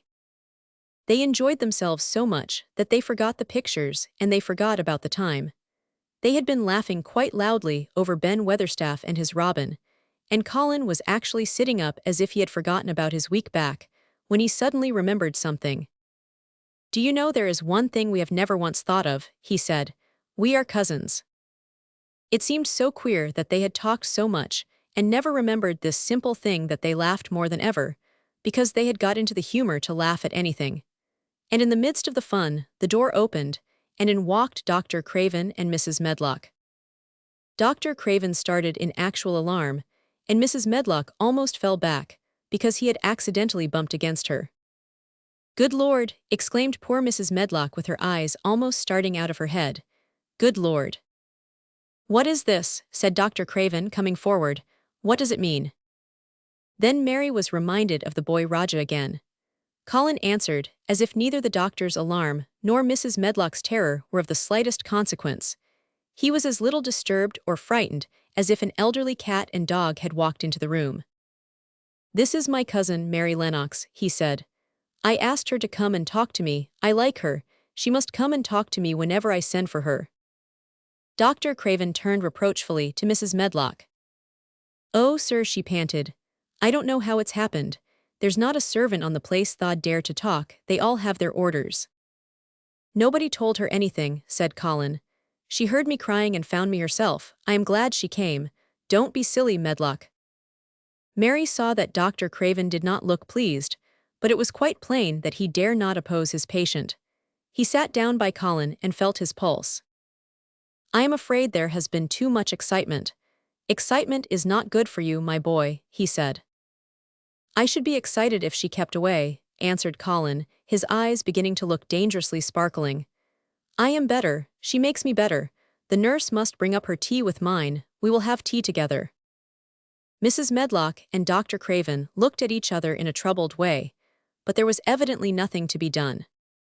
"He does look rather better, sir," ventured Mrs. Medlock. "But, thinking the matter over, he looked better this morning before she came into the room." "She came into the room last night. She stayed with me a long time. She sang a Hindustani song to me and it made me go to sleep," said Colin. "I was better when I wakened up. I wanted my breakfast. I want my tea now. Tell Nurse Medlock." Dr. Craven did not stay very long. He talked to the nurse for a few minutes when she came into the room and said a few words of warning to Colin. He must not talk too much. He must not forget that he was ill. He must not forget that he was very easily tired. Mary thought that there seemed to be a number of uncomfortable things he was not to forget. Colin looked fretful and kept his strange black-lashed eyes fixed on Dr. Craven's face. "I want to forget it," he said at last. "She makes me forget it. That is why I want her." Dr. Craven did not look happy when he left the room. He gave a puzzled glance at the little girl sitting on the large stool. She had become a stiff, silent child again as soon as he entered, and he could not see what the attraction was. The boy actually did look brighter, however, and he sighed rather heavily as he went down the corridor. "They are always wanting me to eat things when I don't want to," said Colin, as the nurse brought in the tea and put it on the table by the sofa. "Now, if you'll eat I will. Those muffins look so nice and hot. Tell me about Rajas." Chapter 15. Nest Building. After another week of rain, the high arch of blue sky appeared again, and the sun which poured down was quite hot. Though there had been no chance to see either the secret garden or Dickon, Mistress Mary had enjoyed herself very much. The week had not seemed long. She had spent hours of every day with Colin in his room, talking about Rajas or gardens or Dickon and the cottage on the moor. They had looked at the splendid books and pictures, and sometimes Mary had read things to Colin, and sometimes he had read a little to her. When he was amused and interested, she thought he scarcely looked like an invalid at all, except that his face was so colorless, and he was always on the sofa. "You are a sly young one to listen and get out of your bed to go following things up like you did that night," Mrs. Medlock said once. "But there's no saying it's not been a sort of blessing to the lot of us." He's not had a tantrum or a whining fit since you made friends. The nurse was just going to give up the case because she was so sick of him, but she says she doesn't mind staying now you've gone on duty with her, laughing a little. In her talks with Colin, Mary had tried to be very cautious about the secret garden. There were certain things she wanted to find out from him, but she felt that she must find them out without asking him direct questions. In the first place, as she began to like to be with him, she wanted to discover whether he was the kind of boy you could tell a secret to. He was not in the least like Dickon, but he was evidently so pleased with the idea of a garden no one knew anything about that she thought perhaps he could be trusted. But she had not known him long enough to be sure. The second thing she wanted to find out was this: if he could be trusted, if he really could, wouldn't it be possible to take him to the garden without having anyone find it out? The grand doctor had said that he must have fresh air, and Colin had said that he would not mind fresh air in a secret garden. Perhaps if he had a great deal of fresh air, and knew Dickon, and the robin and saw things growing, he might not think so much about dying. Mary had seen herself in the glass sometimes lately, when she had realized that she looked quite a different creature from the child she had seen when she arrived from India. This child looked nicer. Even Martha had seen a change in her. Air from more has done thee good already, she had said. That not nice so yeller and that not nice so scrawny. Even thaw hair doesn't slamp down on thaw head so flat. It's got some life in it so as it sticks out a bit. It's like me, said Mary. It's growing stronger and fatter, I'm sure there's more of it. It looks it for sure, said Martha, ruffling it up a little round her face. That not half so ugly when it's that way, and there's a bit red in thaw cheeks. If gardens and fresh air had been good for her, perhaps they would be good for Colin. But then, if he hated people to look at him, perhaps he would not like to see Dickon. Why does it make you angry when you are looked at? She inquired one day. I always hated it, he answered, even when I was very little. Then when they took me to the seaside, and I used to lie in my carriage, everybody used to stare and ladies would stop and talk to my nurse, and then they would begin to whisper, and I knew then they were saying I shouldn't live to grow up. Then sometimes the ladies would pat my cheeks and say, poor child. Once when a lady did that, I screamed out loud and bit her hand. She was so frightened she ran away. She thought you had gone mad like a dog, said Mary, not at all admiringly. I don't care what she thought, said Colin, frowning. I wonder why you didn't scream and bite me when I came into your room, said Mary. Then she began to smile slowly. I thought you were a ghost or a dream, he said. You can't bite a ghost or a dream, and if you scream they don't care. Would you hate it if a boy looked at you? Mary asked uncertainly. He lay back on his cushion and paused thoughtfully. There's one boy, he said quite slowly, as if he were thinking over every word. There's one boy I believe I shouldn't mind. It's that boy who knows where the foxes live, Dickon. I'm sure you wouldn't mind him, said Mary. The birds don't, and other animals, he said, still thinking it over. Perhaps that's why I shouldn't. He's a sort of animal charmer and I am a boy animal. Then he laughed and she laughed too. In fact, it ended in their both laughing a great deal and finding the idea of a boy animal hiding in his hole very funny indeed. What Mary felt afterward was that she need not fear about Dickon. On that first morning, when the sky was blue again, Mary wakened very early. The sun was pouring in slanting rays through the blinds, and there was something so joyous in the sight of it that she jumped out of bed and ran to the window. She drew up the blinds and opened the window itself, and a great waft of fresh, scented air blew in upon her. The moor was blue, and the whole world looked as if something magic had happened to it. There were tender little fluting sounds here and there and everywhere, as if scores of birds were beginning to tune up for a concert. Mary put her hand out of the window and held it in the sun. It's warm, warm, she said. It will make the green points push up and up and up, and it will make the bulbs and roots work and struggle with all their might under the earth. She kneeled down and leaned out of the window as far as she could, breathing big breaths and sniffing the air, until she laughed because she remembered what Dickon's mother had said about the end of his nose quivering like a rabbit's. It must be very early, she said. The little clouds are all pink and I've never seen the sky look like this. No one is up, I don't even hear the stable boys. A sudden thought made her scramble to her feet. I can't wait, I am going to see the garden. She had learned to dress herself by this time, and she put on her clothes in 5 minutes. She knew a small side door which she could unbolt herself, and she flew downstairs in her stocking feet and put on her shoes in the hall. She unchained and unbolted and unlocked, and when the door was open, she sprang across the step with one bound. And there she was standing on the grass, which seemed to have turned green, and with the sun pouring down on her and warm, sweet wafts about her, and the fluting and twittering and singing coming from every bush and tree. She clasped her hands for pure joy and looked up in the sky, and it was so blue and pink and pearly and white, and flooded with springtime light, that she felt as if she must flute and sing aloud herself, and knew that thrushes and robins and skylarks could not possibly help it. She ran around the shrubs and paths towards the secret garden. "It is all different already," she said. "The grass is greener, and things are sticking up everywhere, and things are uncurling, and green buds of leaves are showing. This afternoon I am sure Dickon will come." The long warm rain had done strange things to the herbaceous beds, which bordered the walk by the lower wall. There were things sprouting and pushing out from the roots of clumps of plants, and they were actually here, and their glimpses of royal purple and yellow unfurling among the stems of crocuses. 6 months before Mistress Mary would not have seen how the world was waking up, but now she missed nothing. When she had reached the place where the door hid itself under the ivy, she was startled by a curious loud sound. It was the caw-caw of a crow, and it came from the top of the wall, and when she looked up, there sat a big glossy-plumaged blue-black bird, looking down at her very wisely indeed. She had never seen a crow so close before, and he made her a little nervous, but the next moment he spread his wings and flapped away across the garden. She hoped he was not going to stay inside, and she pushed the door open wondering if he would. When she got fairly into the garden, she saw that he probably did intend to stay because he had alighted on a dwarf apple tree, and under the apple tree was lying a little reddish animal with a bushy tail, and both of them were watching the stooping body and rustred head of Dickon, who was kneeling on the grass working hard. Mary flew across the grass to him. "Oh, Dickon, Dickon," she cried out. "How could you get here so early? How could you? The sun has only just got up."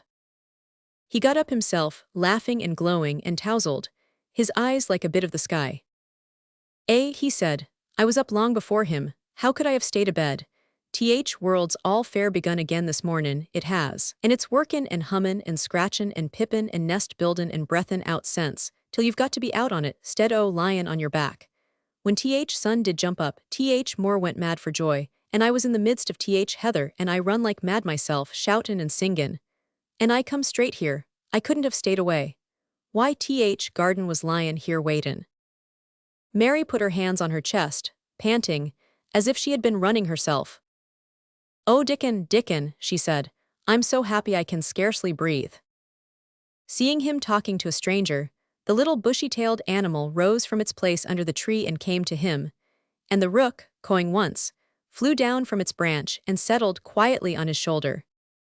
"This is little fox cub," he said, rubbing the little reddish animal's head. "It's named Captain, and this here Soot. Soot he flew across more with me, and Captain he run same as if hounds had been after him. They both felt same as I did." Neither of the creatures looked as if he were the least afraid of Mary. When Dickon began to walk about, Soot stayed on his shoulder, and Captain trotted quietly close to his side. "See here," said Dickon. "See how these has pushed up and these, and look at these here." He threw himself upon his knees, and Mary went down beside him. They had come upon a whole clump of crocuses, burst into purple and orange and gold. Mary bent her face down and kissed them. "You never kiss a person in that way," she said when she lifted her head. "Flowers are so different." He looked puzzled but smiled. He said, "I've kissed mother many a time that way when I come in from more after a day's roamin'," and she stood there at door in sun, lookin' so glad and comfortable. They ran from one part of the garden to another, and found so many wonders that they were obliged to remind themselves that they must whisper or speak low. He showed her swelling leaf buds on rose branches which had seemed dead. He showed her 10,000 new green points pushing through the mold. They put their eager young noses close to the earth and sniffed its warmed springtime breathing. They dug and pulled and laughed low with rapture until Mistress Mary's hair was as tumbled as Dickon's and her cheeks were almost as poppy red as his. There was every joy on earth in the secret garden that morning, and in the midst of them came a delight more delightful than all, because it was more wonderful. Swiftly something flew across the wall and darted through the trees to a close-grown corner, a little flare of red-breasted bird with something hanging from its beak. Dickon stood quite still and put his hand on Mary, almost as if they had suddenly found themselves laughing in a church. "We munnot stir," he whispered in broad Yorkshire. "We munnot scarce breathe. I knowed he was mate huntin' when I seed him last.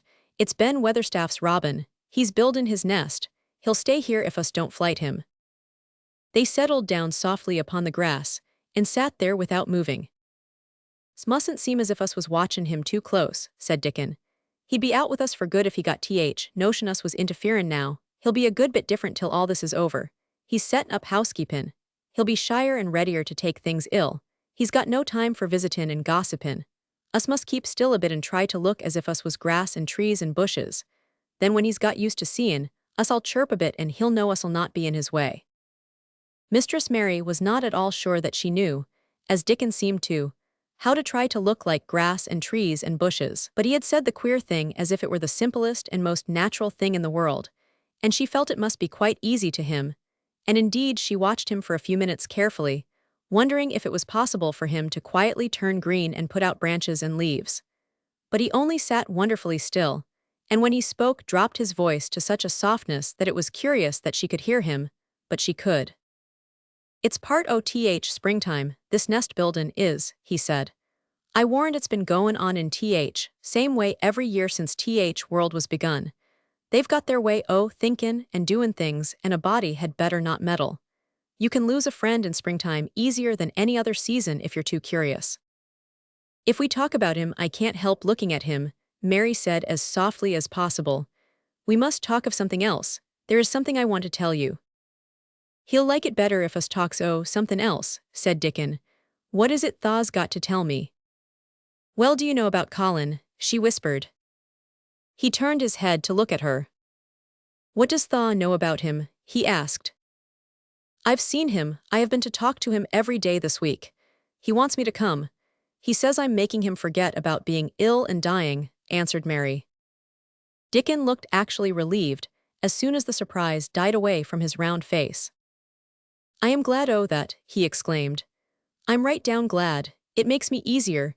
I knowed I must say nothin' about him and I don't like havin' to hide things." "Don't you like hiding the garden?" said Mary. "I'll never tell about it," he answered. "But I says to Mother, 'Mother,' I says, 'I got a secret to keep. It's not a bad un, Thaw knows that. It's no worse than hidden where a bird's nest is. Thaw doesn't mind it, does Thaw?'" Mary always wanted to hear about Mother. "What did she say?" she asked, not at all afraid to hear. Dickon grinned sweet-temperedly. "It was just like her, what she said," he answered. "She give my head a bit of a rub and laughed and she says, 'Lad, Thaw can have all secrets Thaw likes. I've knowed thee 12 year.'" "How did you know about Colin?" asked Mary. "Everybody as knowed about Mester Craven knowed. There was a little lad as was like to be a cripple, and they knowed Mester Craven didn't like him to be talked about. Folks is sorry for Mester Craven because Mrs. Craven was such a pretty young lady and they was so fond of each other. Mrs. Medlock stops in our cottage whenever she goes to Thwaite and she doesn't mind talkin' to Mother before us children because she knows us has been brought up to be trusty. How did Thaw find out about him? Martha was in fine trouble last time she came home. She said Thaw'd heard him frettin', and Thaw was askin' questions, and she didn't know what to say." Mary told him her story about the midnight wuthering of the wind which had wakened her, and about the faint far-off sounds of the complaining voice, which had led her down the dark corridors with her candle, and had ended with her opening of the door of the dimly lighted room, with the carven four-posted bed in the corner. When she described the small ivory-white face, and the strange black-rimmed eyes, Dickon shook his head. "Them's just like his mother's eyes, only hers was always laughin', they say," he said. "They say as Mr. Craven can't bear to see him when he's awake and it's because his eyes is so like his mother's and yet looks so different in his miserable bit of a face." "Do you think he wants to die?" whispered Mary. "No, but he wishes he'd never been born. Mother she says that's worst thing on earth for a child. Them as is not wanted scarce ever thrives. Mester Craven he'd buy anythin', as money could buy for poor lad, but he'd like to forget as he's on earth. For one thing, he's afraid he'll look at him some day and find he's growed hunchback." Colin's so afraid of it himself that he won't sit up, said Mary. He says he's always thinking that if he should feel a lump coming he should go crazy and scream himself to death. He oughtn't to lie there thinkin' things like that, said Dickon. No lad could get well as thought them sort o' things. The fox was lying on the grass close by him, looking up to ask for a pat now and then, and Dickon bent down and rubbed his neck softly and thought a few minutes in silence. Presently he lifted his head and looked round the garden. When first we got in here, he said, it seemed like everything was grey. Look round now and tell me if Thaw doesn't see a difference. Mary looked and caught her breath a little. Why, she cried, the grey wall is changing. It is as if a green mist were creeping over it. It's almost like a green gauze veil. Aye, said Dickon. And it'll be greener and greener till grey's all gone. Can Thaw guess what I was thinkin'? I know it was something nice, said Mary eagerly. I believe it was something about Colin. I was thinkin' that if he was out here he wouldn't be watchin' for lumps to grow on his back. He'd be watchin' for buds to break on rose bushes, and he'd likely be healthier, explained Dickon. I was wonderin' if us could ever get him in humor to come out here and lie under trees in his carriage. I've been wondering that myself. I've thought of it almost every time I've talked to him, said Mary. I've wondered if he could keep a secret, and I've wondered if we could bring him here without anyone seeing us. I thought perhaps you could push his carriage. The doctor said he must have fresh air, and if he wants us to take him out, no one dare disobey him. He won't go out for other people, and perhaps they will be glad if he will go out with us. He could order the gardeners to keep away so they wouldn't find out. Dickon was thinking very hard as he scratched Captain's back. It'd be good for him, I'll warrant, he said. Us not be thinkin' he'd better never been born. Us be just two children watchin' a garden grow and he'd be another. Two lads and a little lass just lookin' on at springtime. I warrant it'd be better than doctor's stuff. He's been lying in his room so long, and he's always been so afraid of his back that it has made him queer, said Mary. He knows a good many things out of books, but he doesn't know anything else. He says he has been too ill to notice things, and he hates going out of doors and hates gardens and gardeners. But he likes to hear about this garden because it is a secret. I daren't tell him much, but he said he wanted to see it. Us'll have him out here sometime for sure, said Dickon. I could push his carriage well enough. Has Thaw noticed how Robin and his mate has been workin', while we've been sittin' here? Look at him perched on that branch wonderin' where it'd be best to put that twig he's got in his beak. He made one of his low whistling calls, and the robin turned his head and looked at him inquiringly, still holding his twig. Dickon spoke to him as Ben Weatherstaff did, but Dickon's tone was one of friendly advice. Wheresoever Thaw puts it, he said, it'll be all right. Thaw knew how to build Thaw nest before Thaw came out o' egg. Get on with thee, lad. Thast got no time to lose. Oh, I do like to hear you talk to him, Mary said, laughing delightedly. Ben Weatherstaff scolds him and makes fun of him, and he hops about and looks as if he understood every word, and I know he likes it. Ben Weatherstaff says he is so conceited he would rather have stones thrown at him than not be noticed. Dickon laughed too and went on talking. Thaw knows us won't trouble thee, he said to the robin. Us is near bane wild things ourselves. Us is nest buildin' too, bless thee. Look out Thaw doesn't tell on us. And though the robin did not answer, because his beak was occupied, Mary knew that when he flew away with his twig to his own corner of the garden, the darkness of his dew-bright eye meant that he would not tell their secret for the world. Chapter 16. I woe, said Mary. They found a great deal to do that morning, and Mary was late in returning to the house, and was also in such a hurry to get back to her work that she quite forgot Colin until the last moment. Tell Colin that I can't come and see him yet, she said to Martha. I'm very busy in the garden. Martha looked rather frightened. Miss Mary, she said, it may put him all out of humor when I tell him that.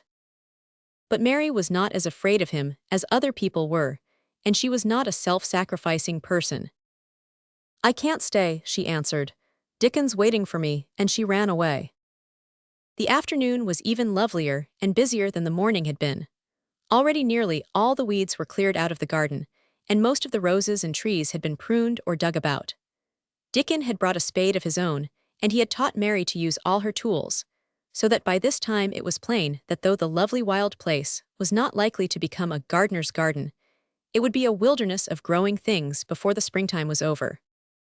"There'll be apple blossoms and cherry blossoms overhead," Dickon said, working away with all his might. "And there'll be peach and plum trees in bloom against walls, and grass'll be a carpet o' flowers."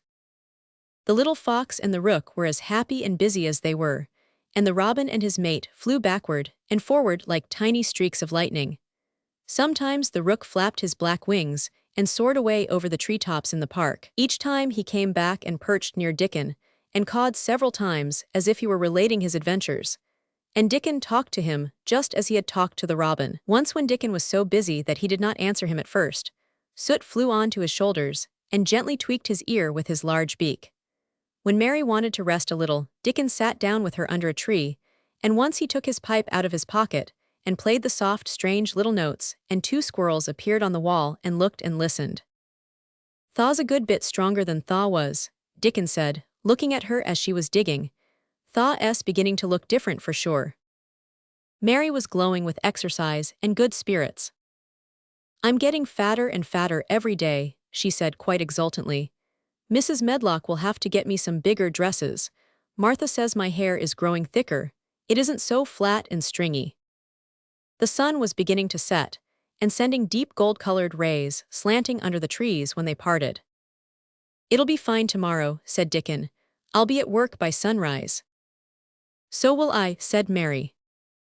She ran back to the house as quickly as her feet would carry her. She wanted to tell Colin about Dickon's fox cub and the rook, and about what the springtime had been doing.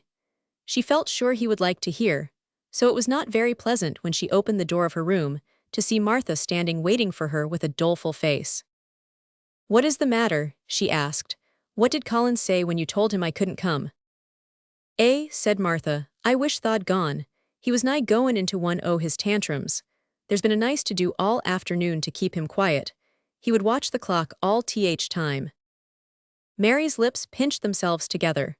She was no more used to considering other people than Colin was, and she saw no reason why an ill-tempered boy should interfere with the thing she liked best. She knew nothing about the pitifulness of people who had been ill and nervous, and who did not know that they could control their tempers and need not make other people ill and nervous, too. When she had had a headache in India, she had done her best to see that everybody else also had a headache or something quite as bad. And she felt she was quite right. But of course now, she felt that Colin was quite wrong. He was not on his sofa when she went into his room. He was lying flat on his back in bed, and he did not turn his head toward her as she came in. This was a bad beginning, and Mary marched up to him with her stiff manner. "Why didn't you get up?" she said. "I did get up this morning when I thought you were coming," he answered without looking at her. "I made them put me back in bed this afternoon. My back ached and my head ached and I was tired. Why didn't you come?" "I was working in the garden with Dickon," said Mary. Colin frowned and condescended to look at her. "I won't let that boy come here if you go and stay with him instead of coming to talk to me," he said. Mary flew into a fine passion. She could fly into a passion without making a noise. She just grew sour and obstinate and did not care what happened. "If you send Dickon away, I'll never come into this room again," she retorted. "You'll have to if I want you," said Colin. "I won't," said Mary. "I'll make you," said Colin. "They shall drag you in." "Shall they, Mr. Raja?" said Mary fiercely. "They may drag me in, but they can't make me talk when they get me here. I'll sit and clench my teeth and never tell you one thing. I won't even look at you. I'll stare at the floor." They were a nice agreeable pair as they glared at each other. If they had been two little street boys, they would have sprung at each other and had a rough-and-tumble fight. As it was, they did the next thing to it. "You are a selfish thing," cried Colin. "What are you?" said Mary. "Selfish people always say that. Anyone is selfish who doesn't do what they want. You're more selfish than I am. You're the most selfish boy I ever saw." "I'm not," snapped Colin. "I'm not as selfish as your fine Dickon is. He keeps you playing in the dirt when he knows I am all by myself. He's selfish if you like." Mary's eyes flashed fire. "He's nicer than any other boy that ever lived," she said. He's like an angel." It might sound rather silly to say that, but she did not care. "A nice angel," Colin sneered ferociously. He's a common cottage boy off the moor. He's better than a common Raja, retorted Mary. He's 1,000 times better. Because she was the stronger of the two, she was beginning to get the better of him.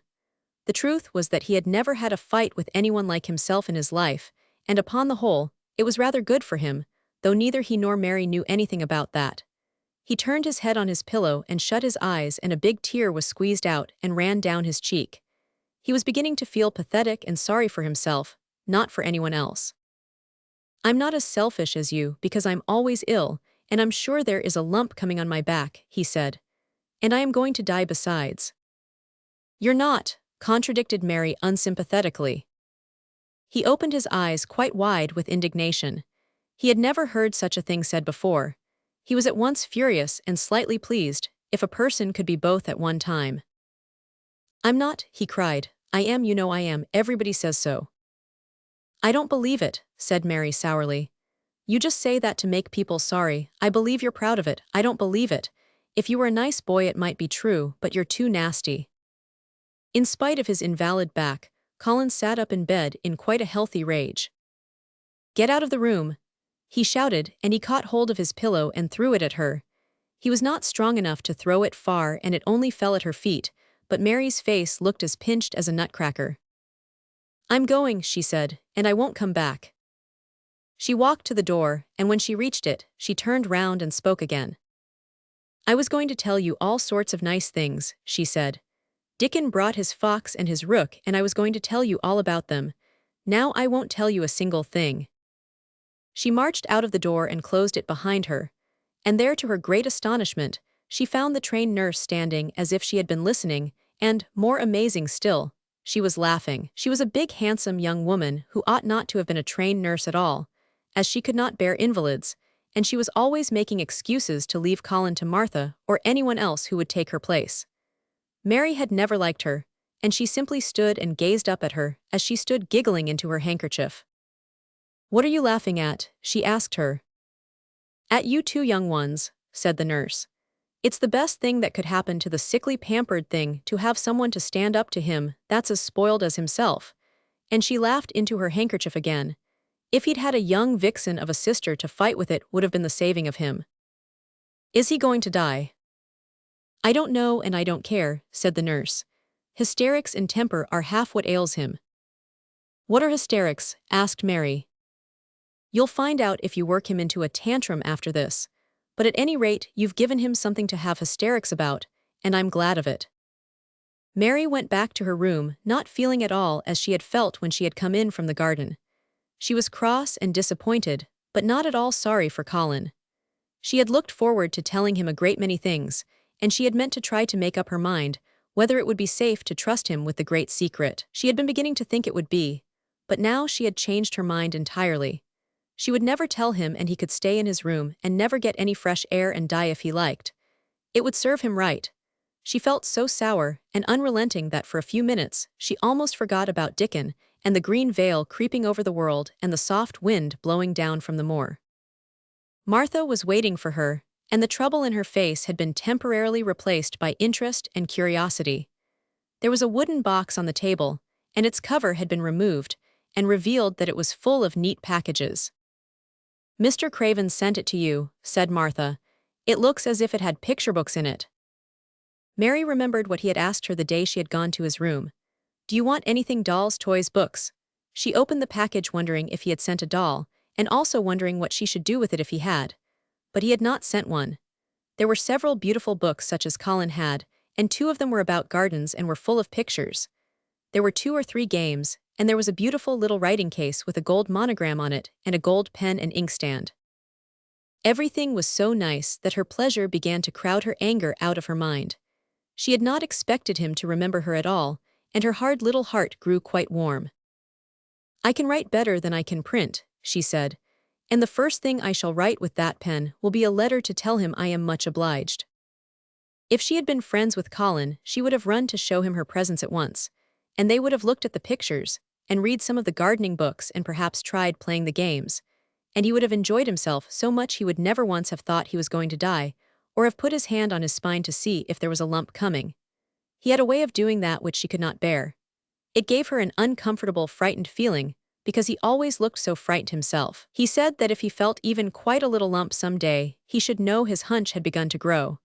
Something he had heard Mrs. Medlock whispering to the nurse had given him the idea, and he had thought over it in secret until it was quite firmly fixed in his mind. Mrs. Medlock had said his father's back had begun to show its crookedness in that way when he was a child. He had never told anyone but Mary that most of his tantrums, as they called them, grew out of his hysterical hidden fear. Mary had been sorry for him when he had told her. He always began to think about it when he was cross or tired, she said to herself. And he has been cross today. Perhaps he has been thinking about it all afternoon. She stood still, looking down at the carpet and thinking. I said I would never go back again, she hesitated, knitting her brows. But perhaps, just perhaps, I will go and see, if he wants me in the morning. Perhaps he'll try to throw his pillow at me again, but I think I'll go. Chapter 17. A tantrum. She had got up very early in the morning and had worked hard in the garden, and she was tired and sleepy, so as soon as Martha had brought her supper and she had eaten it, she was glad to go to bed. As she laid her head on the pillow, she murmured to herself, I'll go out before breakfast and work with Dickon, and then afterward, I believe I'll go to see him. She thought it was the middle of the night when she was awakened by such dreadful sounds that she jumped out of bed in an instant. What was it? What was it? The next minute she felt quite sure she knew. Doors were opened and shut, and there were hurrying feet in the corridors, and someone was crying and screaming at the same time, screaming and crying in a horrible way. It's Colin, she said. He's having one of those tantrums the nurse called hysterics. How awful it sounds. As she listened to the sobbing screams, she did not wonder that people were so frightened that they gave him his own way in everything rather than hear them. She put her hands over her ears and felt sick and shivering.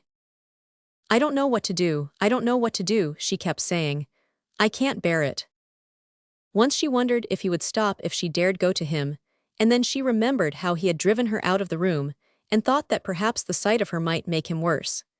Even when she pressed her hands more tightly over her ears, she could not keep the awful sounds out. She hated them so and was so terrified by them that suddenly they began to make her angry, and she felt as if she should like to fly into a tantrum herself and frighten him as he was frightening her. She was not used to anyone's tempers but her own. She took her hands from her ears and sprang up and stamped her foot.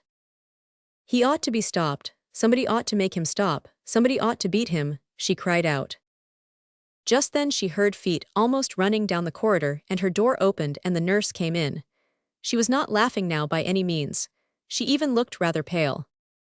He's worked himself into hysterics, she said in a great hurry. He'll do himself harm. No one can do anything with him. You come and try, like a good child, he likes you. He turned me out of the room this morning, said Mary, stamping her foot with excitement. The stamp rather pleased the nurse.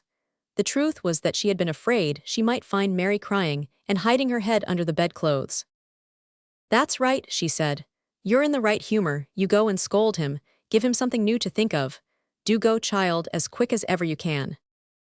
It was not until afterward that Mary realized that the thing had been funny as well as dreadful.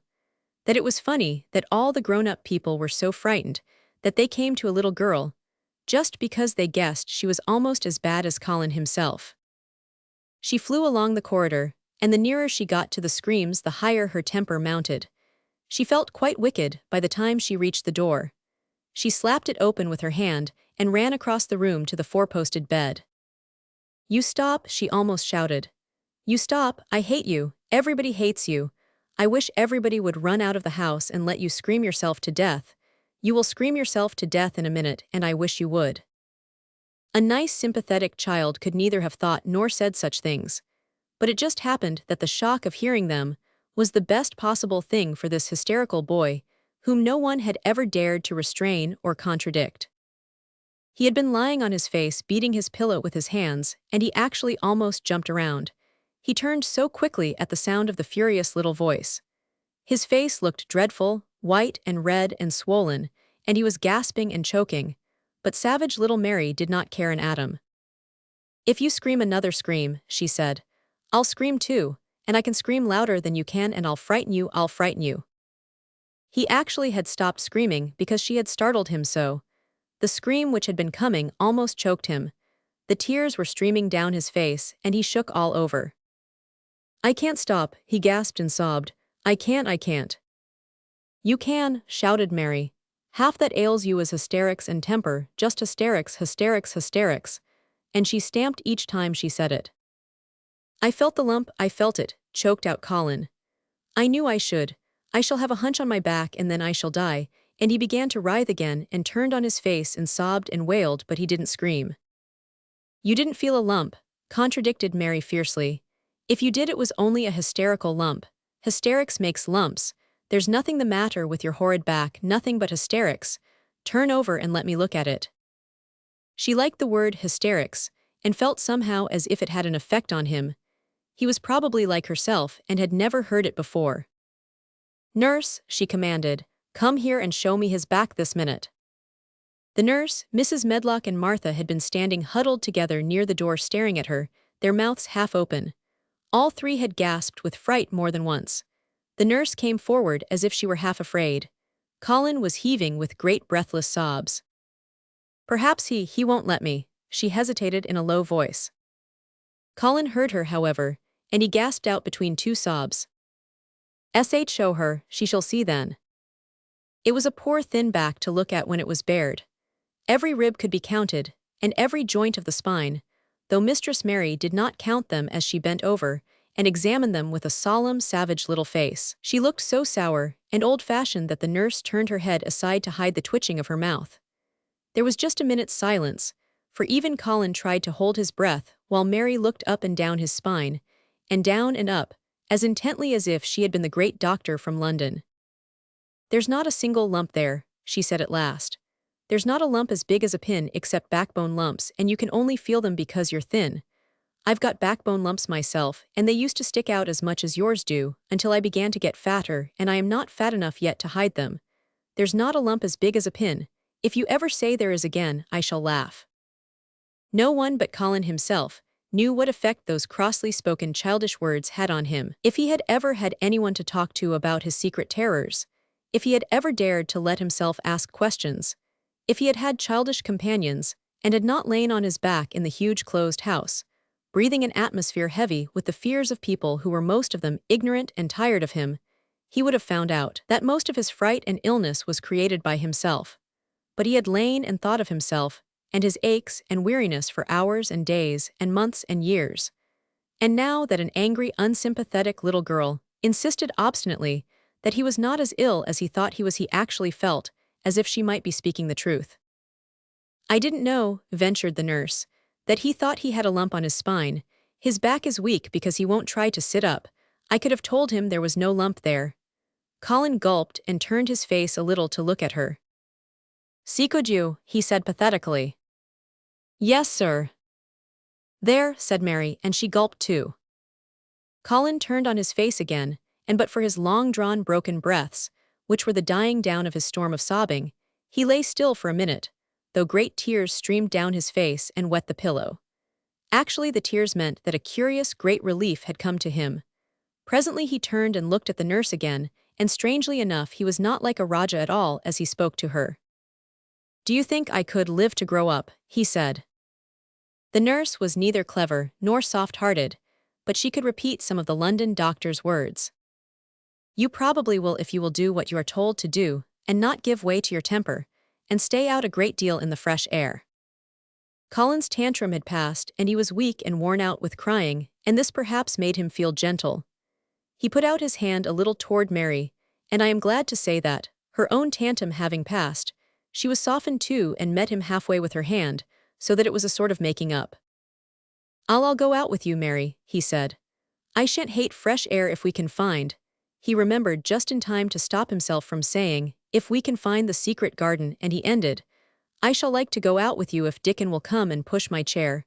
I do so want to see Dickon and the fox and the crow." The nurse remade the tumbled bed and shook and straightened the pillows. Then she made Colin a cup of beef tea and gave a cup to Mary, who really was very glad to get it after her excitement. Mrs. Medlock and Martha gladly slipped away, and after everything was neat and calm, and in order, the nurse looked as if she would very gladly slip away also. She was a healthy young woman who resented being robbed of her sleep, and she yawned quite openly as she looked at Mary, who had pushed her big footstool close to the four-posted bed and was holding Colin's hand. "You must go back and get your sleep out," she said. "He'll drop off after a while if he's not too upset, then I'll lie down myself in the next room." "Would you like me to sing you that song I learned from my ayah?" Mary whispered to Colin. His hand pulled hers gently, and he turned his tired eyes on her appealingly. "Oh yes," he answered. "It's such a soft song, I shall go to sleep in a minute." "I will put him to sleep," Mary said to the yawning nurse. "You can go if you like." "Well," said the nurse, with an attempt at reluctance, "if he doesn't go to sleep in half an hour you must call me." "Very well," answered Mary. The nurse was out of the room in a minute, and as soon as she was gone Colin pulled Mary's hand again. "I almost told," he said, "but I stopped myself in time. I won't talk and I'll go to sleep, but you said you had a whole lot of nice things to tell me. Have you? Do you think you have found out anything at all about the way into the secret garden?" Mary looked at his poor little tired face and swollen eyes, and her heart relented. "Yes," she answered, "I think I have, and if you will go to sleep I will tell you tomorrow." His hand quite trembled. "Oh, Mary," he said. "Oh, Mary, if I could get into it I think I should live to grow up. Do you suppose that instead of singing the ayah song, you could just tell me softly as you did that first day what you imagine it looks like inside? I am sure it will make me go to sleep." "Yes," answered Mary, "shut your eyes." He closed his eyes and lay quite still, and she held his hand and began to speak very slowly and in a very low voice. "Think it has been left alone so long that it has grown all into a lovely tangle. I think the roses have climbed and climbed and climbed until they hang from the branches and walls and creep over the ground, almost like a strange gray mist. Some of them have died but many are alive, and when the summer comes there will be curtains and fountains of roses. I think the ground is full of daffodils and snowdrops and lilies and iris working their way out of the dark. Now the spring has begun, perhaps, perhaps." The soft drone of her voice was making him stiller and stiller, and she saw it and went on. "Perhaps they are coming up through the grass. Perhaps there are clusters of purple crocuses and gold ones, even now. Perhaps the leaves are beginning to break out and uncurl, and perhaps the gray is changing and a green gauze veil is creeping and creeping over everything. And the birds are coming to look at it because it is so safe and still. And perhaps, very softly and slowly indeed, the robin has found a mate and is building a nest." And Colin was asleep. Chapter 18. Thaw Munnot waste no time. Of course Mary did not waken early the next morning. She slept late because she was tired, and when Martha brought her breakfast she told her that though Colin was quite quiet he was ill and feverish, as he always was, after he had worn himself out with a fit of crying. Mary ate her breakfast slowly as she listened. "He says he wishes Thaw would please go and see him as soon as Thaw can," Martha said. "It's queer what a fancy he's took to thee. Thaw did give it him last night for sure, didn't Thaw? Nobody else would have dared to do it. Poor lad, he's been spoiled till salt won't save him. Mother says as two worst things as can happen to a child is never to have his own way or always to have it. She doesn't know which is worst. Thaw was in a fine temper thyself too, but he says to me when I went into his room, 'Please ask Miss Mary if she'll please come and talk to me.' Think him saying please. Will you go, miss?" "I'll run and see Dickon first," said Mary. "No, I'll go and see Colin first and tell him, I know what I'll tell him," with a sudden inspiration. She had her hat on when she appeared in Colin's room, and for a second he looked disappointed. He was in bed. His face was pitifully white and there were dark circles round his eyes. "I'm glad you came," he said. "My head aches and I ache all over because I'm so tired. Are you going somewhere?" Mary went and leaned against his bed. "I won't be long," she said. "I'm going to Dickon but I'll come back. Colin, it's something about the garden." His whole face brightened, and a little color came into it. "Oh, is it?" he cried out. "I dreamed about it all night. I heard you say something about gray changing into green, and I dreamed I was standing in a place all filled with trembling little green leaves, and there were birds on nests everywhere and they looked so soft and still. I'll lie and think about it until you come back." In 5 minutes Mary was with Dickon in their garden. The fox and the crow were with him again, and this time he had brought 2 tame squirrels. "I came over on the pony this mornin'," he said. He is a good little chap, Jump is. I brought these two in my pockets. This here one he's called Nut and this here other one's called Shell." When he said Nut, one squirrel leaped onto his right shoulder, and when he said Shell, the other one leaped onto his left shoulder. When they sat down on the grass with Captain curled at their feet, Soot solemnly listening on a tree and Nut, and Shell nosing about close to them, it seemed to Mary that it would be scarcely bearable to leave such delightfulness. But when she began to tell her story, somehow the look in Dickon's funny face gradually changed her mind. She could see he felt sorrier for Colin than she did. He looked up at the sky and all about him.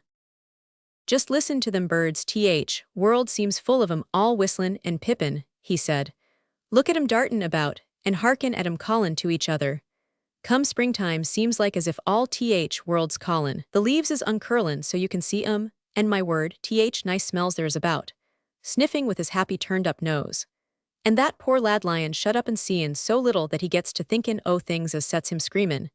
We mun get him out here, we mun get him watchin' and listenin' and sniffin' up air and get him just soaked through sunshine. And we munnot lose no time about it." When he was very much interested, he often spoke quite broad Yorkshire, though at other times he tried to modify his dialect so that Mary could better understand.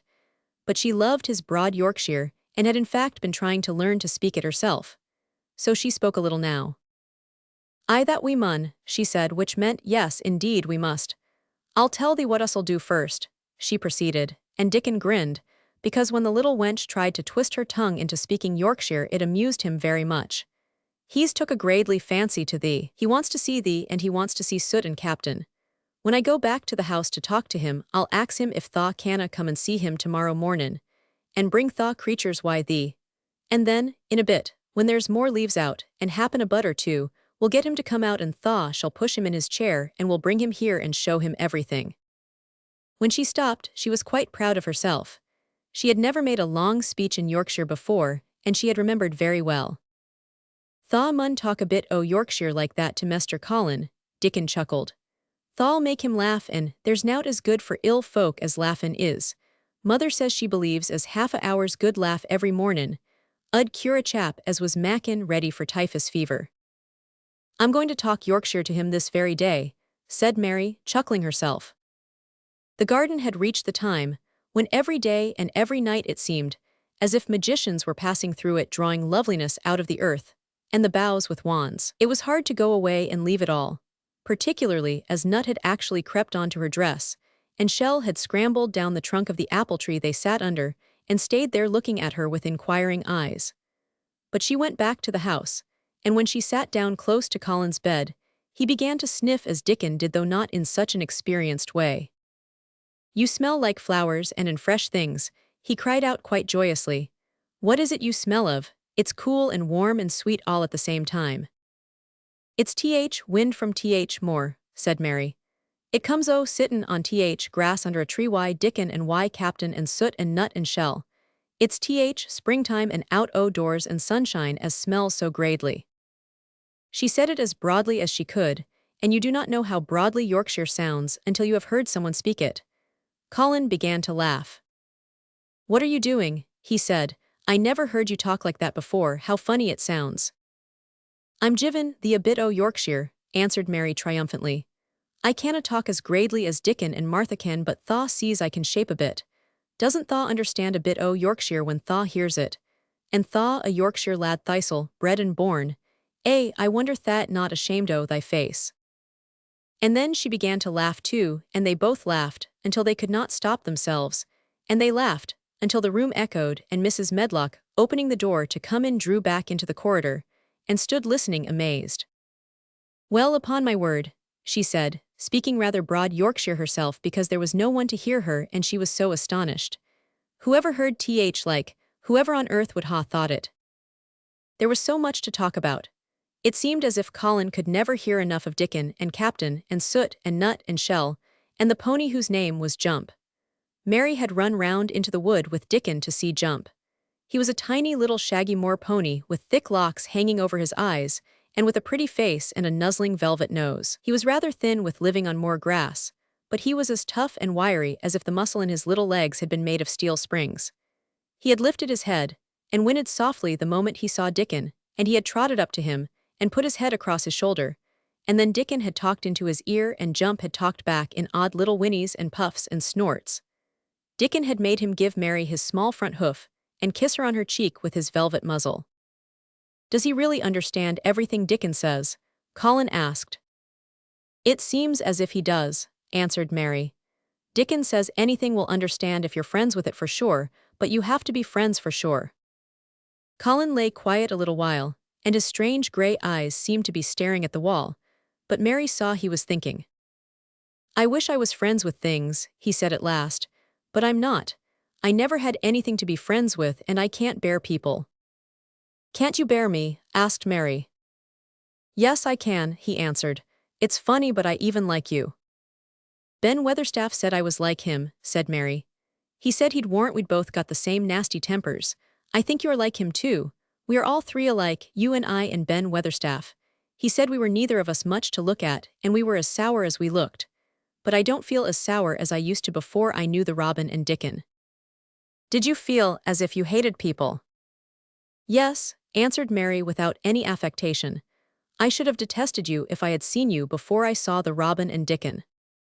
Colin put out his thin hand and touched her. "Mary," he said, "I wish I hadn't said what I did about sending Dickon away. I hated you when you said he was like an angel and I laughed at you, but perhaps he is." "Well, it was rather funny to say it," she admitted frankly, "because his nose does turn up and he has a big mouth and his clothes have patches all over them and he talks broad Yorkshire. But if an angel did come to Yorkshire and live on the moor, if there was a Yorkshire angel, I believe he'd understand the green things and know how to make them grow, and he would know how to talk to the wild creatures as Dickon does, and they'd know he was friends for sure." "I shouldn't mind Dickon looking at me," said Colin. "I want to see him." "I'm glad you said that," answered Mary, because. Quite suddenly it came into her mind that this was the minute to tell him. Colin knew something new was coming. "Because what?" he cried eagerly. Mary was so anxious that she got up from her stool, and came to him, and caught hold of both his hands. "Can I trust you? I trusted Dickon because birds trusted him. Can I trust you for sure," she implored. Her face was so solemn that he almost whispered his answer. "Yes, yes." "Well, Dickon will come to see you tomorrow morning, and he'll bring his creatures with him." Oh, Colin cried out in delight. "But that's not all," Mary went on, almost pale with solemn excitement. "The rest is better. There is a door into the garden, I found it. It is under the ivy on the wall." If he had been a strong, healthy boy, Colin would probably have shouted, "Hooray, hooray, hooray!" But he was weak and rather hysterical. His eyes grew bigger and bigger and he gasped for breath. "Oh, Mary," he cried out with a half-sob. "Shall I see it? Shall I get into it? Shall I live to get into it?" And he clutched her hands and dragged her toward him.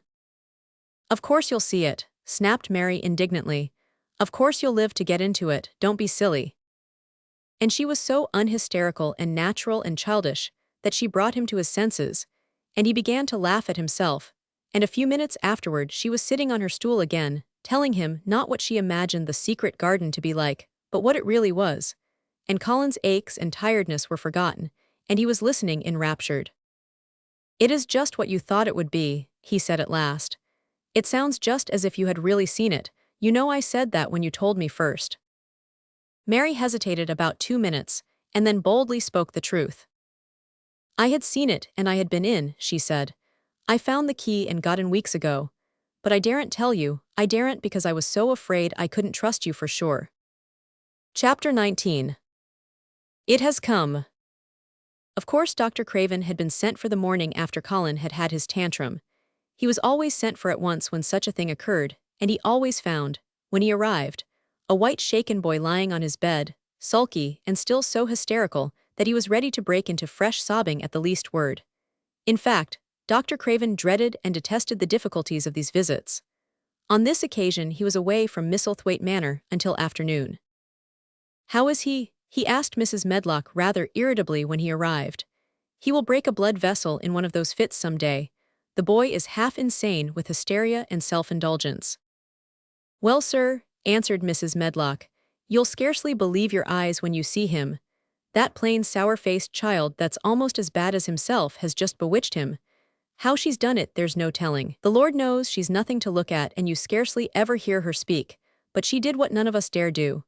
She just flew at him like a little cat last night and stamped her feet and ordered him to stop screaming, and somehow she startled him so that he actually did stop. And this afternoon, well, just come up and see, sir. It's past crediting. The scene which Dr. Craven beheld when he entered his patient's room was indeed rather astonishing to him. As Mrs. Medlock opened the door, he heard laughing and chattering. Colin was on his sofa in his dressing gown, and he was sitting up quite straight looking at a picture in one of the garden books, and talking to the plain child, who at that moment could scarcely be called plain at all, because her face was so glowing with enjoyment. "Those long spires of blue ones, we'll have a lot of those," Colin was announcing. "They're called delphiniums." "Dickon says they're larkspurs made big and grand," cried Mistress Mary. "There are clumps there already." Then they saw Dr. Craven and stopped. Mary became quite still, and Colin looked fretful. "I am sorry to hear you were ill last night, my boy," Dr. Craven said a trifle nervously. He was rather a nervous man. "I'm better now, much better," Colin answered, rather like a Raja. "I'm going out in my chair in a day or two if it is fine. I want some fresh air." Dr. Craven sat down by him and felt his pulse and looked at him curiously. "It must be a very fine day," he said, "and you must be very careful not to tire yourself." "Fresh air won't tire me," said the young Raja. As there had been occasions when the same young gentleman had shrieked aloud with rage, and had insisted that fresh air would give him cold and kill him, it is not to be wondered at that his doctor felt somewhat startled. "I thought you did not like fresh air," he said. "I don't when I am by myself," replied the Raja, "but my cousin is going out with me." "And the nurse, of course," suggested Dr. Craven.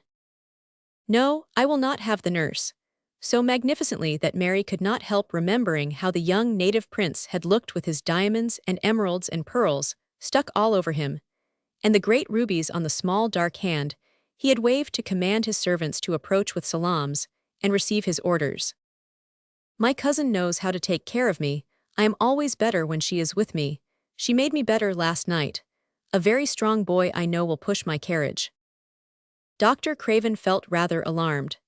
If this tiresome, hysterical boy should chance to get well, he himself would lose all chance of inheriting Misselthwaite. But he was not an unscrupulous man, though he was a weak one, and he did not intend to let him run into actual danger. "He must be a strong boy and a steady boy," he said, "and I must know something about him. Who is he? What is his name?" "It's Dickon," Mary spoke up suddenly. She felt somehow that everybody who knew the moor must know Dickon. And she was right, too. She saw that in a moment Dr. Craven's serious face relaxed into a relieved smile. "Oh, Dickon," he said. "If it is Dickon you will be safe enough. He's as strong as a moor pony is Dickon." "And he's trusty," said Mary. "He's trustiest lad I Yorkshire." She had been talking Yorkshire to Colin and she forgot herself. "Did Dickon teach you that?" asked Dr. Craven, laughing outright. "I'm learning it as if it was French," said Mary rather coldly. "It's like a native dialect in India. Very clever people try to learn them. I like it and so does Colin." "Well, well," he said. "If it amuses you perhaps it won't do you any harm. Did you take your bromide last night, Colin?" "No," Colin answered. "I wouldn't take it at first, and after Mary made me quiet she talked me to sleep, in a low voice, about the spring creeping into a garden." "That sounds soothing," said Dr. Craven, more perplexed than ever and glancing sideways at Mistress Mary sitting on her stool and looking down silently at the carpet. "You are evidently better, but you must remember." "I don't want to remember," interrupted the Raja, appearing again. "When I lie by myself and remember, I begin to have pains everywhere, and I think of things that make me begin to scream, because I hate them so. If there was a doctor anywhere who could make you forget you were ill instead of remembering it, I would have him brought here." And he waved a thin hand, which ought really to have been covered with royal signet rings made of rubies. "It is because my cousin makes me forget that she makes me better." Dr. Craven had never made such a short stay after a tantrum. Usually he was obliged to remain a very long time and do a great many things. This afternoon he did not give any medicine or leave any new orders, and he was spared any disagreeable scenes. When he went downstairs, he looked very thoughtful, and when he talked to Mrs. Medlock in the library, she felt that he was a much puzzled man. "Well, sir," she ventured, "could you have believed it?" "It is certainly a new state of affairs," said the doctor, "and there's no denying it is better than the old one." "I believe Susan Sowerby's right, I do that," said Mrs. Medlock. "I stopped in her cottage on my way to Thwaite yesterday and had a bit of talk with her. And she says to me, 'Well, Sarah Ann, she mayn't be a good child, and she mayn't be a pretty one, but she's a child, and children needs children.' We went to school together, Susan Sowerby and me." "She's the best sick nurse I know," said Dr. Craven. "When I find her in a cottage, I know the chances are that I shall save my patient." Mrs. Medlock smiled. She was fond of Susan Sowerby. "She's got a way with her, has Susan," she went on quite volubly. "I've been thinking all morning of one thing she said yesterday. She says, 'Once when I was givin' children a bit of a preach after they'd been fightin', I says to 'em all, when I was at school my geography told as world was shaped like a orange, and I found out before I was 10 that whole orange doesn't belong to nobody. No one owns more than his bit of a quarter, and there's times it seems like there's not eno quarters to go round. But don't you you think as you own whole orange or you'll find out you're mistaken, and you won't find it out without hard knocks. What children learns from children,' she says, 'is that there's no sense in grabbin' at whole orange, peel and all. If you do you'll likely not get even pips, and them's too bitter to eat.'" "She's a shrewd woman," said Dr. Craven, putting on his coat. "Well, she's got a way of saying things," ended Mrs. Medlock, much pleased. "Sometimes I've said to her, 'Susan, if you was a different woman and didn't talk such broad Yorkshire I've seen the times when I should have said you was clever.'" That night Colin slept without once awakening, and when he opened his eyes in the morning, he lay still and smiled without knowing it. Smiled because he felt so curiously comfortable. It was actually nice to be awake, and he turned over and stretched his limbs luxuriously. He felt as if tight strings which had held him had loosened themselves and let him go. He did not know that Dr. Craven would have said that his nerves had relaxed and rested themselves. Instead of lying and staring at the wall and wishing he had not awakened, his mind was full of the plans he and Mary had made yesterday, of pictures of the garden and of Dickon and his wild creatures. It was so nice to have things to think about. And he had not been awake more than 10 minutes when he heard feet running along the corridor, and Mary was at the door.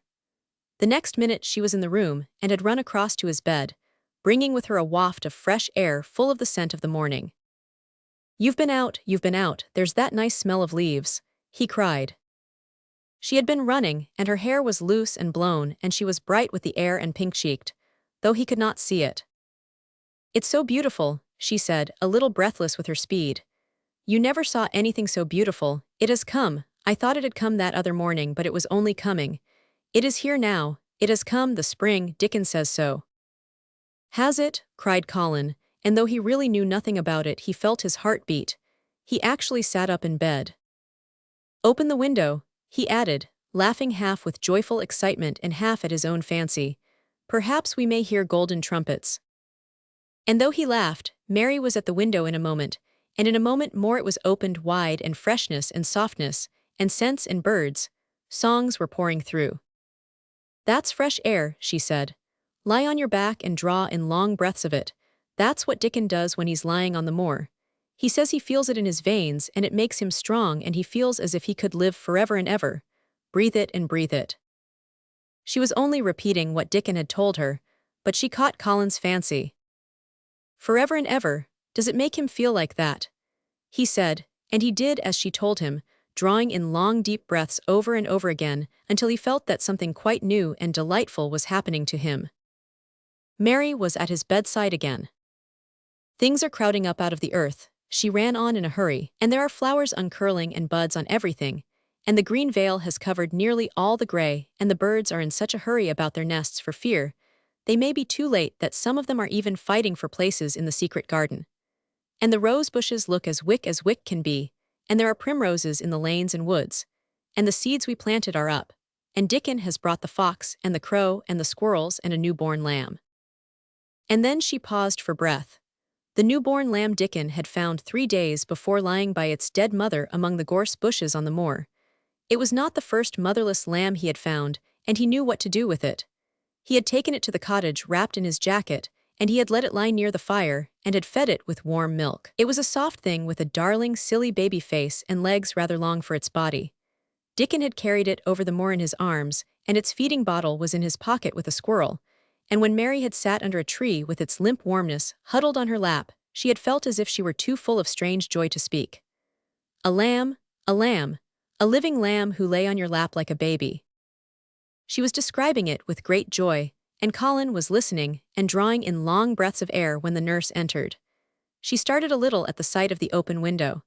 She had sat stifling in the room many a warm day because her patient was sure that open windows gave people cold. "Are you sure you are not chilly, Master Colin?" she inquired. "No," was the answer. "I am breathing long breaths of fresh air. It makes you strong. I am going to get up to the sofa for breakfast. My cousin will have breakfast with me." The nurse went away, concealing a smile, to give the order for 2 breakfasts. She found the servants' hall a more amusing place than the invalid's chamber, and just now everybody wanted to hear the news from upstairs. There was a great deal of joking about the unpopular young recluse who, as the cook said, had found his master and good for him. The servants' hall had been very tired of the tantrums, and the butler, who was a man with a family, had more than once expressed his opinion that the invalid would be all the better for a good hiding. When Colin was on his sofa, and the breakfast for 2 was put upon the table, he made an announcement to the nurse in his most Roger-like manner. "A boy and a fox and a crow and 2 squirrels and a newborn lamb are coming to see me this morning. I want them brought upstairs as soon as they come," he said. "You are not to begin playing with the animals in the servants' hall and keep them there. I want them here." The nurse gave a slight gasp and tried to conceal it with a cough. "Yes, sir," she answered. "I'll tell you what you can do," added Colin, waving his hand. "You can tell Martha to bring them here. The boy is Martha's brother. His name is Dickon and he is an animal charmer." "I hope the animals won't bite, Master Colin," said the nurse. "I told you he was a charmer," said Colin austerely. "Charmers' animals never bite." "There are snake charmers in India," said Mary, "and they can put their snakes' heads in their mouths." "Goodness," shuddered the nurse. They ate their breakfast with the morning air pouring in upon them. Colin's breakfast was a very good one, and Mary watched him with serious interest. "You will begin to get fatter just as I did," she said. "I never wanted my breakfast when I was in India, and now I always want it." "I wanted mine this morning," said Colin. "Perhaps it was the fresh air. When do you think Dickon will come?" He was not long in coming. In about 10 minutes Mary held up her hand. "Listen," she said, "did you hear a caw?" Colin listened and heard it, the oddest sound in the world to hear inside a house, a hoarse caw-caw. "Yes," he answered. "That's soot," said Mary. "Listen again, do you hear a bleat, a tiny one?"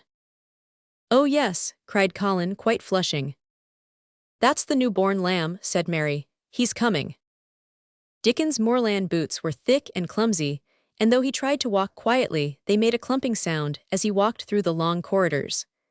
Mary and Colin heard him marching, until he passed through the tapestry door on to the soft carpet of Colin's own passage. "If you please, sir," announced Martha, opening the door, "if you please, sir, here's Dickon and his creatures." Dickon came in smiling his nicest wide smile.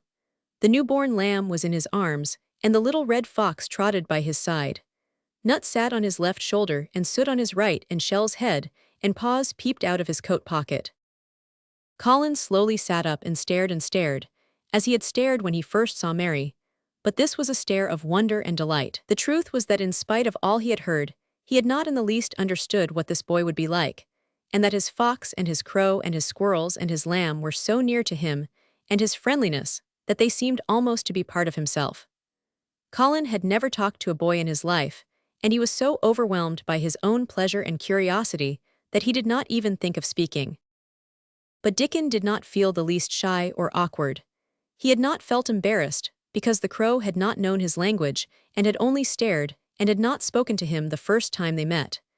Creatures were always like that until they found out about you. He walked over to Colin's sofa and put the newborn lamb quietly on his lap, and immediately the little creature turned to the warm velvet dressing gown and began to nuzzle into its folds, and butt its tight-curled head, with soft impatience against his side.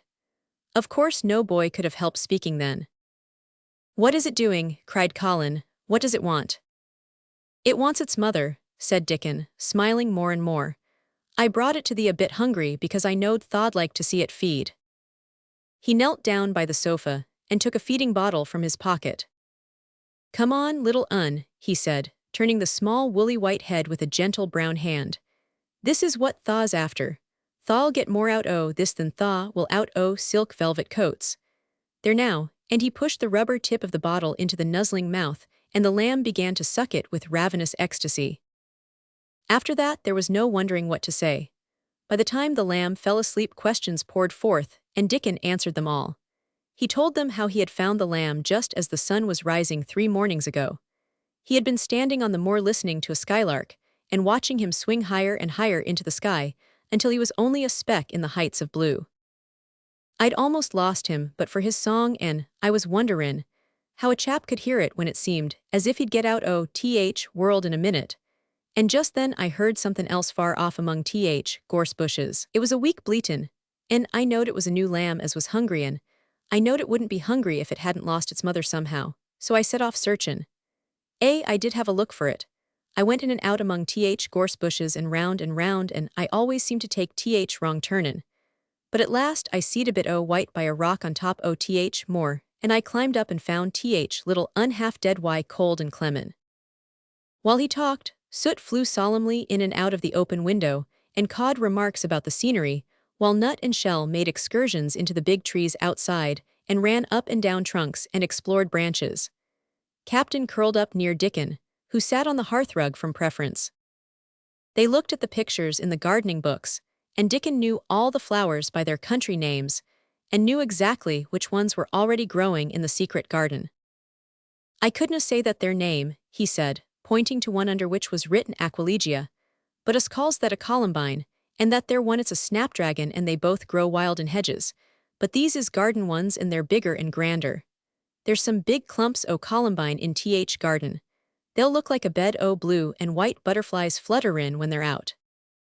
"I'm going to see them," cried Colin. "I am going to see them."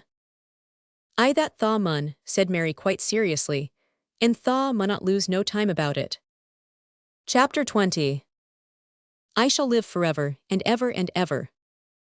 But they were obliged to wait more than a week, because first there came some very windy days, and then Colin was threatened with a cold, which 2 things happening one after the other would no doubt have thrown him into a rage, but that there was so much careful and mysterious planning to do, and almost every day Dickon came in, if only for a few minutes, to talk about what was happening on the moor and in the lanes and hedges and on the borders of streams. The things he had to tell about otters and badgers and water rats' houses, not to mention birds' nests and field mice and their burrows, were enough to make you almost tremble with excitement when you heard all the intimate details from an animal charmer, and realized with what thrilling eagerness and anxiety the whole busy underworld was working. "They're same as us," said Dickon, "only they have to build their homes every year, and it keeps 'em so busy they fair scuffle to get 'em done." The most absorbing thing, however, was the preparations to be made before Colin could be transported with sufficient secrecy to the garden. No one must see the chair carriage and Dickon and Mary after they turned a certain corner of the shrubbery and entered upon the walk outside the ivied walls. As each day passed, Colin had become more and more fixed in his feeling that the mystery surrounding the garden was one of its greatest charms. Nothing must spoil that. No one must ever suspect that they had a secret. People must think that he was simply going out with Mary and Dickon because he liked them and did not object to their looking at him. They had long and quite delightful talks about their route. They would go up this path, and down that one and cross the other, and go round among the fountain flower beds, as if they were looking at the bedding out plants. The head gardener, Mr. Roach, had been having arranged. That would seem such a rational thing to do that no one would think it at all mysterious. They would turn into the shrubbery walks and lose themselves until they came to the long walls. It was almost as serious and elaborately thought out as the plans of march made by great generals in time of war. Rumors of the new and curious things which were occurring in the invalids' apartments had of course filtered through the servants' hall into the stable yards and out among the gardeners. But notwithstanding this, Mr. Roach was startled one day when he received orders from Master Colin's room to the effect that he must report himself in the apartment no outsider had ever seen, as the invalid himself desired to speak to him. Well, well, he said to himself as he hurriedly changed his coat. What's to do now? His Royal Highness that wasn't to be looked at calling up a man he's never set eyes on. Mr. Roach was not without curiosity. He had never caught even a glimpse of the boy and had heard a dozen exaggerated stories about his uncanny looks and ways and his insane tempers. The thing he had heard oftenest was that he might die at any moment, and there had been numerous fanciful descriptions of a humped back and helpless limbs, given by people who had never seen him. "Things are changing in this house, Mr. Roach," said Mrs. Medlock, as she led him up the back staircase to the corridor onto which opened the hitherto mysterious chamber. "Let's hope they're changing for the better, Mrs. Medlock," he answered. "They couldn't well change for the worse," she continued. "And queer as it all is, there's them as finds their duties made a lot easier to stand up under. Don't you be surprised, Mr. Roach, if you find yourself in the middle of a menagerie, and Martha Sowerby's Dickon more at home than you or me could ever be." There really was a sort of magic about Dickon, as Mary always privately believed. When Mr. Roach heard his name, he smiled quite leniently. "He'd be at home in Buckingham Palace or at the bottom of a coal mine," he said. "And yet it's not impudence either. He's just fine, is that lad." It was perhaps well he had been prepared, or he might have been startled. When the bedroom door was opened, a large crow, which seemed quite at home perched on the high back of a carven chair, announced the entrance of a visitor by saying "caw caw" quite loudly. In spite of Mrs. Medlock's warning, Mr. Roach only just escaped being sufficiently undignified to jump backward. The young Rajah was neither in bed nor on his sofa. He was sitting in an armchair, and a young lamb was standing by him shaking its tail in feeding lamb fashion as Dickon knelt giving it milk from its bottle. A squirrel was perched on Dickon's bent back attentively nibbling a nut. The little girl from India was sitting on a big footstool looking on. "Here is Mr. Roach, Master Colin," said Mrs. Medlock. The young Rajah turned and looked his servitor over. At least that was what the head gardener felt happened. "Oh, you are Roach, are you?" he said. "I sent for you to give you some very important orders." "Very good, sir," answered Roach, wondering if he was to receive instructions to fell all the oaks in the park or to transform the orchards into water gardens. "I am going out in my chair this afternoon," said Colin. "If the fresh air agrees with me, I may go out every day. When I go, none of the gardeners are to be anywhere near the long walk by the garden walls. No one is to be there. I shall go out about 2 o'clock, and everyone must keep away until I send word that they may go back to their work." "Very good, sir," replied Mr. Roach, much relieved to hear that the oaks might remain and that the orchards were safe. "Mary," said Colin, turning to her, "what is that thing you say in India when you have finished talking and want people to go?" "You say, 'You have my permission to go,'" answered Mary. The Rajah waved his hand. "You have my permission to go, Roach," he said. "But remember, this is very important." "Caw caw," remarked the crow hoarsely but not impolitely. "Very good, sir. Thank you, sir," said Mr. Roach, and Mrs. Medlock took him out of the room. Outside in the corridor, being a rather good-natured man, he smiled until he almost laughed. "My word," he said, "he's got a fine lordly way with him, hasn't he? You'd think he was a whole royal family rolled into one, prince consort and all." "Eh," protested Mrs. Medlock, "we've had to let him trample all over every one of us ever since he had feet, and he thinks that's what folks was born for." "Perhaps he'll grow out of it if he lives," suggested Mr. Roach. "Well, there's one thing pretty sure," said Mrs. Medlock. "If he does live and that Indian child stays here, I'll warrant she teaches him that the whole orange does not belong to him, as Susan Sowerby says, and he'll be likely to find out the size of his own quarter." Inside the room, Colin was leaning back on his cushions. "It's all safe now," he said. "And this afternoon I shall see it, this afternoon I shall be in it." Dickon went back to the garden with his creatures and Mary stayed with Colin. She did not think he looked tired, but he was very quiet before their lunch came, and he was quiet while they were eating it. She wondered why and asked him about it. "What big eyes you've got, Colin," she said. "When you are thinking they get as big as saucers. What are you thinking about now?" "I can't help thinking about what it will look like," he answered. "The garden?" asked Mary. "The springtime," he said. "I was thinking that I've really never seen it before. I scarcely ever went out, and when I did go I never looked at it. I didn't even think about it. I never saw it in India because there wasn't any, said Mary. Shut in and morbid as his life had been, Colin had more imagination than she had, and at least he had spent a good deal of time looking at wonderful books and pictures. That morning when you ran in and said, it's come, you made me feel quite queer. It sounded as if things were coming with a great procession and big bursts and wafts of music. I've a picture like it in one of my books, crowds of lovely people and children with garlands and branches with blossoms on them, everyone laughing and dancing and crowding and playing on pipes. That was why I said, perhaps we shall hear golden trumpets, and told you to throw open the window. How funny, said Mary. That's really just what it feels like. And if all the flowers and leaves and green things and birds and wild creatures danced past at once, what a crowd it would be. I'm sure they'd dance and sing and flute, and that would be the wafts of music. They both laughed, but it was not because the idea was laughable, but because they both so liked it. A little later, the nurse made Colin ready. She noticed that instead of lying like a log while his clothes were put on, he sat up and made some efforts to help himself, and he talked and laughed with Mary all the time. This is one of his good days, sir, she said to Dr. Craven, who dropped in to inspect him. He's in such good spirits that it makes him stronger. I'll call in again later in the afternoon, after he has come in, said Dr. Craven. I must see how the going out agrees with him. I wish, in a very low voice, that he would let you go with him. I'd rather give up the case this moment, sir, than even stay here while it's suggested, answered the nurse, with sudden firmness. I hadn't really decided to suggest it, said the doctor, with his slight nervousness. We'll try the experiment. Dickon's a lad I'd trust with a newborn child. The strongest footman in the house carried Colin downstairs and put him in his wheeled chair near which Dickon waited outside. After the manservant had arranged his rugs and cushions, the Rajah waved his hand to him and to the nurse. You have my permission to go, he said, and they both disappeared quickly, and it must be confessed giggled when they were safely inside the house. Dickon began to push the wheeled chair slowly and steadily. Mistress Mary walked beside it, and Colin leaned back and lifted his face to the sky. The arch of it looked very high, and the small snowy clouds seemed like white birds floating on outspread wings below its crystal blueness.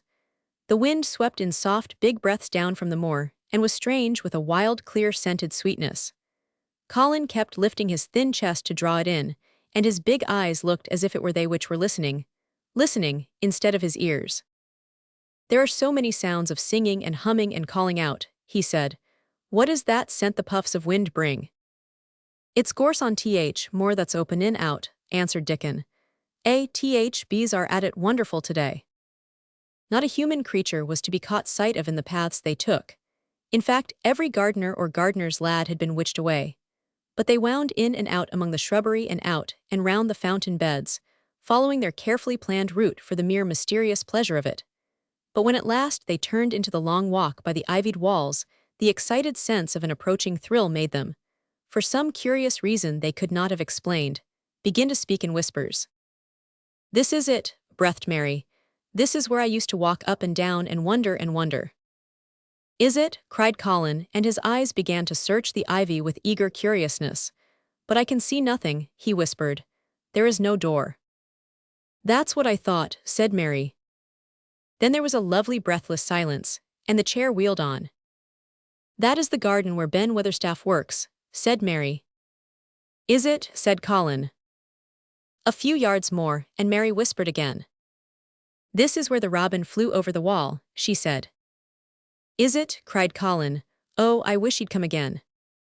And that, said Mary with solemn delight, pointing under a big lilac bush, is where he perched on the little heap of earth and showed me the key. Then Colin sat up. Where there? He cried, and his eyes were as big as the wolf's in Red Riding Hood, when Red Riding Hood felt called upon to remark on them. Dickon stood still and the wheeled chair stopped. And this, said Mary, stepping on to the bed close to the ivy, is where I went to talk to him when he chirped at me from the top of the wall. And this is the ivy the wind blew back, and she took hold of the hanging green curtain. Oh, is it, gasped Colin.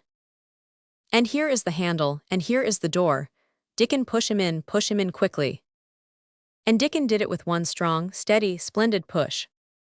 But Colin had actually dropped back against his cushions, even though he gasped with delight, and he had covered his eyes with his hands and held them there, shutting out everything until they were inside, and the chair stopped as if by magic and the door was closed.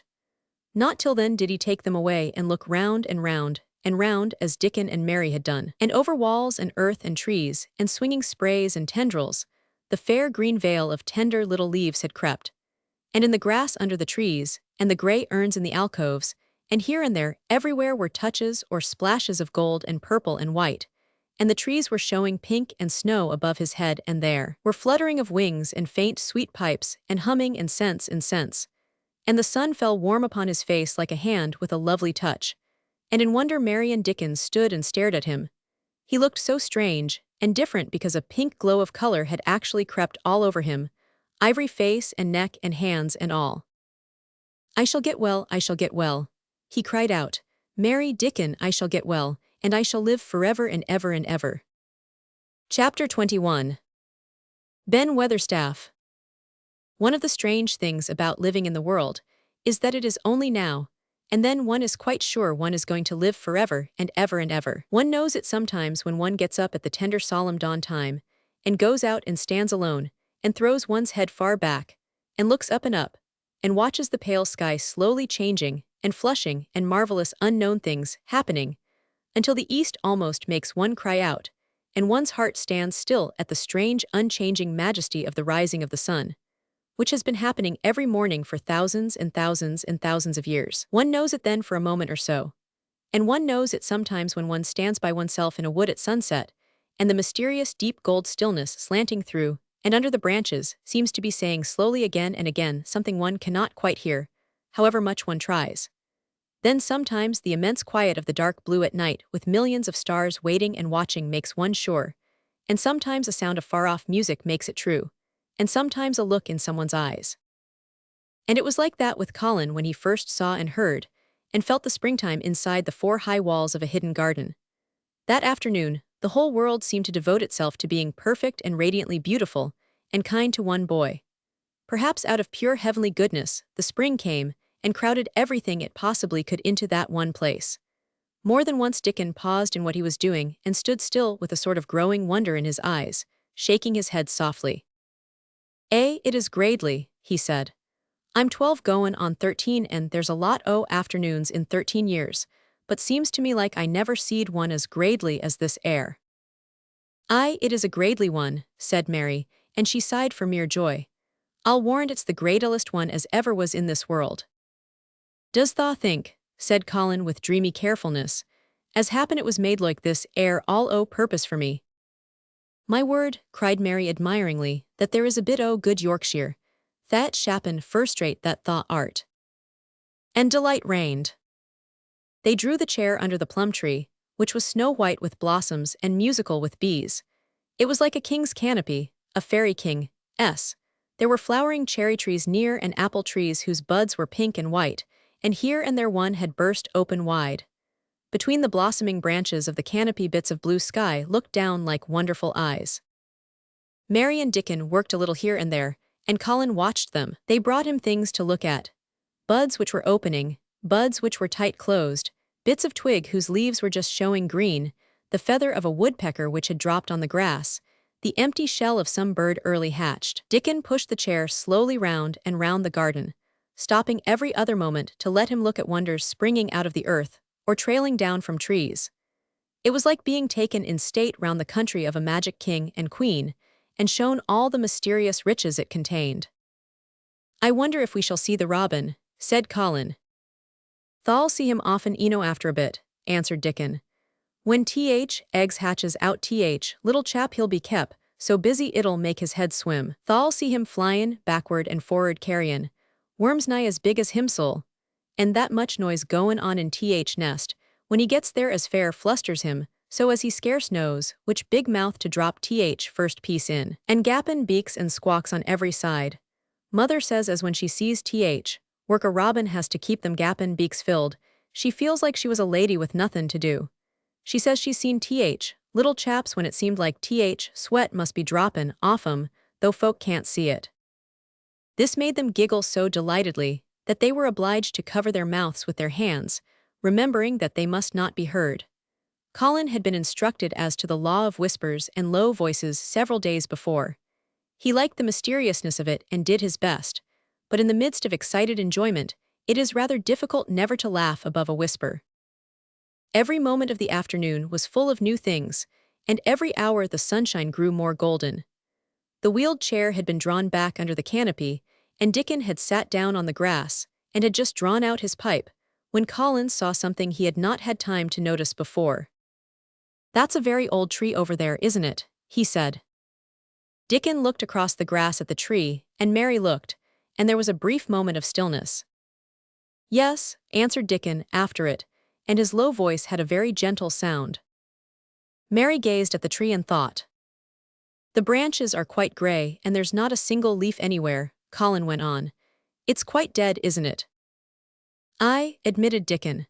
"But them roses as has climbed all over it will near hide every bit o' dead wood when they're full o' leaves and flowers. It won't look dead then. It'll be prettiest of all."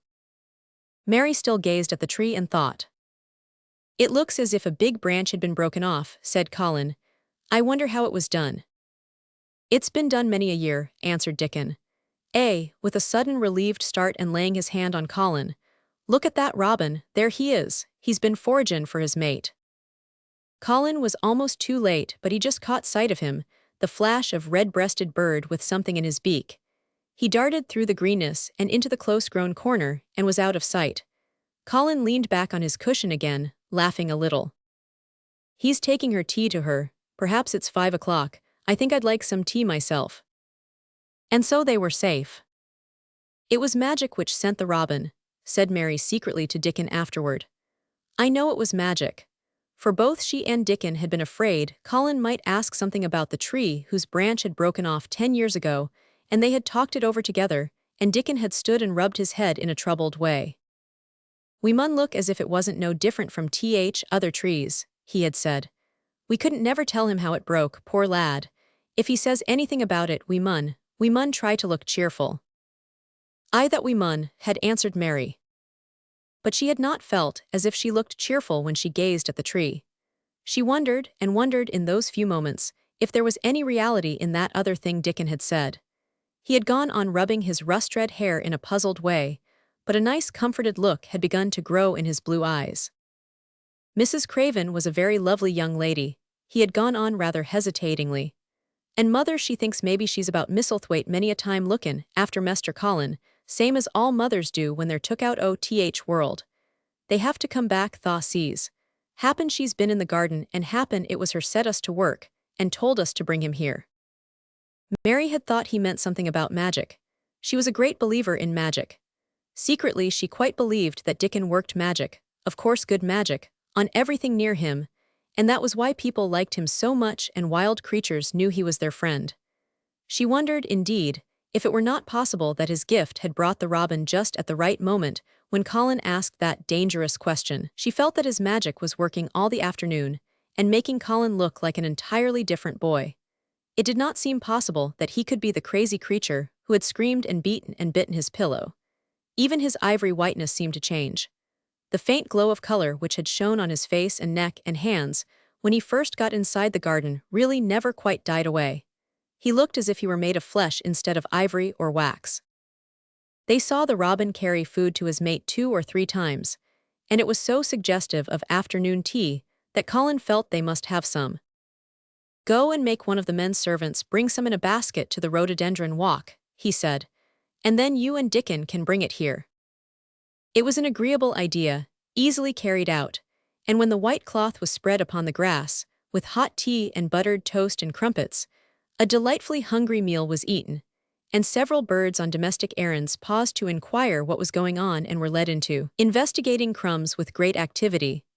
Nut and Shell whisked up trees with pieces of cake and soot, took the entire half of a buttered crumpet into a corner, and pecked at and examined, and turned it over, and made hoarse remarks about it, until he decided to swallow it all joyfully in one gulp. The afternoon was dragging towards its mellow hour. The sun was deepening the gold of its lances, the bees were going home, and the birds were flying past less often. Dickon and Mary were sitting on the grass. The tea basket was repacked ready to be taken back to the house, and Colin was lying against his cushions with his heavy locks pushed back from his forehead and his face looking quite a natural color. "I don't want this afternoon to go," he said, "but I shall come back tomorrow, and the day after, and the day after, and the day after." "You'll get plenty of fresh air, won't you?" said Mary. "I'm going to get nothing else," he answered. "I've seen the spring now and I'm going to see the summer. I'm going to see everything grow here. I'm going to grow here myself." "That tha will," said Dickon. "Us'll have thee walkin' about here and diggin' same as other folk afore long." Colin flushed tremendously. "Walk," he said, "dig shall I?" Dickon's glance at him was delicately cautious. Neither he nor Mary had ever asked if anything was the matter with his legs. "For sure tha will," he said stoutly. "Tha's got legs o' thine own, same as other folks." Mary was rather frightened until she heard Colin's answer. "Nothing really ails them," he said, "but they are so thin and weak. They shake so that I'm afraid to try to stand on them." Both Mary and Dickon drew a relieved breath.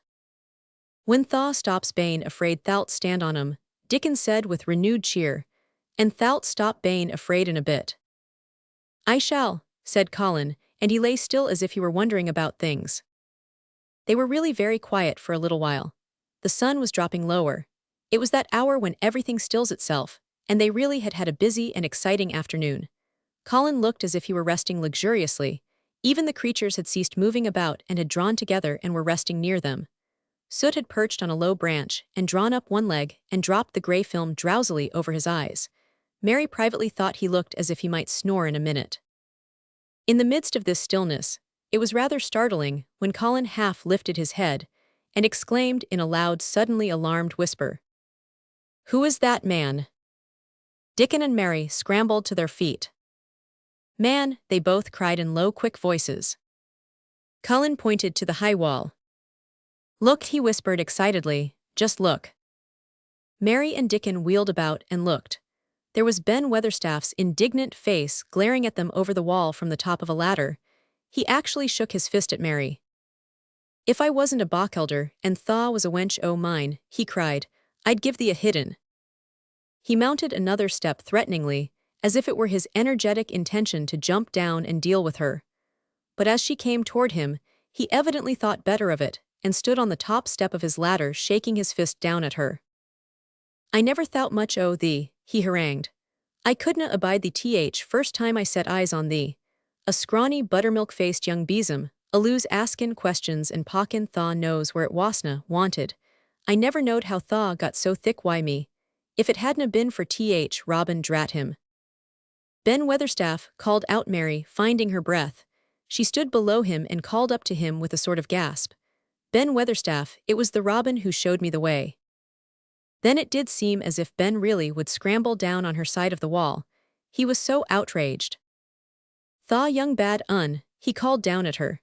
"Layin' tha badness on a Robin not but what he's impident eno for anythin'. Him showin' the way, him, tha young nout." She could see his next words burst out because he was overpowered by curiosity. "However this world did tha get in?" "It was the Robin who showed me the way," she protested obstinately. "He didn't know he was doing it, but he did, and I can't tell you from here while you're shaking your fist at me." He stopped shaking his fist very suddenly at that very moment, and his jaw actually dropped as he stared over her head at something he saw coming over the grass toward him. At the first sound of his torrent of words, Colin had been so surprised that he had only sat up and listened, as if he were spellbound. But in the midst of it, he had recovered himself and beckoned imperiously to Dickon.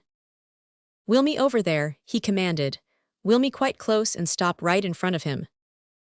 And this, if you please, this is what Ben Weatherstaff beheld and which made his jaw drop. A wheeled chair with luxurious cushions and robes, which came toward him looking rather like some sort of state coach, because a young Raja leaned back in it with royal command in his great black-rimmed eyes, and a thin white hand extended haughtily toward him. And it stopped right under Ben Weatherstaff's nose. It was really no wonder his mouth dropped open. "Do you know who I am?" demanded the Raja. How Ben Weatherstaff stared. His red old eyes fixed themselves on what was before him as if he were seeing a ghost. He gazed and gulped a lump down his throat, and did not say a word. "Do you know who I am?" demanded Colin still more imperiously. "Answer." Ben Weatherstaff put his gnarled hand up, and passed it over his eyes and over his forehead, and then he did answer in a queer shaky voice. "Who thaw art?" he said. "I that I do, why thaw mother's eyes starin' at me out o' thaw face. Lord knows how thaw come here, but that poor cripple." Colin forgot that he had ever had a back. His face flushed scarlet, and he sat bolt upright. "I'm not a cripple," he cried out furiously. "I'm not." "He's not," cried Mary, almost shouting up the wall in her fierce indignation. "He's not got a lump as big as a pin. I looked and there was none there, not one." Ben Weatherstaff passed his hand over his forehead again, and gazed as if he could never gaze enough. His hand shook and his mouth shook and his voice shook. He was an ignorant old man and a tactless old man, and he could only remember the things he had heard. Thaw hasn't got a crooked back," he said hoarsely. "No," shouted Colin. Thaw hasn't got crooked legs," quavered Ben more hoarsely yet. It was too much. The strength which Colin usually threw into his tantrums rushed through him now in a new way. Never yet had he been accused of crooked legs, even in whispers, and the perfectly simple belief in their existence which was revealed by Ben Weatherstaff's voice was more than Raja flesh and blood could endure. His anger and insulted pride made him forget everything but this one moment, and filled him with a power he had never known before, an almost unnatural strength. "Come here," he shouted to Dickon, and he actually began to tear the coverings off his lower limbs and disentangle himself. Come here, this minute." Dickon was by his side in a second. Mary caught her breath in a short gasp and felt herself turn pale. "He can do it, he can do it, he can do it, he can," she gabbled over to herself under her breath as fast as ever she could.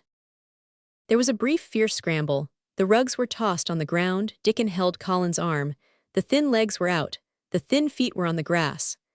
Colin was standing upright, as straight as an arrow, and looking strangely tall, his head thrown back and his strange eyes flashing lightning. "Look at me," he flung up at Ben Weatherstaff. "Just look at me, you, just look at me." "He's as straight as I am," cried Dickon. "He's as straight as any lad I Yorkshire." What Ben Weatherstaff did Mary thought queer beyond measure. He choked and gulped, and suddenly tears ran down his weather-wrinkled cheeks as he struck his old hands together. He burst forth, lies folk tells, "Thad as thin as a lath and as white as a wraith, but there's not a knob on thee. Thou'lt make a moan yet, God bless thee." Dickon held Colin's arm strongly, but the boy had not begun to falter. He stood straighter and looked Ben Weatherstaff in the face. "I'm your master," he said, "when my father is away, and you are to obey me. This is my garden, don't dare to say a word about it. You get down from that ladder and go out to the long walk, and Miss Mary will meet you and bring you here.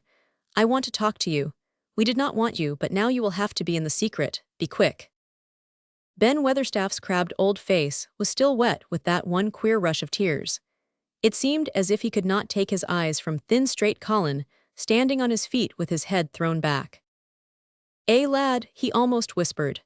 My lad," and then remembering himself he suddenly touched his hat gardener fashion and said, yes, sir," and obediently disappeared as he descended the ladder. Chapter 22. When the sun went down. When his head was out of sight, Colin turned to Mary. "Go and meet him," he said, and Mary flew across the grass to the door under the ivy. Dickon was watching him with sharp eyes. There were scarlet spots on his cheeks, and he looked amazing, but he showed no signs of falling. "I can stand," he said, and his head was still held up, and he said it quite grandly. "I told thee Thaw could as soon as Thaw stopped bain afraid," answered Dickon. "And Thaw stopped." "Yes, I've stopped," said Colin. Then suddenly, he remembered something Mary had said. "Are you making magic?" he asked sharply. Dickon's curly mouth spread in a cheerful grin. "Thaw's doin' magic thistle," he said. "It's same magic as made these air work out earth," and he touched with his thick boot a clump of crocuses in the grass. Colin looked down at them. He said slowly, "there couldna be bigger magic than that there couldna be." He drew himself up straighter than ever. "I'm going to walk to that tree," he said, pointing to one a few feet away from him. "I'm going to be standing when Weatherstaff comes here. I can rest against the tree if I like. When I want to sit down, I will sit down, but not before. Bring a rug from the chair." He walked to the tree, and though Dickon held his arm, he was wonderfully steady. When he stood against the tree trunk, it was not too plain that he supported himself against it, and he still held himself so straight that he looked tall. When Ben Weatherstaff came through the door in the wall, he saw him standing there, and he heard Mary muttering something under her breath. "What art sayin'?" he asked rather testily, because he did not want his attention distracted from the long, thin, straight boy figure and proud face. But she did not tell him. What she was saying was this: "You can do it, you can do it. I told you could, you can do it, you can do it, you can." She was saying it to Colin because she wanted to make magic and keep him on his feet looking like that. She could not bear that he should give in before Ben Weatherstaff. He did not give in. She was uplifted by a sudden feeling that he looked quite beautiful in spite of his thinness. He fixed his eyes on Ben Weatherstaff in his funny, imperious way. "Look at me," he commanded. "Look at me all over. Am I a hunchback? Have I got crooked legs?" Ben Weatherstaff had not quite got over his emotion, but he had recovered a little and answered almost in his usual way. "Not thaw," he said. "Nout oth sort. What's thaw been doin' with Thistle, hidden out o' sight and lettin' folk think thaw was cripple and half-witted?" "Half-witted," said Colin angrily. "Who thought that?" "Lots o' fools," said Ben. "World's full o' jackasses brayin', and they never bray nout but lies. What did thaw shut Thistle up for?" "Everyone thought I was going to die," said Colin shortly. "I'm not." And he said it with such decision Ben Weatherstaff looked him over, up and down and up. "Thaw die?" he said with dry exultation. "Nout oth sort, thaw's got too much pluck in thee. When I seed thee put thaw legs on ground in such a hurry I knowed thaw was all right. Sit thee down on rug a bit young mester and give me thy orders." There was a queer mixture of crabbed tenderness and shrewd understanding in his manner. Mary had poured out speech as rapidly as she could as they had come down the long walk. The chief thing to be remembered, she had told him, was that Colin was getting well, getting well. The garden was doing it. No one must let him remember about having humps and dying. The Raja condescended to seat himself on a rug under the tree. "What work do you do in the gardens, Weatherstaff?" he inquired. "Anythin' I'm told to do," answered old Ben. "I'm kep' on by favor because she liked me." "She," said Colin. "Thaw mother," answered Ben Weatherstaff. "My mother," said Colin, and he looked about him quietly. This was her garden, wasn't it? Aye, it was that, and Ben Weatherstaff looked about him too. She were main fond of it. "It is my garden now, I am fond of it. I shall come here every day," announced Colin. "But it is to be a secret. My orders are that no one is to know that we come here. Dickon and my cousin have worked and made it come alive. I shall send for you sometimes to help, but you must come when no one can see you." Ben Weatherstaff's face twisted itself in a dry old smile. "I've come here before when no one saw me," he said. "What?" exclaimed Colin. "When?" Last time I was here," rubbing his chin and looking round, "was about 2 years ago." "But no one has been in it for 10 years, cried Colin. "There was no door." "I'm no one," said old Ben dryly. "And I didn't come through door, I come over wall. Rheumatics held me back last 2 year." "Thaw come and did a bit o' prunin'," cried Dickon. "I couldn't make out how it had been done." "She was so fond of it she was," said Ben Weatherstaff slowly. "And she was such a pretty young thing. She says to me once, 'Ben,' says she laughin', 'if ever I'm ill or if I go away you must take care of my roses.' When she did go away orders was no one was ever to come nigh but I come with grumpy obstinacy. Over wall I come until rheumatics stopped me, and I did a bit o' work once a year. She gave her order first." "It wouldn't have been as wick as it is if Thaw hadn't done it," said Dickon. "I did wonder." "I'm glad you did it, Weatherstaff," said Colin. "You'll know how to keep the secret." "I'll know, sir," answered Ben, "and it'll be easier for a man rheumatics to come in at door." On the grass near the tree Mary had dropped her trowel. Colin stretched out his hand and took it up. An odd expression came into his face and he began to scratch at the earth. His thin hand was weak enough, but presently as they watched him, Mary with quite breathless interest, he drove the end of the trowel into the soil and turned some over. You can do it, said Mary to herself. I tell you can.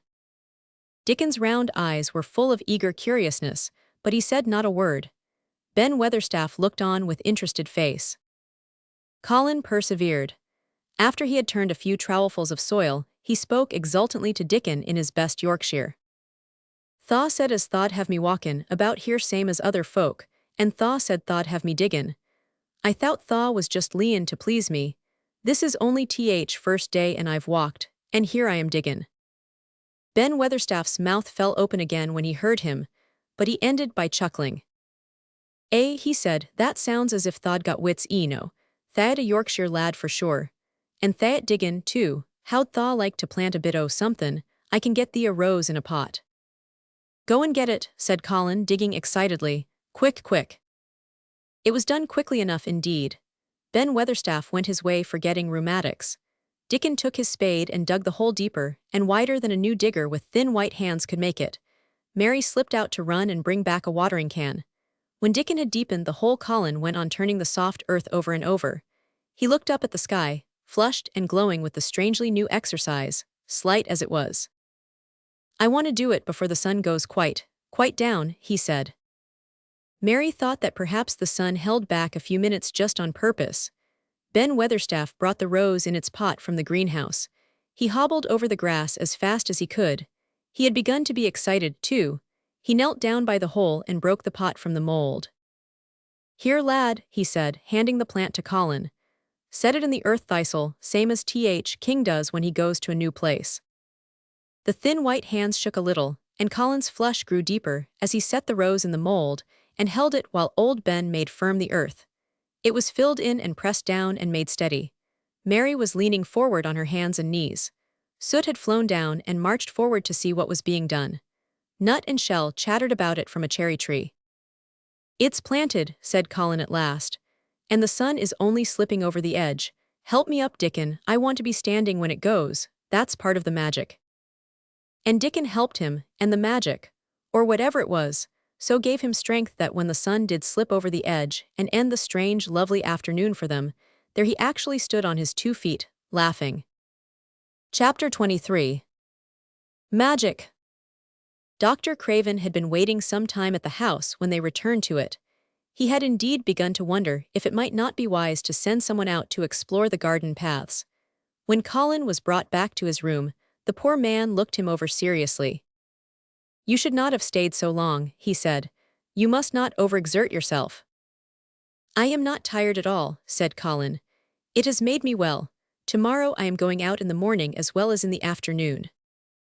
I am not sure that I can allow it, answered Dr. Craven. I am afraid it would not be wise. It would not be wise to try to stop me, said Colin quite seriously. I am going. Even Mary had found out that one of Colin's chief peculiarities was that he did not know in the least what a rude little brute he was with his way of ordering people about. He had lived on a sort of desert island all his life, and as he had been the king of it, he had made his own manners, and had had no one to compare himself with. Mary had indeed been rather like him herself, and since she had been at Misselthwaite had gradually discovered that her own manners had not been of the kind which is usual or popular. Having made this discovery, she naturally thought it of enough interest to communicate to Colin. So she sat and looked at him curiously for a few minutes after Dr. Craven had gone. She wanted to make him ask her why she was doing it, and of course she did. What are you looking at me for? He said. I'm thinking that I am rather sorry for Dr. Craven. So am I, said Colin calmly, but not without an air of some satisfaction. He won't get Misselthwaite at all now. I'm not going to die. I'm sorry for him because of that, of course, said Mary. But I was thinking just then that it must have been very horrid to have had to be polite for 10 years to a boy who was always rude. I would never have done it. Am I rude? Colin inquired undisturbedly. If you had been his own boy and he had been a slapping sort of man, said Mary, he would have slapped you. But he daren't, said Colin. No, he daren't, answered Mistress Mary, thinking the thing out quite without prejudice. Nobody ever dared to do anything you didn't like, because you were going to die and things like that. You were such a poor thing. But, announced Colin stubbornly, I am not going to be a poor thing. I won't let people think I'm one. I stood on my feet this afternoon. It is always having your own way that has made you so queer, Mary went on, thinking aloud. Colin turned his head, frowning. Am I queer? He demanded. Yes, answered Mary, very. But you needn't be cross, she added impartially, because so am I queer and so is Ben Weatherstaff. But I am not as queer as I was before I began to like people and before I found the garden.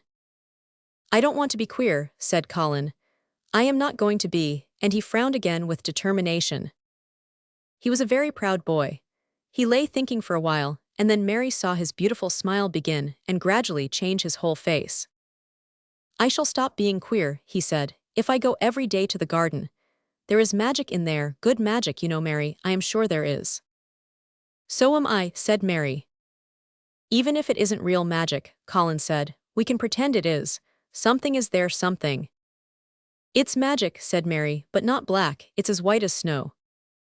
They always called it magic, and indeed it seemed like it in the months that followed, the wonderful months, the radiant months, the amazing ones. Oh, the things which happened in that garden. If you have never had a garden you cannot understand, and if you have had a garden you will know that it would take a whole book to describe all that came to pass there. At first it seemed that green things would never cease pushing their way through the earth, in the grass, in the beds, even in the crevices of the walls. Then the green things began to show buds, and the buds began to unfurl and show color, every shade of blue, every shade of purple, every tint and hue of crimson. In its happy days flowers had been tucked away into every inch and hole and corner. Ben Weatherstaff had seen it done, and had himself scraped out mortar from between the bricks of the wall, and made pockets of earth for lovely clinging things to grow on. Iris and white lilies rose out of the grass in sheaves, and the green alcoves filled themselves with amazing armies of the blue and white flower lances, of tall delphiniums, or columbines, or campanulas. She was main fond o' them, she was, Ben Weatherstaff said. She liked them things as was a loose pointin' up to blue sky, she used to tell. Not as she was one o' them as looked down on earth, not her. She just loved it, but she said as blue sky a lose looked so joyful. The seeds Dickon and Mary had planted grew, as if fairies had tended them. Satiny poppies of all tints danced in the breeze, by the score gaily defying flowers which had lived in the garden for years, and which it might be confessed seemed rather to wonder how such new people had got there. And the roses, rising out of the grass, tangled round the sundial, wreathing the tree trunks and hanging from their branches, climbing up the walls and spreading over them with long garlands falling in cascades. They came alive day by day, hour by hour. Fair fresh leaves and buds, tiny at first but swelling and working magic until they burst and uncurled into cups of scent, delicately spilling themselves over their brims and filling the garden air. Colin saw it all, watching each change as it took place. Every morning he was brought out, and every hour of each day when it didn't rain he spent in the garden. Even gray days pleased him. He would lie on the grass watching things growing, he said.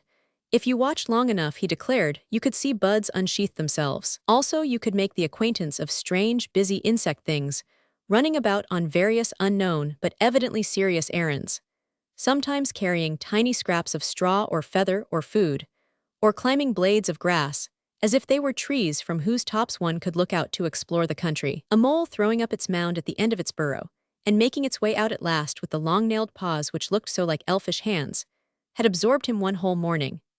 Ants' ways, beetles' ways, bees' ways, frogs' ways, birds' ways, plants' ways, gave him a new world to explore, and when Dickon revealed them all and added foxes' ways, otters' ways, ferrets' ways, squirrels' ways, and trout and water rats and badgers' ways, there was no end to the things to talk about and think over. And this was not the half of the magic. The fact that he had really once stood on his feet had set Colin thinking tremendously, and when Mary told him of the spell she had worked he was excited and approved of it greatly. He talked of it constantly. Of course there must be lots of magic in the world, he said wisely one day, but people don't know what it is like or how to make it. Perhaps the beginning is just to say nice things are going to happen until you make them happen. I am going to try and experiment. The next morning, when they went to the secret garden, he sent at once for Ben Weatherstaff. Ben came as quickly as he could, and found the Rajah standing on his feet under a tree, and looking very grand but also very beautifully smiling. "Good morning, Ben Weatherstaff," he said. "I want you and Dickon and Miss Mary to stand in a row and listen to me because I am going to tell you something very important." "Aye, aye, sir," answered Ben Weatherstaff, touching his forehead. One of the long-concealed charms of Ben Weatherstaff was that in his boyhood he had once run away to sea and had made voyages, so he could reply like a sailor. "I am going to try a scientific experiment," explained the Rajah.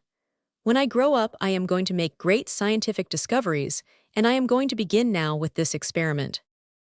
"Aye, aye, sir," said Ben Weatherstaff promptly, though this was the first time he had heard of great scientific discoveries. It was the first time Mary had heard of them, either, but even at this stage she had begun to realize that, queer as he was, Colin had read about a great many singular things, and was somehow a very convincing sort of boy. When he held up his head and fixed his strange eyes on you, it seemed as if you believed him almost in spite of yourself, though he was only 10 years old, going on 11. At this moment, he was especially convincing, because he suddenly felt the fascination of actually making a sort of speech like a grown-up person. "The great scientific discoveries I am going to make," he went on, "will be about magic. Magic is a great thing and scarcely anyone knows anything about it except a few people in old books, and Mary a little, because she was born in India where there are fakirs. I believe Dickon knows some magic, but perhaps he doesn't know he knows it. He charms animals and people. I would never have let him come to see me if he had not been an animal charmer, which is a boy charmer too, because a boy is an animal. I am sure there is magic in everything, only we have not sense enough to get hold of it and make it do things for us, like electricity and horses and steam." This sounded so imposing that Ben Weatherstaff became quite excited, and really could not keep still. "Aye, aye, sir," he said, and he began to stand up quite straight. "When Mary found this garden it looked quite dead," the orator proceeded. "Then something began pushing things up out of the soil and making things out of nothing. One day things weren't there and another they were. I had never watched things before and it made me feel very curious. Scientific people are always curious and I am going to be scientific. I keep saying to myself, what is it? What is it? It's something. It can't be nothing. I don't know its name so I call it magic. I have never seen the sun rise but Mary and Dickon have, and from what they tell me I am sure that is magic too. Something pushes it up and draws it. Sometimes since I've been in the garden I've looked up through the trees at the sky, and I have had a strange feeling of being happy as if something were pushing and drawing in my chest, and making me breathe fast. Magic is always pushing and drawing and making things out of nothing. Everything is made out of magic, leaves and trees, flowers and birds, badgers and foxes and squirrels and people. So it must be all around us. In this garden, in all the places. The magic in this garden has made me stand up, and know I am going to live to be a man. I am going to make the scientific experiment of trying to get some, and put it in myself, and make it push and draw me and make me strong. I don't know how to do it, but I think that if you keep thinking about it, and calling it, perhaps it will come. Perhaps that is the first baby way to get it. When I was going to try to stand that first time, Mary kept saying to herself as fast as she could, "You can do it, you can do it." And I did. I had to try myself at the same time, of course, but her magic helped me, and so did Dickon's. Every morning and evening and as often in the daytime as I can remember I am going to say, "Magic is in me, magic is making me well. I am going to be as strong as Dickon, as strong as Dickon. And you must all do it too. That is my experiment. Will you help, Ben Weatherstaff?" "Aye, aye, sir," said Ben Weatherstaff.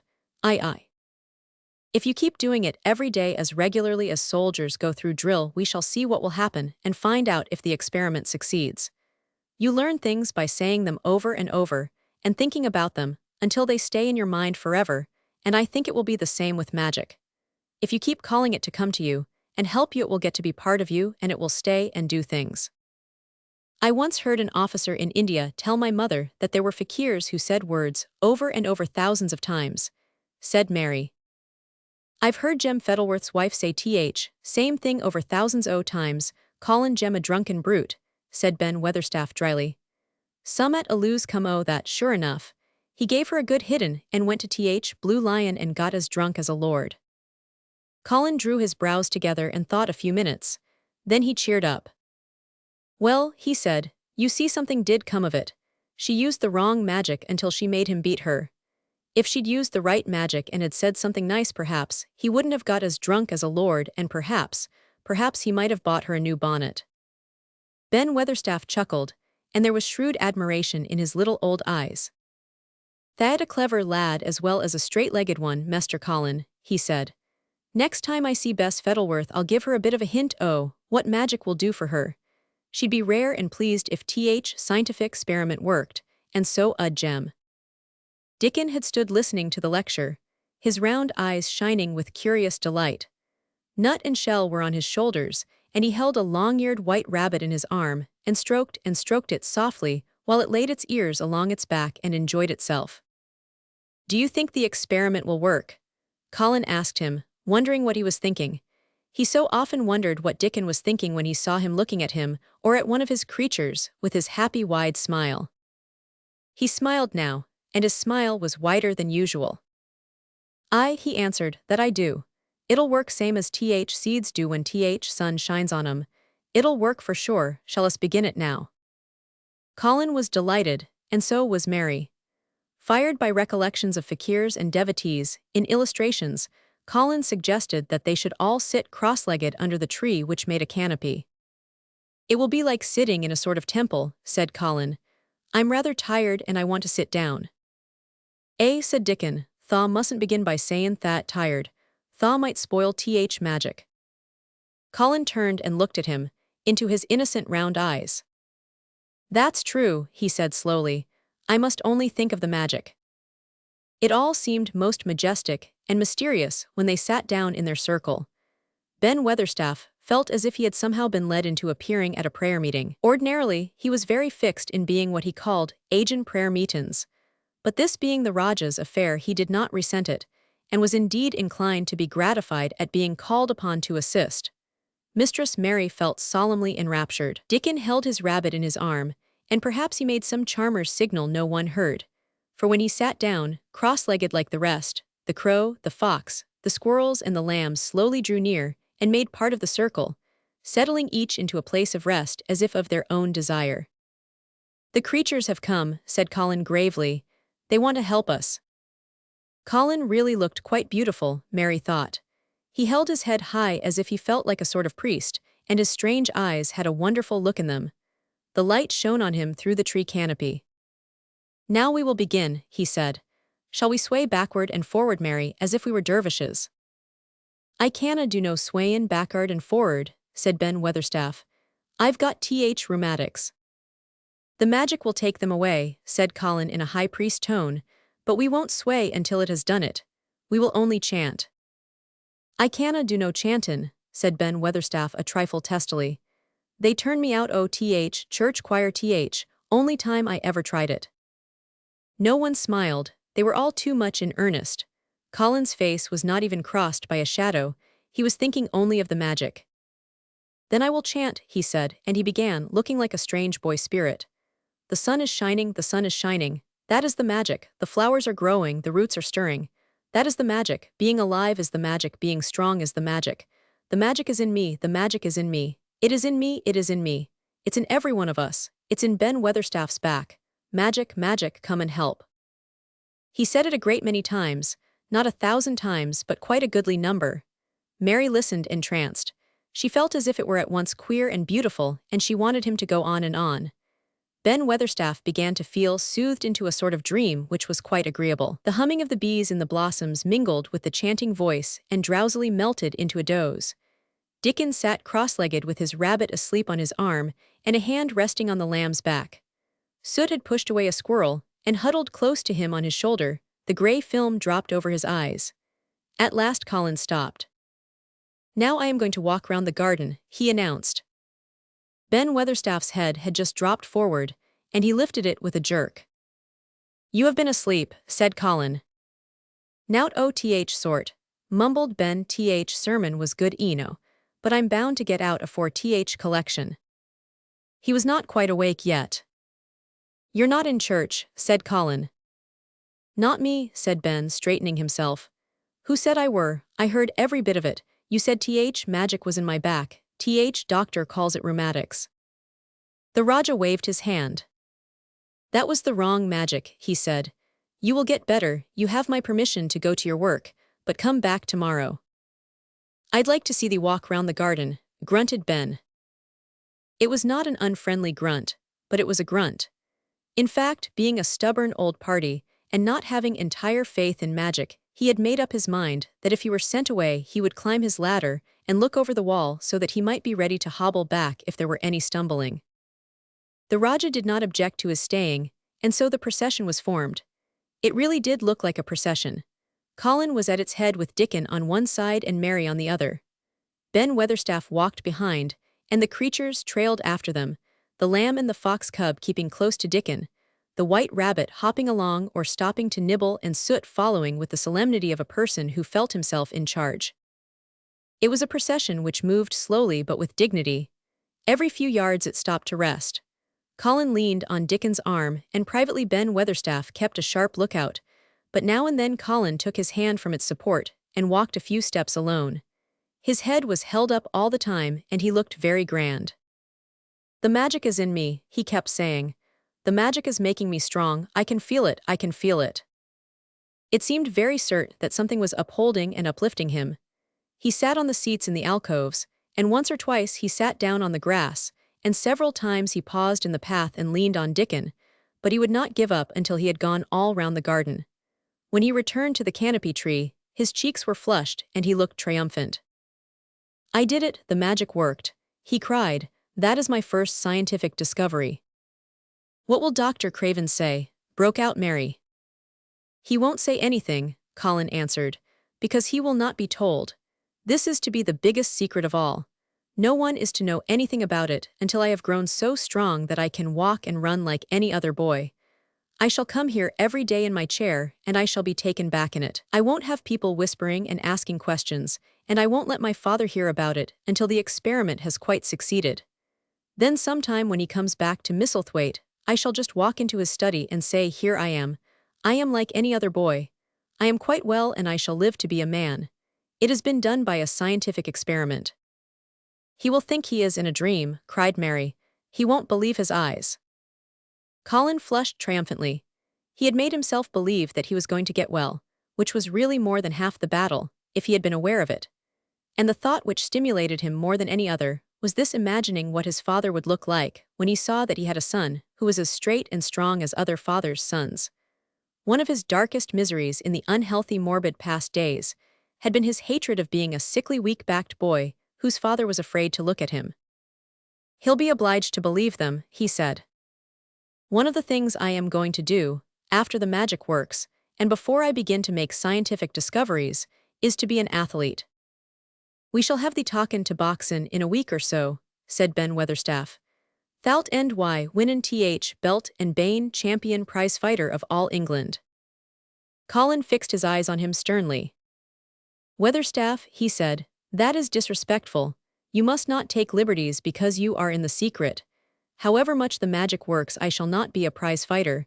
I shall be a scientific discoverer."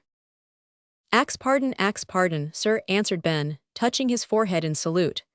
"I ought to have seed it wasn't a jockin' matter," but his eyes twinkled, and secretly he was immensely pleased. He really did not mind being snubbed, since the snubbing meant that the lad was gaining strength and spirit.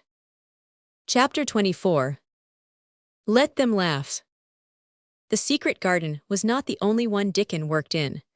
Round the cottage on the moor, there was a piece of ground enclosed by a low wall of rough stones. Early in the morning and late in the fading twilight, and on all the days Colin and Mary did not see him, Dickon worked there planting or tending potatoes and cabbages, turnips and carrots and herbs for his mother. In the company of his creatures, he did wonders there and was never tired of doing them, it seemed. While he dug or weeded, he whistled or sang bits of Yorkshire moor songs, or talked to Soot or Captain, or the brothers and sisters he had taught to help him. "We'd never get on as comfortable as we do," Mrs. Sowerby said, "if it wasn't for Dickon's garden. Anything'll grow for him. His taters and cabbages is twice th size of anyone else's, and they've got a flavor with 'em as nobody's has."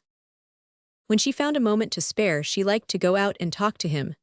After supper, there was still a long clear twilight to work in, and that was her quiet time. She could sit upon the low rough wall and look on and hear stories of the day. She loved this time.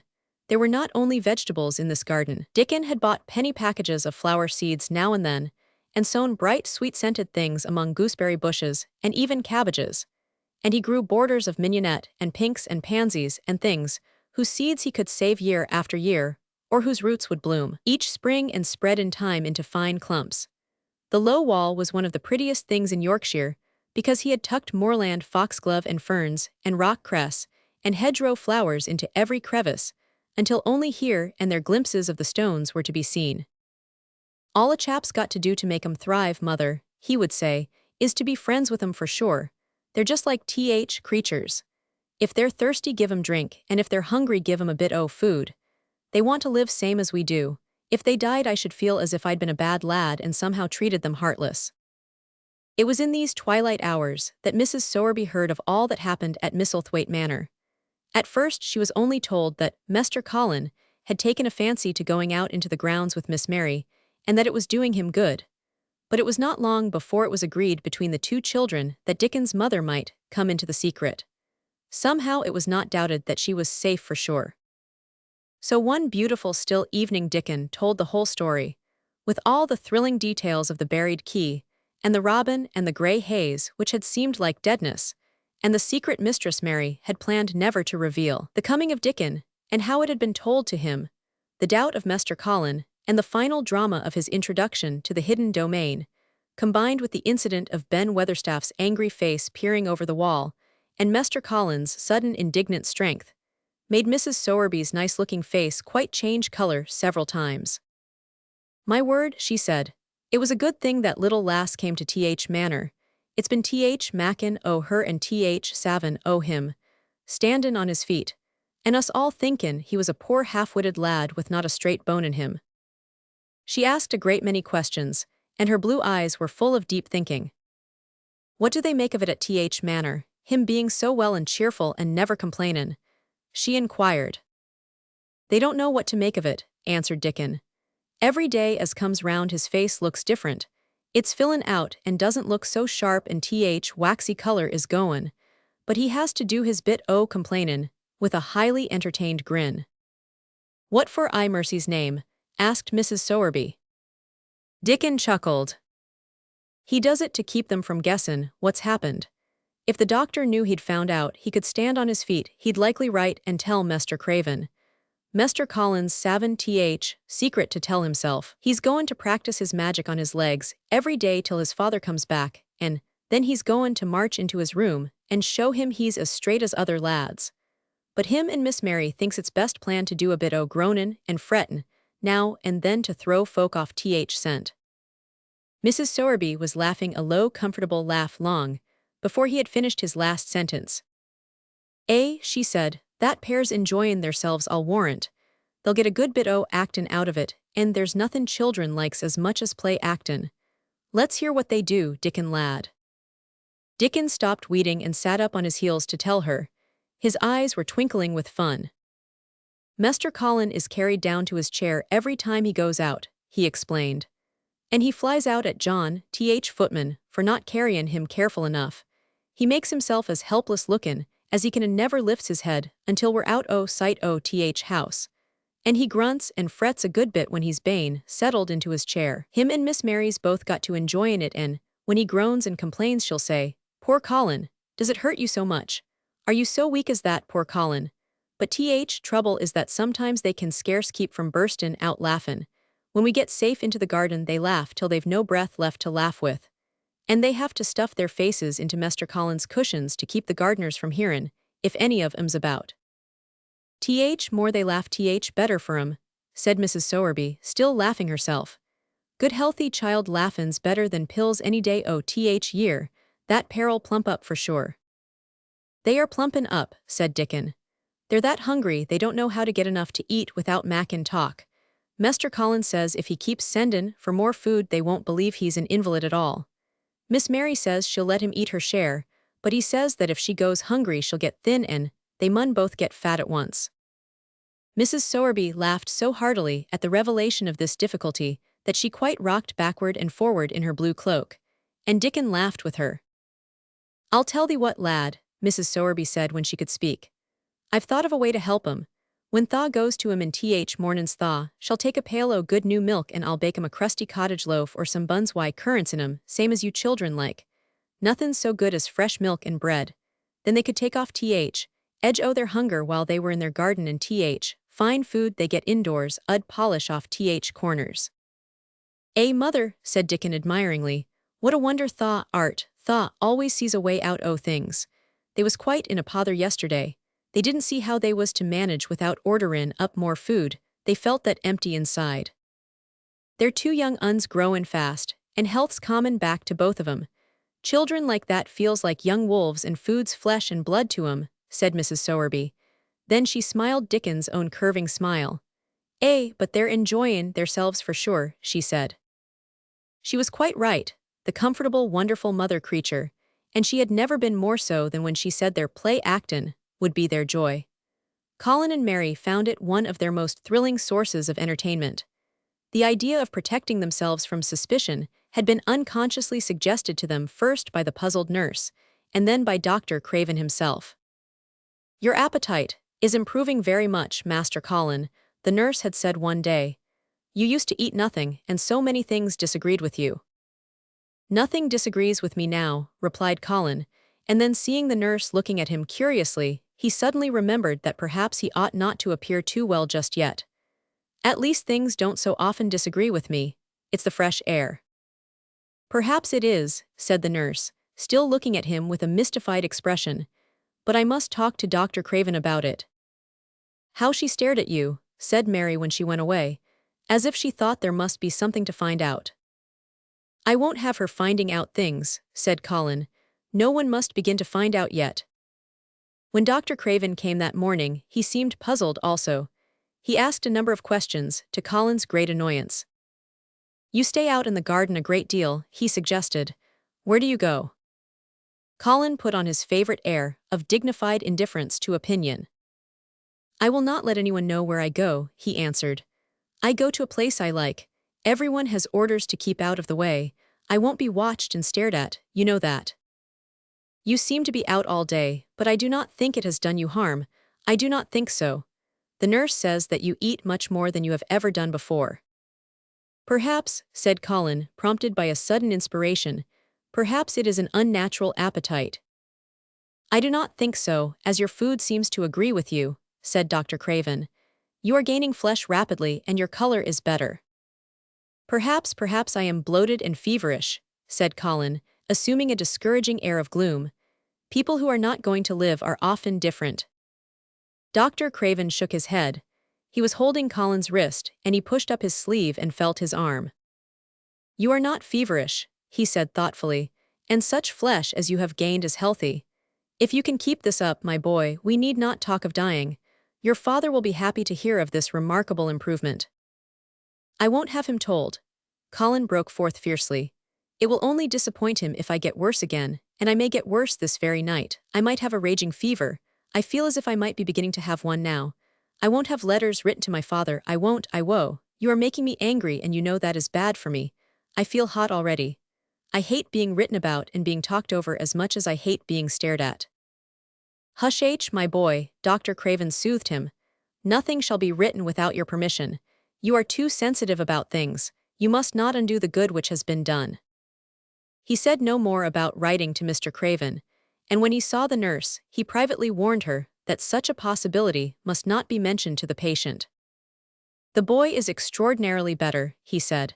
His advance seems almost abnormal, but of course he is doing now of his own free will what we could not make him do before.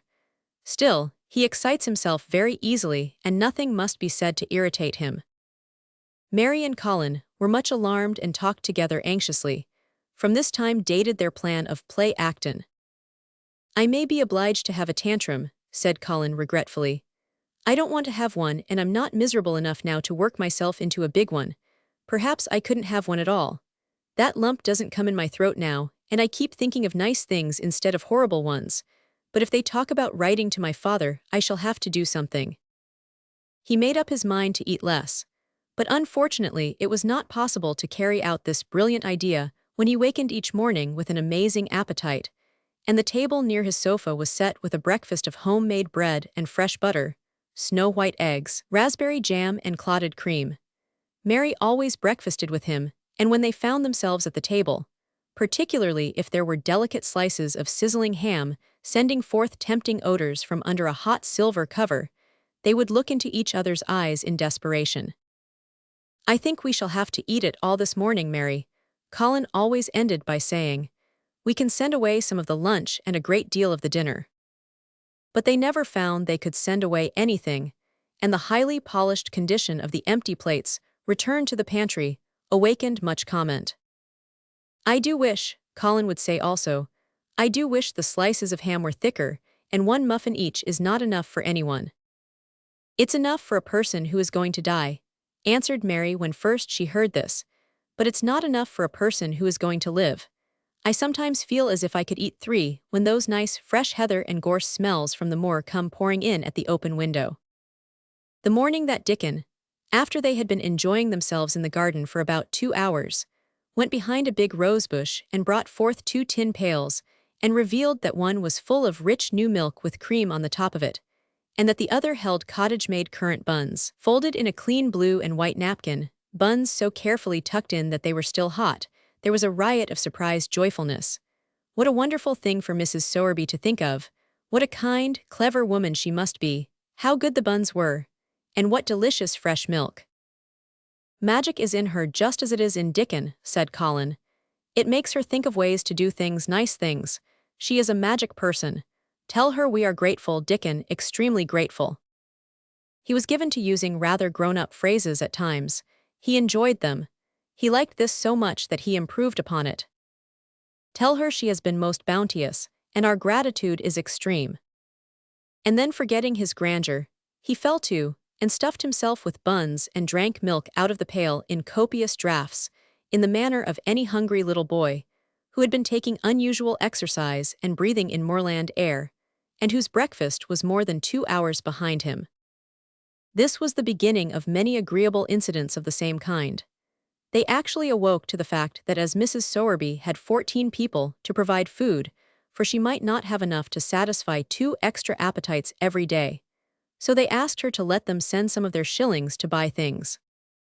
Dickon made the stimulating discovery that in the wood in the park, outside the garden where Mary had first found him piping to the wild creatures, there was a deep little hollow, where you could build a sort of tiny oven with stones, and roast potatoes and eggs in it. Roasted eggs were a previously unknown luxury, and very hot potatoes with salt and fresh butter in them were fit for a woodland king, besides being deliciously satisfying. You could buy both potatoes and eggs, and eat as many as you liked without feeling as if you were taking food out of the mouths of 14 people.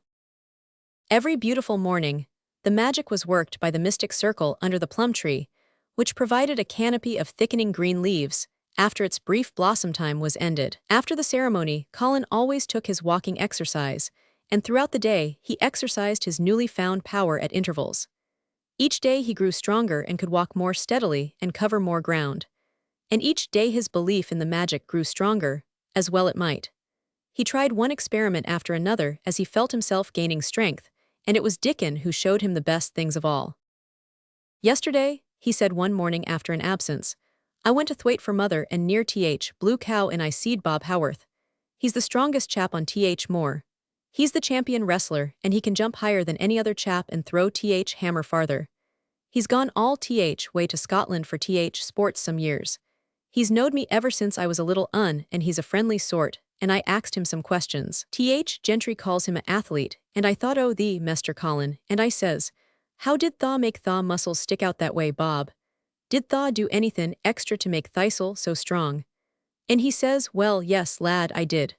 A strong man in a show that came to Thwaite once showed me how to exercise my arms and legs and every muscle in my body. And I says, could a delicate chap make himself stronger with 'em, Bob? And he laughed and says, art thaw Th. delicate chap? And I says, no, but I knows a young gentleman that's gettin' well of a long illness and I wish I knowed some o' them tricks to tell him about. I didn't say no names and he didn't ask none. He's friendly same as I said and he stood up and showed me good-natured like, and I imitated what he did till I knowed it by heart." Colin had been listening excitedly. "Can you show me?" he cried, "will you?" "Aye, to be sure," Dickon answered, getting up. "But he says thaw mun do 'em gentle at first and be careful not to tire thistle. Rest in between times and take deep breaths and don't overdo." "I'll be careful," said Colin. Show me, Dickon, you are the most magic boy in the world." Dickon stood up on the grass and slowly went through a carefully practical but simple series of muscle exercises.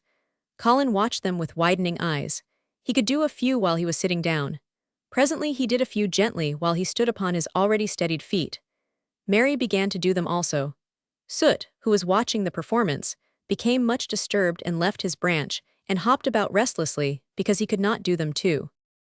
From that time, the exercises were part of the day's duties as much as the magic was.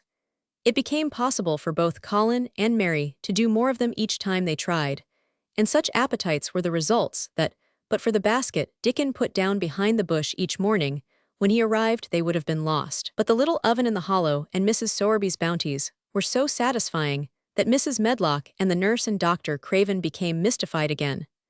You can trifle with your breakfast, and seem to disdain your dinner if you are full to the brim with roasted eggs and potatoes, and richly frothed new milk and oat cakes and buns, and heather honey and clotted cream. They are eating next to nothing, said the nurse. They'll die of starvation if they can't be persuaded to take some nourishment, and yet see how they look. Look, exclaimed Mrs. Medlock indignantly. I'm moithered to death with them. They're a pair of young Satans, bursting their jackets one day and the next turning up their noses at the best meals cook can tempt them with. Not a mouthful of that lovely young fowl and bread sauce did they set a fork into yesterday, and the poor woman fair invented a pudding for them and back it sent. She almost cried. She's afraid she'll be blamed if they starve themselves into their graves. Dr. Craven came and looked at Colin long and carefully. He wore an extremely worried expression when the nurse talked with him and showed him the almost untouched tray of breakfast she had saved for him to look at. But it was even more worried when he sat down by Colin's sofa and examined him. He had been called to London on business, and had not seen the boy for nearly 2 weeks. When young things begin to gain health, they gain it rapidly. The waxen tinge had left, Colin's skin and a warm rose showed through it. His beautiful eyes were clear, and the hollows under them, and in his cheeks and temples had filled out. His once dark, heavy locks had begun to look as if they sprang healthily from his forehead and were soft and warm with life. His lips were fuller and of a normal color. In fact, as an imitation of a boy who was a confirmed invalid, he was a disgraceful sight. Dr. Craven held his chin in his hand and thought him over. I am sorry to hear that you do not eat anything, he said. That will not do. You will lose all you have gained, and you have gained amazingly. You ate so well a short time ago. I told you it was an unnatural appetite, answered Colin. Mary was sitting on her stool nearby, and she suddenly made a very queer sound, which she tried so violently to repress that she ended by almost choking. What is the matter? Said Dr. Craven, turning to look at her. Mary became quite severe in her manner.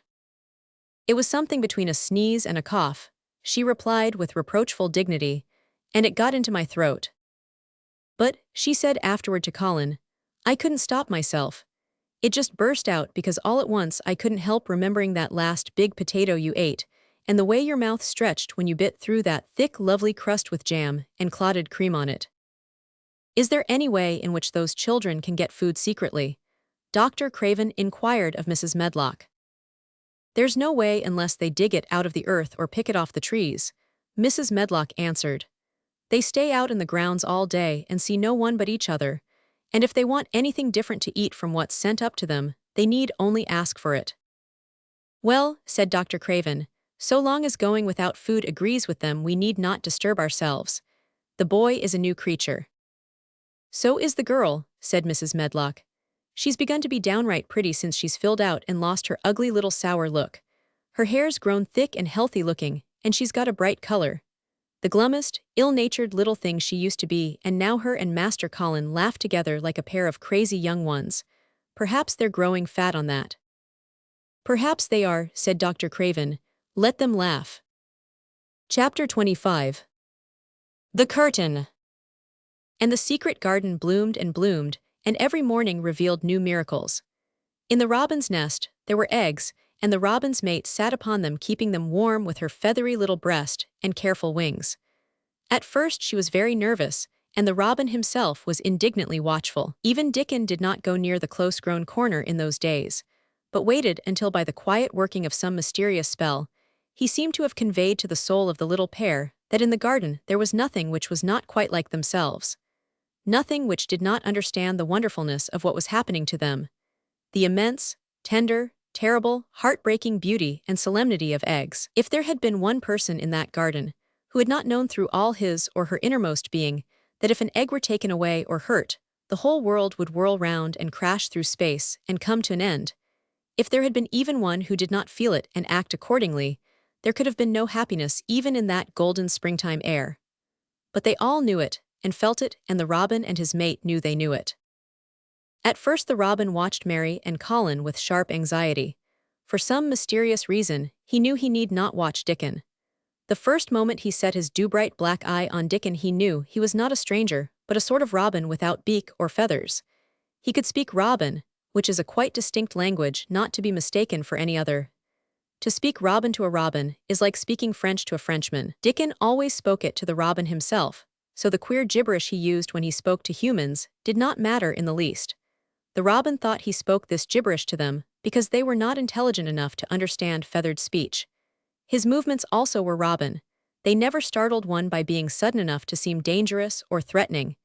Any robin could understand Dickon, so his presence was not even disturbing. But at the outset, it seemed necessary to be on guard against the other two. In the first place, the boy creature did not come into the garden on his legs.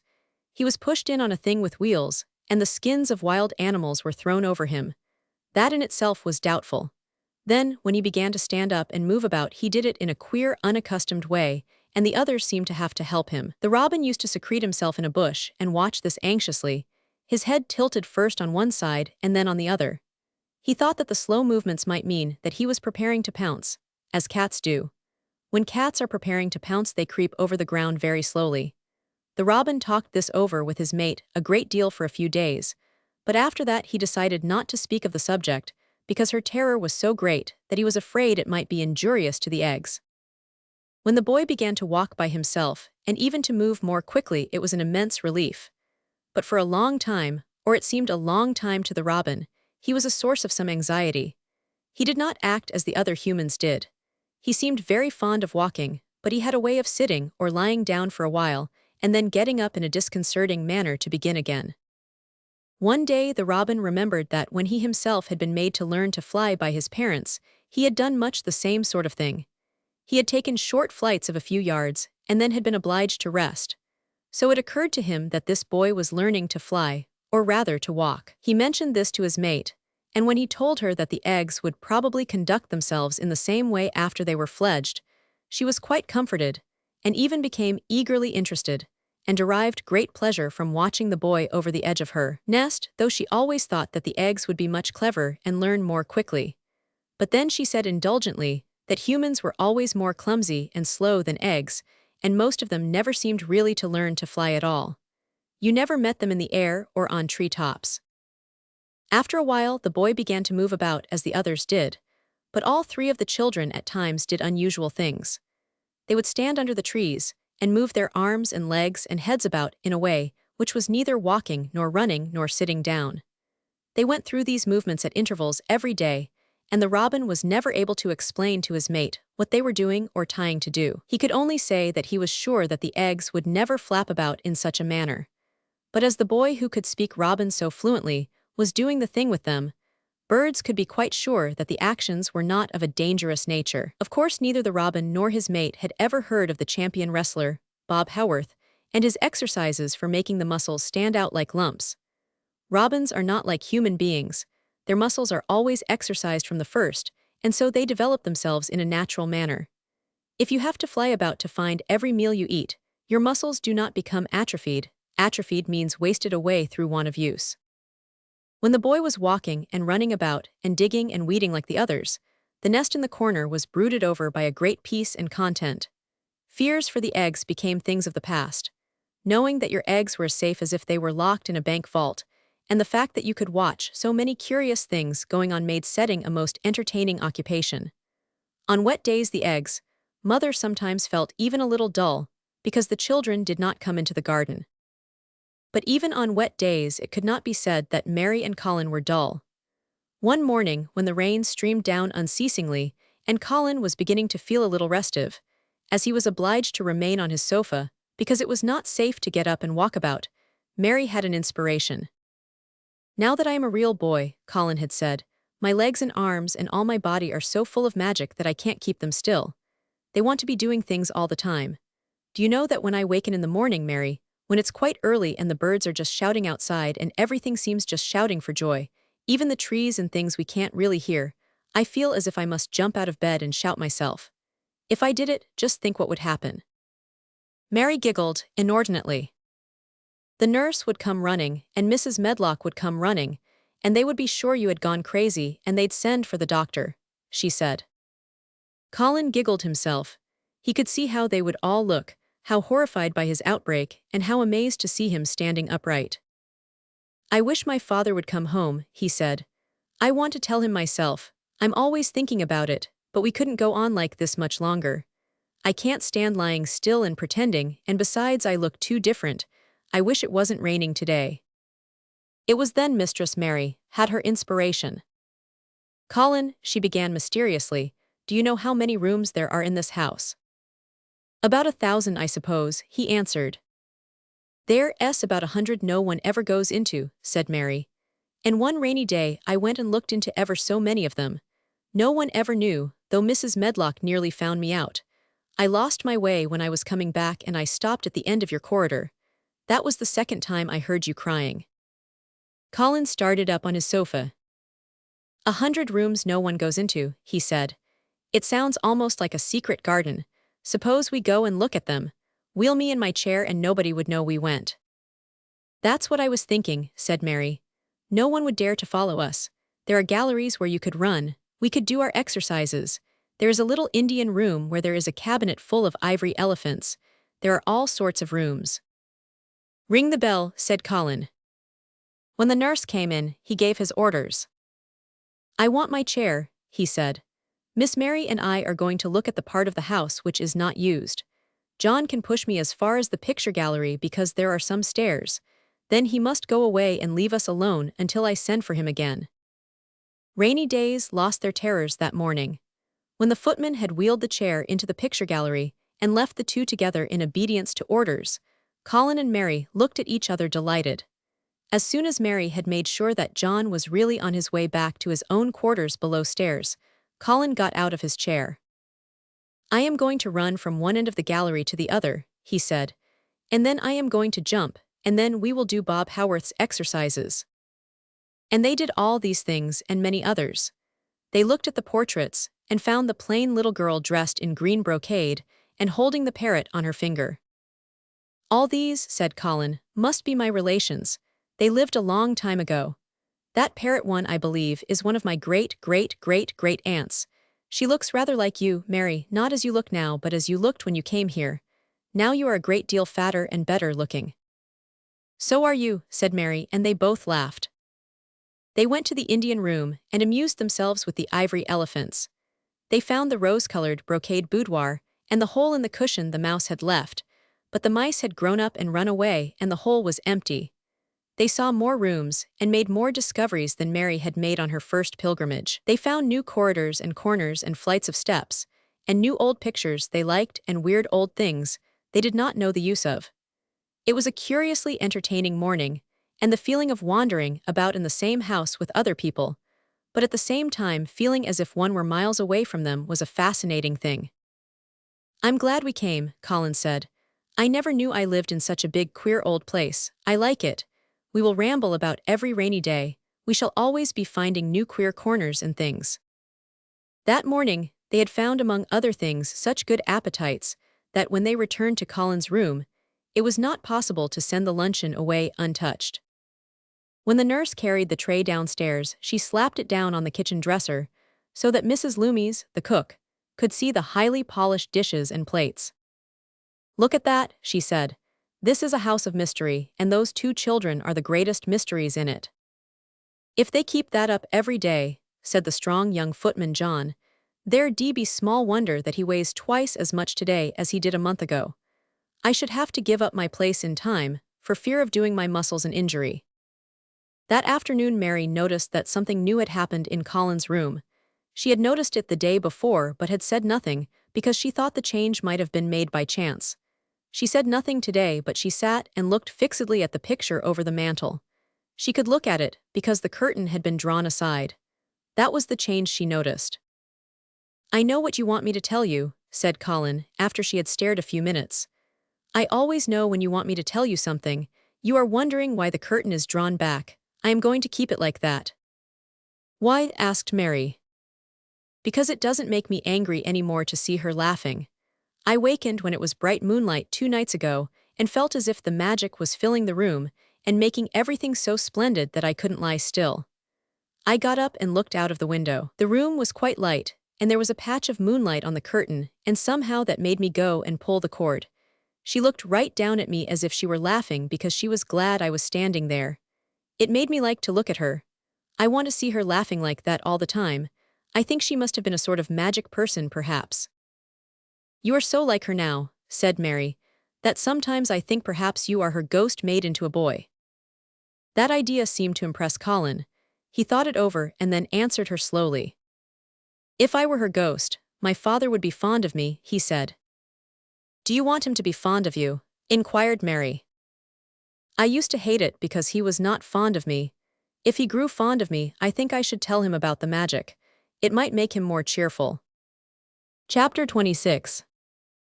Its mother. Their belief in the magic was an abiding thing. After the morning's incantations, Colin sometimes gave them magic lectures. "I like to do it," he explained, "because when I grow up and make great scientific discoveries, I shall be obliged to lecture about them, and so this is practice.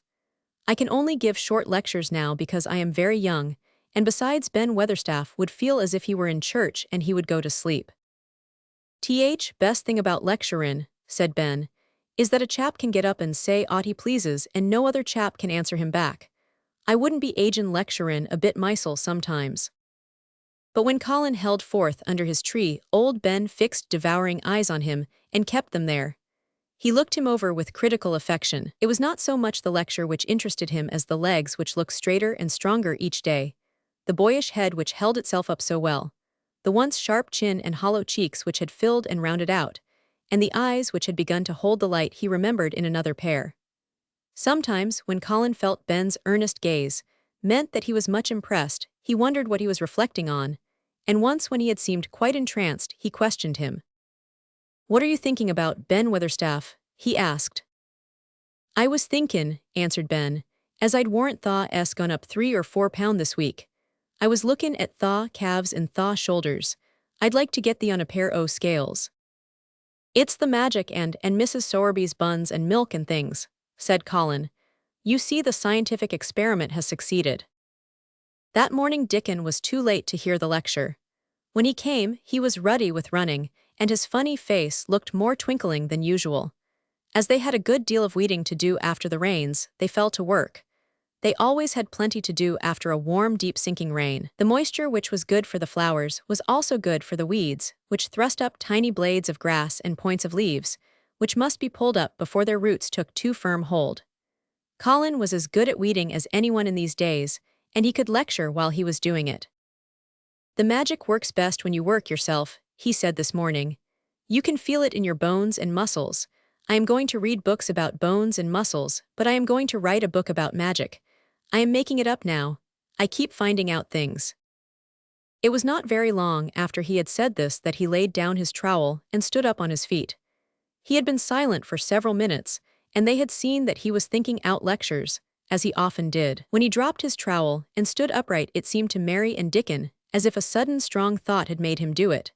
He stretched himself out to his tallest height, and he threw out his arms exultantly. Color glowed in his face, and his strange eyes widened with joyfulness. All at once he had realized something to the full. "Mary Dickon," he cried, "just look at me."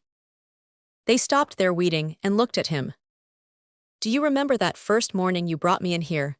he demanded. Dickon was looking at him very hard. Being an animal charmer, he could see more things than most people could, and many of them were things he never talked about. He saw some of them now in this boy. "Aye, that we do," he answered.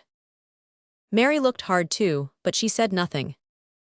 "Just this minute," said Colin, "all at once I remembered it myself, when I looked at my hand digging with the trowel, and I had to stand up on my feet to see if it was real. And it is real, I'm well, I'm well." "Aye, that art," said Dickon. I'm well," said Colin again, and his face went quite red all over. He had known it before in a way, he had hoped it and felt it and thought about it. But just at that minute, something had rushed all through him. A sort of rapturous belief and realization, and it had been so strong that he could not help calling out. "I shall live forever and ever and ever," he cried grandly. "I shall find out thousands and thousands of things. I shall find out about people and creatures and everything that grows, like Dickon, and I shall never stop making magic. I'm well, I feel as if I want to shout out something thankful, joyful." Ben Weatherstaff, who had been working near a rose bush, glanced round at him. "Thaw might sing doxology," he suggested in his driest grunt. He had no opinion of the doxology, and he did not make the suggestion with any particular reverence. But Colin was of an exploring mind, and he knew nothing about the doxology. "What is that?" he inquired. "Dickon can sing it for thee, I'll warrant," replied Ben Weatherstaff. Dickon answered, with his all-perceiving animal charmer's smile. "They sing at church," he said. "Mother says she believes Skylarks sings it when they gets up mornin'." "If she says that, it must be a nice song," Colin answered. "I've never been in a church myself, I was always too ill. Sing it, Dickon, I want to hear it." Dickon was quite simple and unaffected about it. He understood what Colin felt better than Colin did himself. He understood by a sort of instinct so natural that he did not know it was understanding. He pulled off his cap and looked round, still smiling. "Thaw must take off thaw cap," he said to Colin, "and so mun thaw ben and thaw mun stand up thaw nose." Colin took off his cap and the sun shone on, and warmed his thick hair as he watched Dickon intently. Ben Weatherstaff scrambled up from his knees, and bared his head too, with a sort of puzzled, half-resentful look on his old face, as if he didn't know exactly why he was doing this remarkable thing. Dickon stood out among the trees and rose bushes, and began to sing in quite a simple matter-of-fact way, and in a nice strong boy voice. "Praise God from whom all blessings flow. Praise him all creatures here below. Praise him above ye heavenly host. Praise Father, Son, and Holy Ghost. Amen." When he had finished, Ben Weatherstaff was standing quite still with his jaws set obstinately, but with a disturbed look in his eyes fixed on Colin. Colin's face was thoughtful and appreciative. "It is a very nice song," he said. "I like it. Perhaps it means just what I mean when I want to shout out that I am thankful to the magic." He stopped and thought in a puzzled way. "Perhaps they are both the same thing. How can we know the exact names of everything? Sing it again, Dickon. Let us try, Mary. I want to sing it too. It's my song. How does it begin? Praise God from whom all blessings flow."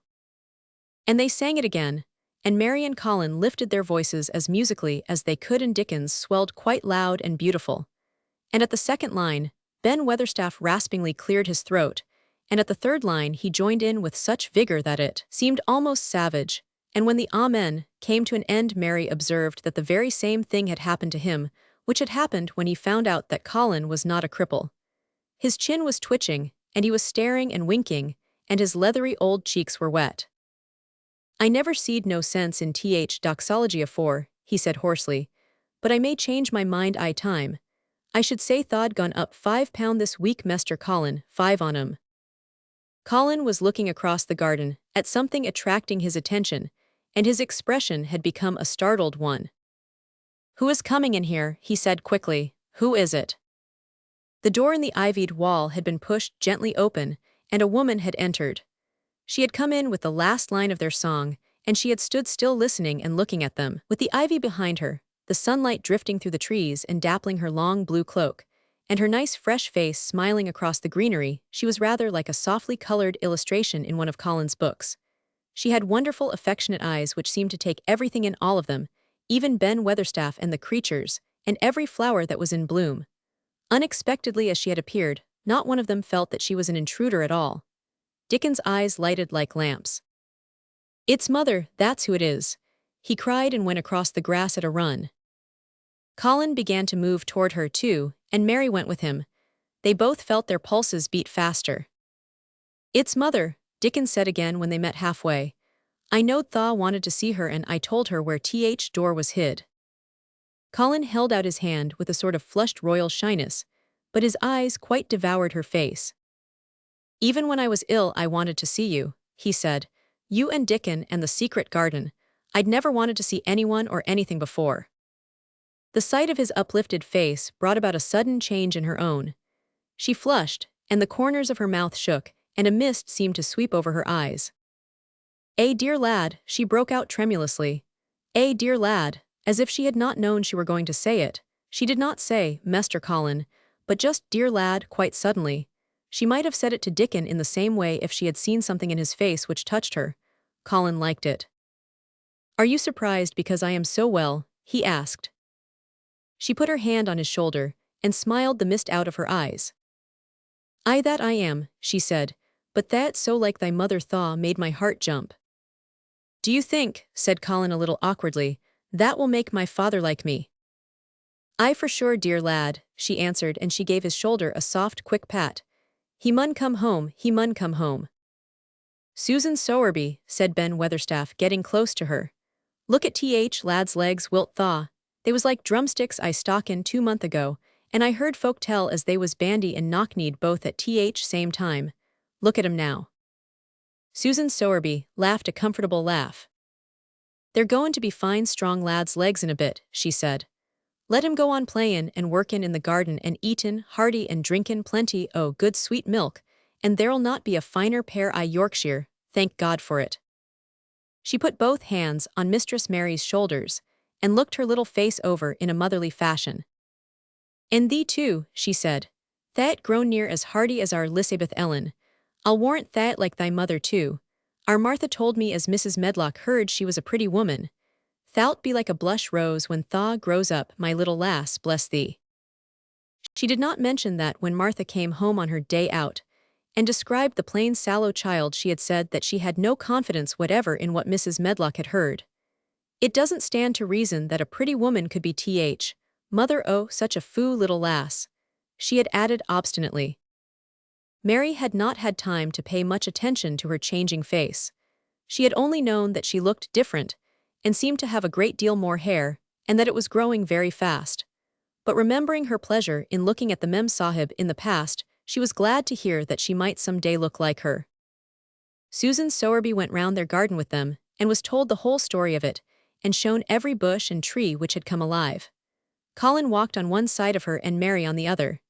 Each of them kept looking up at her comfortable rosy face, secretly curious about the delightful feeling she gave them, a sort of warm, supported feeling. It seemed as if she understood them as Dickon understood his creatures. She stooped over the flowers and talked about them as if they were children. Soot followed her, and once or twice caught at her, and flew upon her shoulder as if it were Dickon's. When they told her about the robin and the first flight of the young ones, she laughed a motherly little mellow laugh in her throat. I suppose learnin' 'em to fly is like learnin' children to walk, but I'm feared I should be all in a worrit if mine had wings instead o' legs, she said. It was because she seemed such a wonderful woman in her nice moorland cottage way that at last she was told about the magic. Do you believe in magic? Asked Colin after he had explained about Indian fakirs. I do hope you do. That I do, lad, she answered. I never knowed it by that name, but what does name matter? I warrant they call it a different name I France and a different one I Germany. Same thing as set seeds swellin', and sunshinin', made thee a well lad, and it's good thing. It isn't like us poor fools as think it matters if us is called out of our names. Big good thing doesn't stop to worrit, bless thee. It goes on mackin' worlds by million worlds like us. Never thee stop believin' in big good thing and knowin' worlds full of it, and call it what tha likes. Tha wert singin' to it when I come into garden. I felt so joyful, said Colin, opening his beautiful strange eyes at her. Suddenly I felt how different I was, how strong my arms and legs were, you know, and how I could dig and stand, and I jumped up and wanted to shout out something to anything that would listen. Magic listened when Tha sung doxology. It would ha listen to anything Tha'd sung. It was joy that mattered. Lad, what's names to joy maker? And she gave his shoulders a quick soft pat again. She had packed a basket which held a regular feast this morning, and when the hungry hour came and Dickon brought it out from its hiding place, she sat down with them under their tree and watched them devour their food, laughing and quite gloating over their appetites. She was full of fun and made them laugh at all sorts of odd things. She told them stories in broad Yorkshire and taught them new words. She laughed as if she could not help it when they told her of the increasing difficulty there was in pretending that Colin was still a fretful invalid. "You see, we can't help laughing nearly all the time when we are together," explained Colin. "And it doesn't sound ill at all. We try to choke it back, but it will burst out, and that sounds worse than ever." "There's one thing that comes into my mind so often," said Mary, "and I can scarcely ever hold in when I think of it suddenly. I keep thinking, suppose Colin's face should get to look like a full moon. It isn't like one yet, but he gets a tiny bit fatter every day, and suppose some morning it should look like one. What should we do?" "Bless us all, I can see Thaw has a good bit o' play actin' to do," said Susan Sowerby. "But Thaw won't have to keep it up much longer. Mester Craven'll come home." "Do you think he will?" asked Colin. "Why?" Susan Sowerby chuckled softly. "I suppose it 'ud nigh break thy heart if he found out before Thaw told him in Thaw own way," she said. "Thaw's laid awake nights plannin' it." "I couldn't bear anyone else to tell him," said Colin. "I think about different ways every day. I think now I just want to run into his room." "That'd be a fine start for him," said Susan Sowerby. "I'd like to see his face, lad, I would that. He mun come back, that he mun." One of the things they talked of was the visit they were to make to her cottage. They planned it all. They were to drive over the moor and lunch out of doors among the heather. They would see all the 12 children and Dickon's garden and would not come back until they were tired. Susan Sowerby got up at last to return to the house and Mrs. Medlock. It was time for Colin to be wheeled back also.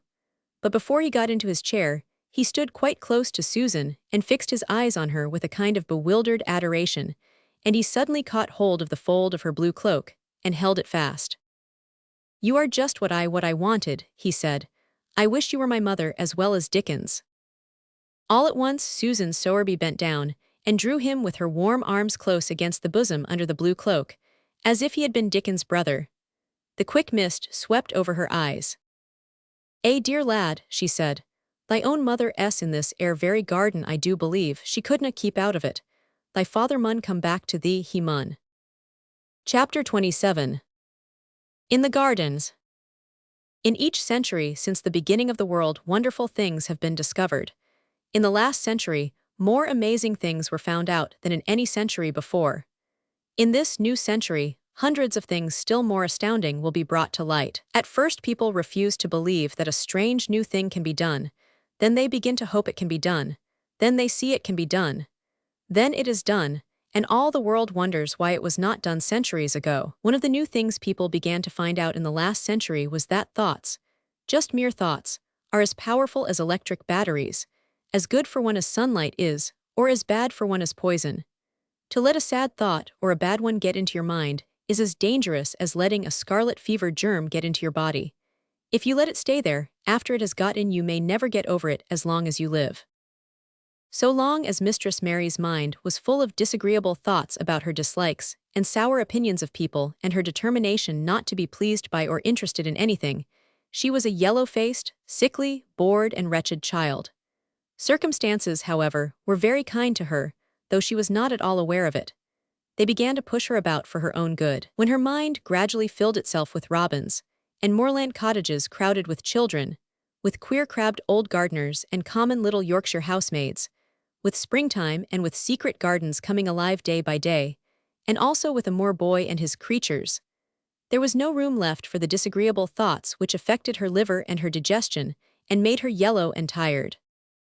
So long as Colin shut himself up in his room and thought only of his fears and weakness and his detestation of people who looked at him and reflected hourly on humps and early death, he was a hysterical, half-crazy little hypochondriac who knew nothing of the sunshine and the spring and also did not know that he could get well and could stand upon his feet if he tried to do it. When new beautiful thoughts began to push out the old hideous ones, life began to come back to him.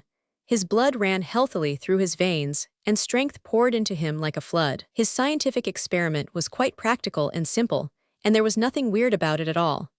Much more surprising things can happen to anyone who, when a disagreeable or discouraged thought comes into his mind, just has the sense to remember in time and push it out by putting in an agreeable, determinedly courageous one. Two things cannot be in one place. Where you tend a rose, my lad, a thistle cannot grow. While the secret garden was coming alive, and two children were coming alive with it, there was a man wandering about certain faraway beautiful places in the Norwegian fjords and the valleys and mountains of Switzerland, and he was a man who for 10 years had kept his mind filled with dark and heartbroken thinking. He had not been courageous. He had never tried to put any other thoughts in the place of the dark ones. He had wandered by blue lakes and thought them. He had lain on mountainsides with sheets of deep blue gentians blooming all about him, and flower breaths filling all the air, and he had thought them. A terrible sorrow had fallen upon him when he had been happy, and he had let his soul fill itself with blackness, and had refused obstinately to allow any rift of light to pierce through. He had forgotten and deserted his home and his duties. When he traveled about, darkness so brooded over him that the sight of him was a wrong done to other people, because it was as if he poisoned the air about him with gloom. Most strangers thought he must be either half mad or a man with some hidden crime on his soul. He was a tall man with a drawn face and crooked shoulders, and the name he always entered on hotel registers was Archibald Craven, Misselthwaite Manor, Yorkshire, England. He had travelled far and wide since the day he saw Mistress Mary in his study, and told her she might have her bit of earth. He had been in the most beautiful places in Europe, though he had remained nowhere more than a few days. He had chosen the quietest and remotest spots. He had been on the tops of mountains whose heads were in the clouds, and had looked down on other mountains when the sun rose, and touched them with such light as made it seem as if the world were just being born. But the light had never seemed to touch himself, until one day when he realized that for the first time in 10 years, a strange thing had happened. He was in a wonderful valley in the Austrian Tyrol, and he had been walking alone through such beauty as might have lifted any man's soul out of shadow. He had walked a long way, and it had not lifted his. But at last he had felt tired, and had thrown himself down to rest on a carpet of moss by a stream. It was a clear little stream, which ran quite merrily along on its narrow way through the luscious damp greenness. Sometimes it made a sound rather like very low laughter as it bubbled over and round stones. He saw birds come and dip their heads to drink in it, and then flick their wings and fly away. It seemed like a thing alive, and yet its tiny voice made the stillness seem deeper. The valley was very, very still. As he sat gazing into the clear running of the water, Archibald Craven gradually felt his mind and body both grow quiet as the valley itself. He wondered if he were going to sleep, but he was not.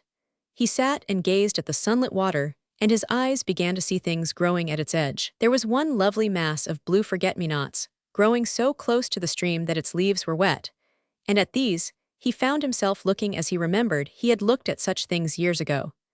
He was actually thinking tenderly how lovely it was, and what wonders of blue its hundreds of little blossoms were. He did not know that just that simple thought was slowly filling his mind, filling and filling it, until other things were softly pushed aside. It was as if a sweet clear spring had begun to rise in a stagnant pool, and had risen and risen until at last it swept the dark water away. But of course he did not think of this himself. He only knew that the valley seemed to grow quieter and quieter as he sat and stared at the bright delicate blueness. He did not know how long he sat there or what was happening to him, but at last he moved as if he were awakening, and he got up slowly and stood on the moss carpet, drawing a long, deep, soft breath and wondering at himself. Something seemed to have been unbound and released in him, very quietly. "What is it?" he said, almost in a whisper, and he passed his hand over his forehead. "I almost feel as if I were alive." I do not know enough about the wonderfulness of undiscovered things to be able to explain how this had happened to him. Neither does anyone else yet.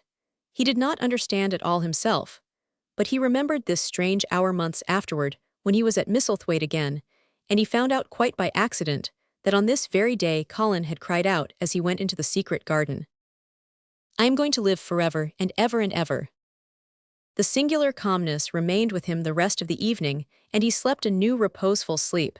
But it was not with him very long. He did not know that it could be kept. By the next night, he had opened the doors wide to his dark thoughts, and they had come trooping and rushing back. He left the valley and went on his wandering way again. But strange as it seemed to him, there were minutes, sometimes half hours, when without his knowing why, the black burden seemed to lift itself again, and he knew he was a living man and not a dead one. Slowly, slowly, for no reason that he knew of, He was coming alive with the garden. As the golden summer changed into the deep golden autumn, he went to the lake of Como. There he found the loveliness of a dream. He spent his days upon the crystal blueness of the lake, or he walked back into the soft, thick verdure of the hills and tramped until he was tired so that he might sleep. But by this time he had begun to sleep better. He knew, and his dreams had ceased to be a terror to him. Perhaps, he thought, my body is growing stronger. It was growing stronger, but because of the rare peaceful hours when his thoughts were changed. His soul was slowly growing stronger, too. He began to think of Misselthwaite and wonder if he should not go home. Now and then he wondered vaguely about his boy and asked himself what he should feel when he went and stood by the carved four-posted bed again and looked down at the sharply chiseled ivory-white face while it slept, and the black lashes rimmed so startlingly the close-shut eyes. He shrank from it. One marvel of a day, he had walked so far that when he returned the moon was high and full, and all the world was purple shadow and silver. The stillness of lake and shore and wood was so wonderful that he did not go into the villa he lived in. He walked down to a little bowered terrace at the water's edge, and sat upon a seat, and breathed in all the heavenly sense of the night. He felt the strange calmness stealing over him, and it grew deeper and deeper, until he fell asleep. He did not know when he fell asleep, and when he began to dream. His dream was so real that he did not feel as if he were dreaming. He remembered afterward how intensely wide awake and alert he had thought he was. He thought that as he sat and breathed in the scent of the late roses, and listened to the lapping of the water at his feet, he heard a voice calling. It was sweet and clear and happy and far away. It seemed very far, but he heard it as distinctly as if it had been at his very side. Archie, Archie, Archie, it said, and then again, sweeter and clearer than before, Archie, Archie. He thought he sprang to his feet, not even startled. It was such a real voice, and it seemed so natural that he should hear it. Lilias, Lilias, he answered. Lilias, where are you? In the garden, it came back like a sound from a golden flute. In the garden. And then the dream ended. But he did not awaken. He slept soundly and sweetly all through the lovely night. When he did awake at last, it was brilliant morning, and a servant was standing staring at him. He was an Italian servant and was accustomed, as all the servants of the villa were, to accepting without question any strange thing his foreign master might do. No one ever knew when he would go out or come in, or where he would choose to sleep, or if he would roam about the garden or lie in the boat on the lake all night. The man held a salver with some letters on it, and he waited quietly until Mr. Craven took them. When he had gone away, Mr. Craven sat a few moments holding them in his hand and looking at the lake. His strange calm was still upon him, and something more, a lightness as if the cruel thing which had been done had not happened as he thought, as if something had changed. He was remembering the dream, the real dream. In the garden, he said, wondering at himself. In the garden, but the door is locked and the key is buried deep. When he glanced at the letters a few minutes later, he saw that the one lying at the top of the rest was an English letter and came from Yorkshire. It was directed in a plain woman's hand, but it was not a hand he knew. He opened it, scarcely thinking of the writer, but the first words attracted his attention at once. Dear Sir, I am Susan Sowerby that made bold to speak to you once on the moor. It was about Miss Mary I spoke. I will make bold to speak again. Please, sir, I would come home if I was you. I think you would be glad to come, and if you will excuse me, sir, I think your lady would ask you to come if she was here. Your obedient servant, Susan Sowerby. Mr. Craven read the letter twice before he put it back in its envelope. He kept thinking about the dream. I will go back to Misselthwaite, he said. Yes, I'll go at once. And he went through the garden to the villa, and ordered Pitcher to prepare for his return to England. In a few days he was in Yorkshire again, and on his long railroad journey, he found himself thinking of his boy as he had never thought in all the 10 years past. During those years, he had only wished to forget him. Now, though he did not intend to think about him, memories of him constantly drifted into his mind. He remembered the black days when he had raved like a madman because the child was alive and the mother was dead. He had refused to see it, and when he had gone to look at it at last, it had been such a weak, wretched thing that everyone had been sure it would die in a few days. But to the surprise of those who took care of it, the days passed, and it lived, and then everyone believed it would be a deformed and crippled creature. He had not meant to be a bad father, but he had not felt like a father at all. He had supplied doctors and nurses and luxuries, but he had shrunk from the mere thought of the boy, and had buried himself in his own misery. The first time after a year's absence, he returned to Misselthwaite, and the small, miserable-looking thing languidly and indifferently lifted to his face the great grey eyes with black lashes round them. So like and yet so horribly unlike the happy eyes he had adored, he could not bear the sight of them and turned away pale as death. After that, he scarcely ever saw him except when he was asleep, and all he knew of him was that he was a confirmed invalid, with a vicious, hysterical, half-insane temper. He could only be kept from furies dangerous to himself by being given his own way in every detail. All this was not an uplifting thing to recall, but as the train whirled him through mountain passes and golden plains, the man who was coming alive began to think in a new way, and he thought long and steadily and deeply. "Perhaps I have been all wrong for 10 years, he said to himself. 10 years is a long time. It may be too late to do anything, quite too late. What have I been thinking of?" Of course, this was the wrong magic, to begin by saying too late. Even Colin could have told him that, but he knew nothing of magic, either black or white. This he had yet to learn. He wondered if Susan Sowerby had taken courage and written to him only because the motherly creature had realized that the boy was much worse, was fatally ill. If he had not been under the spell of the curious calmness which had taken possession of him, he would have been more wretched than ever. But the calm had brought a sort of courage and hope with it. Instead of giving way to thoughts of the worst, he actually found he was trying to believe in better things. "Could it be possible that she sees that I may be able to do him good and control him?" he thought. "I will go and see her on my way to Misselthwaite." But when on his way across the moor, he stopped the carriage at the cottage. 7 or 8 children who were playing about gathered in a group, and bobbing 7 or 8 friendly and polite curtsies, told him that their mother had gone to the other side of the moor early in the morning to help a woman who had a new baby. "Our Dickon," they volunteered, was over at the manor working in one of the gardens where he went several days each week. Mr. Craven looked over the collection of sturdy little bodies and round red-cheeked faces, each one grinning in its own particular way, and he awoke to the fact that they were a healthy, likable lot. He smiled at their friendly grins and took a golden sovereign from his pocket and gave it to our Elizabeth Ellen, who was the oldest. "If you divide that into 8 parts, there will be half a crown for each of you," he said. Then amid grins and chuckles and bobbing of curtsies he drove away, leaving ecstasy and nudging elbows and little jumps of joy behind. The drive across the wonderfulness of the moor was a soothing thing. Why did it seem to give him a sense of homecoming which he had been sure he could never feel again? That sense of the beauty of land and sky and purple bloom of distance, and a warming of the heart at drawing nearer to the great old house which had held those of his blood for 600 years. How he had driven away from it the last time, shuddering to think of its closed rooms and the boy lying in the 4-posted bed with the brocaded hangings. Was it possible that perhaps he might find him changed a little for the better, and that he might overcome his shrinking from him?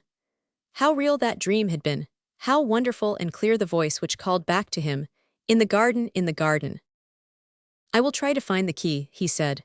"I will try to open the door, I must, though I don't know why." When he arrived at the manor, the servants who received him with the usual ceremony noticed that he looked better, and that he did not go to the remote rooms where he usually lived attended by Pitcher. He went into the library and sent for Mrs. Medlock. She came to him, somewhat excited and curious and flustered. "How is Master Colin Medlock?" he inquired. "Well, sir," Mrs. Medlock answered, he's different in a manner of speaking." "Worse," he suggested. Mrs. Medlock really was flushed. "Well, you see, sir," she tried to explain, "neither Dr. Craven nor the nurse nor me can exactly make him out." "Why is that?" "To tell the truth, sir, Master Colin might be better and he might be changing for the worse. His appetite, sir, is past understanding, and his ways." "Has he become more and more peculiar?" her master asked, knitting his brows anxiously. "That's it, sir. He's growing very peculiar when you compare him with what he used to be. He used to eat nothing, and then suddenly he began to eat something enormous, and then he stopped again all at once, and the meals were sent back just as they used to be. You never knew, sir, perhaps, that out of doors he never would let himself be taken. The things we've gone through to get him to go out in his chair would leave a body trembling like a leaf. He'd throw himself into such a state that Dr. Craven said he couldn't be responsible for forcing him. Well, sir, just without warning, Not long after one of his worst tantrums, he suddenly insisted on being taken out every day by Miss Mary and Susan Sowerby's boy Dickon that could push his chair. He took a fancy to both Miss Mary and Dickon brought his tame animals. And if you'll credit it, sir, out of doors he will stay from morning until night. How does he look, was the next question. If he took his food natural, sir, you'd think he was putting on flesh, but we're afraid it may be a sort of bloat. He laughs sometimes in a queer way when he's alone with Miss Mary. He never used to laugh at all. Dr. Craven is coming to see you at once, if you'll allow him. He never was as puzzled in his life. Where is Master Colin now? Mr. Craven asked. In the garden, sir. He's always in the garden, though not a human creature is allowed to go near for fear they'll look at him. Mr. Craven scarcely heard her last words. In the garden, he said, and after he had sent Mrs. Medlock away, he stood and repeated it again and again. In the garden. He had to make an effort to bring himself back to the place he was standing in, and when he felt he was on earth again, he turned and went out of the room. He took his way, as Mary had done, through the door in the shrubbery and among the laurels and the fountain beds. The fountain was playing now and was encircled by beds of brilliant autumn flowers. He crossed the lawn and turned into the long walk by the ivied walls. He did not walk quickly, but slowly, and his eyes were on the path. He felt as if he were being drawn back to the place he had so long forsaken, and he did not know why. As he drew near to it, his step became still more slow. He knew where the door was even though the ivy hung thick over it, but he did not know exactly where it lay, that buried key. So he stopped and stood still, looking about him, and almost the moment after he had paused, he started and listened, asking himself if he were walking in a dream. The ivy hung thick over the door, the key was buried under the shrubs. No human being had passed that portal for 10 lonely years, and yet inside the garden there were sounds. They were the sounds of running, scuffling feet seeming to chase round and round under the trees. They were strange sounds of lowered, suppressed voices, exclamations, and smothered, joyous cries. It seemed actually like the laughter of young things, the uncontrollable laughter of children who were trying not to be heard, but who in a moment or so, as their excitement mounted, would burst forth. What in heaven's name was he dreaming of? What in heaven's name did he hear? Was he losing his reason and thinking he heard things which were not for human ears? Was it that the far clear voice had meant? And then the moment came, the uncontrollable moment when the sounds forgot to hush themselves. The feet ran faster and faster, they were nearing the garden door. There was quick, strong young breathing and a wild outbreak of laughing shouts which could not be contained. And the door in the wall was flung wide open, the sheet of ivy swinging back, and a boy burst through it at full speed, and without seeing the outsider, dashed almost into his arms. Mr. Craven had extended them just in time to save him from falling as a result of his unseeing dash against him. And when he held him away to look at him in amazement at his being there, he truly gasped for breath. He was a tall boy and a handsome one. He was glowing with life, and his running had sent splendid color leaping to his face. He threw the thick hair back from his forehead and lifted a pair of strange gray eyes, eyes full of boyish laughter and rimmed with black lashes like a fringe. It was the eyes which made Mr. Craven gasp for breath. Who, he stammered. This was not what Colin had expected. This was not what he had planned. He had never thought of such a meeting. And yet to come dashing out, winning a race, perhaps it was even better.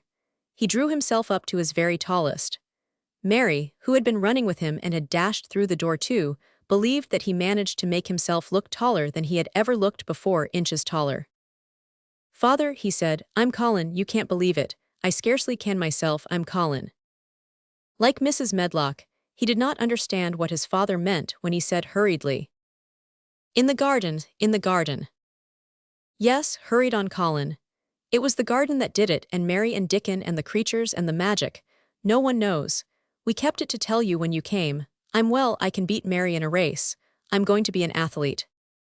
He said it also like a healthy boy, his face flushed, his words tumbling over each other in his eagerness, that Mr. Craven's soul shook with unbelieving joy. Colin put out his hand and laid it on his father's arm. Aren't you glad, father? He ended. Aren't you glad? I'm going to live forever and ever and ever. Mr. Craven put his hands on both the boy's shoulders and held him still. He knew he dared not even try to speak for a moment. Take me into the garden, my boy, he said at last, and tell me all about it. And so they led him in. The place was a wilderness of autumn gold, and purple and violet blue and flaming scarlet, and on every side were sheaves of late lilies standing together. Lilies which were white and ruby. He remembered well when the first of them had been planted, that just at this season of the year, their late glories should reveal themselves. Late roses climbed and hung and clustered, and the sunshine deepening the hue of the yellowing trees made one feel that one stood in an embowered temple of gold. The newcomer stood silent just as the children had done when they came into its grayness. He looked round and round. "I thought it would be dead," he said. "Mary thought so at first," said Colin, "but it came alive." Then they sat down under their tree, all but Colin, who wanted to stand while he told the story. It was the strangest thing he had ever heard, Archibald Craven thought, as it was poured forth in headlong boy fashion. Mystery and magic and wild creatures, the weird midnight meeting, the coming of the spring, the passion of insulted pride which had dragged the young Raja to his feet to defy old Ben Weatherstaff to his face. The odd companionship, the play acting, the great secret so carefully kept. The listener laughed until tears came into his eyes, and sometimes tears came into his eyes when he was not laughing. The athlete, the lecturer, the scientific discoverer was a laughable, lovable, healthy young human thing. "Now," he said at the end of the story, "it need not be a secret any more. I dare say it will frighten them nearly into fits when they see me, but I am never going to get into the chair again. I shall walk back with you, father, to the house." Ben Weatherstaff's duties rarely took him away from the gardens, but on this occasion, he made an excuse to carry some vegetables to the kitchen, and being invited into the servants' hall by Mrs. Medlock to drink a glass of beer, he was on the spot, as he had hoped to be, when the most dramatic event Misselthwaite Manor had seen during the present generation actually took place. One of the windows looking upon the courtyard gave also a glimpse of the lawn. Mrs. Medlock, knowing Ben had come from the gardens, hoped that he might have caught sight of his master, and even by chance of his meeting with Master Colin. "Did you see either of them, Weatherstaff?" she asked. Ben took his beer mug from his mouth and wiped his lips with the back of his hand. "Aye, that I did," he answered with a shrewdly significant air. "Both of them," suggested Mrs. Medlock. "Both of 'em," returned Ben Weatherstaff. "Thank ye kindly, ma'am, I could sup up another mug of it." "Together," said Mrs. Medlock, hastily overfilling his beer mug in her excitement. "Together, ma'am," and Ben gulped down half of his new mug at one gulp. "Where was Master Colin? How did he look? What did they say to each other?" "I didna hear that," said Ben. "Along only bane on stepladder lookin' over wall. But I'll tell thee this. There's been things goin' on outside as you house people knows nowt about. And what thou'll find out soon." And it was not 2 minutes before he swallowed the last of his beer, and waved his mug solemnly toward the window, which took in through the shrubbery a piece of the lawn. "Look there," he said, "if thou's curious. Look what's common across grass." When Mrs. Medlock looked, she threw up her hands and gave a little shriek, and every man and woman servant within hearing bolted across the servants' hall and stood looking through the window with their eyes almost starting out of their heads. Across the lawn came the master of Misselthwaite, and he looked as many of them had never seen him. And by his side, with his head up in the air and his eyes full of laughter, walked as strongly and steadily as any boy in Yorkshire, Master Colin. The end.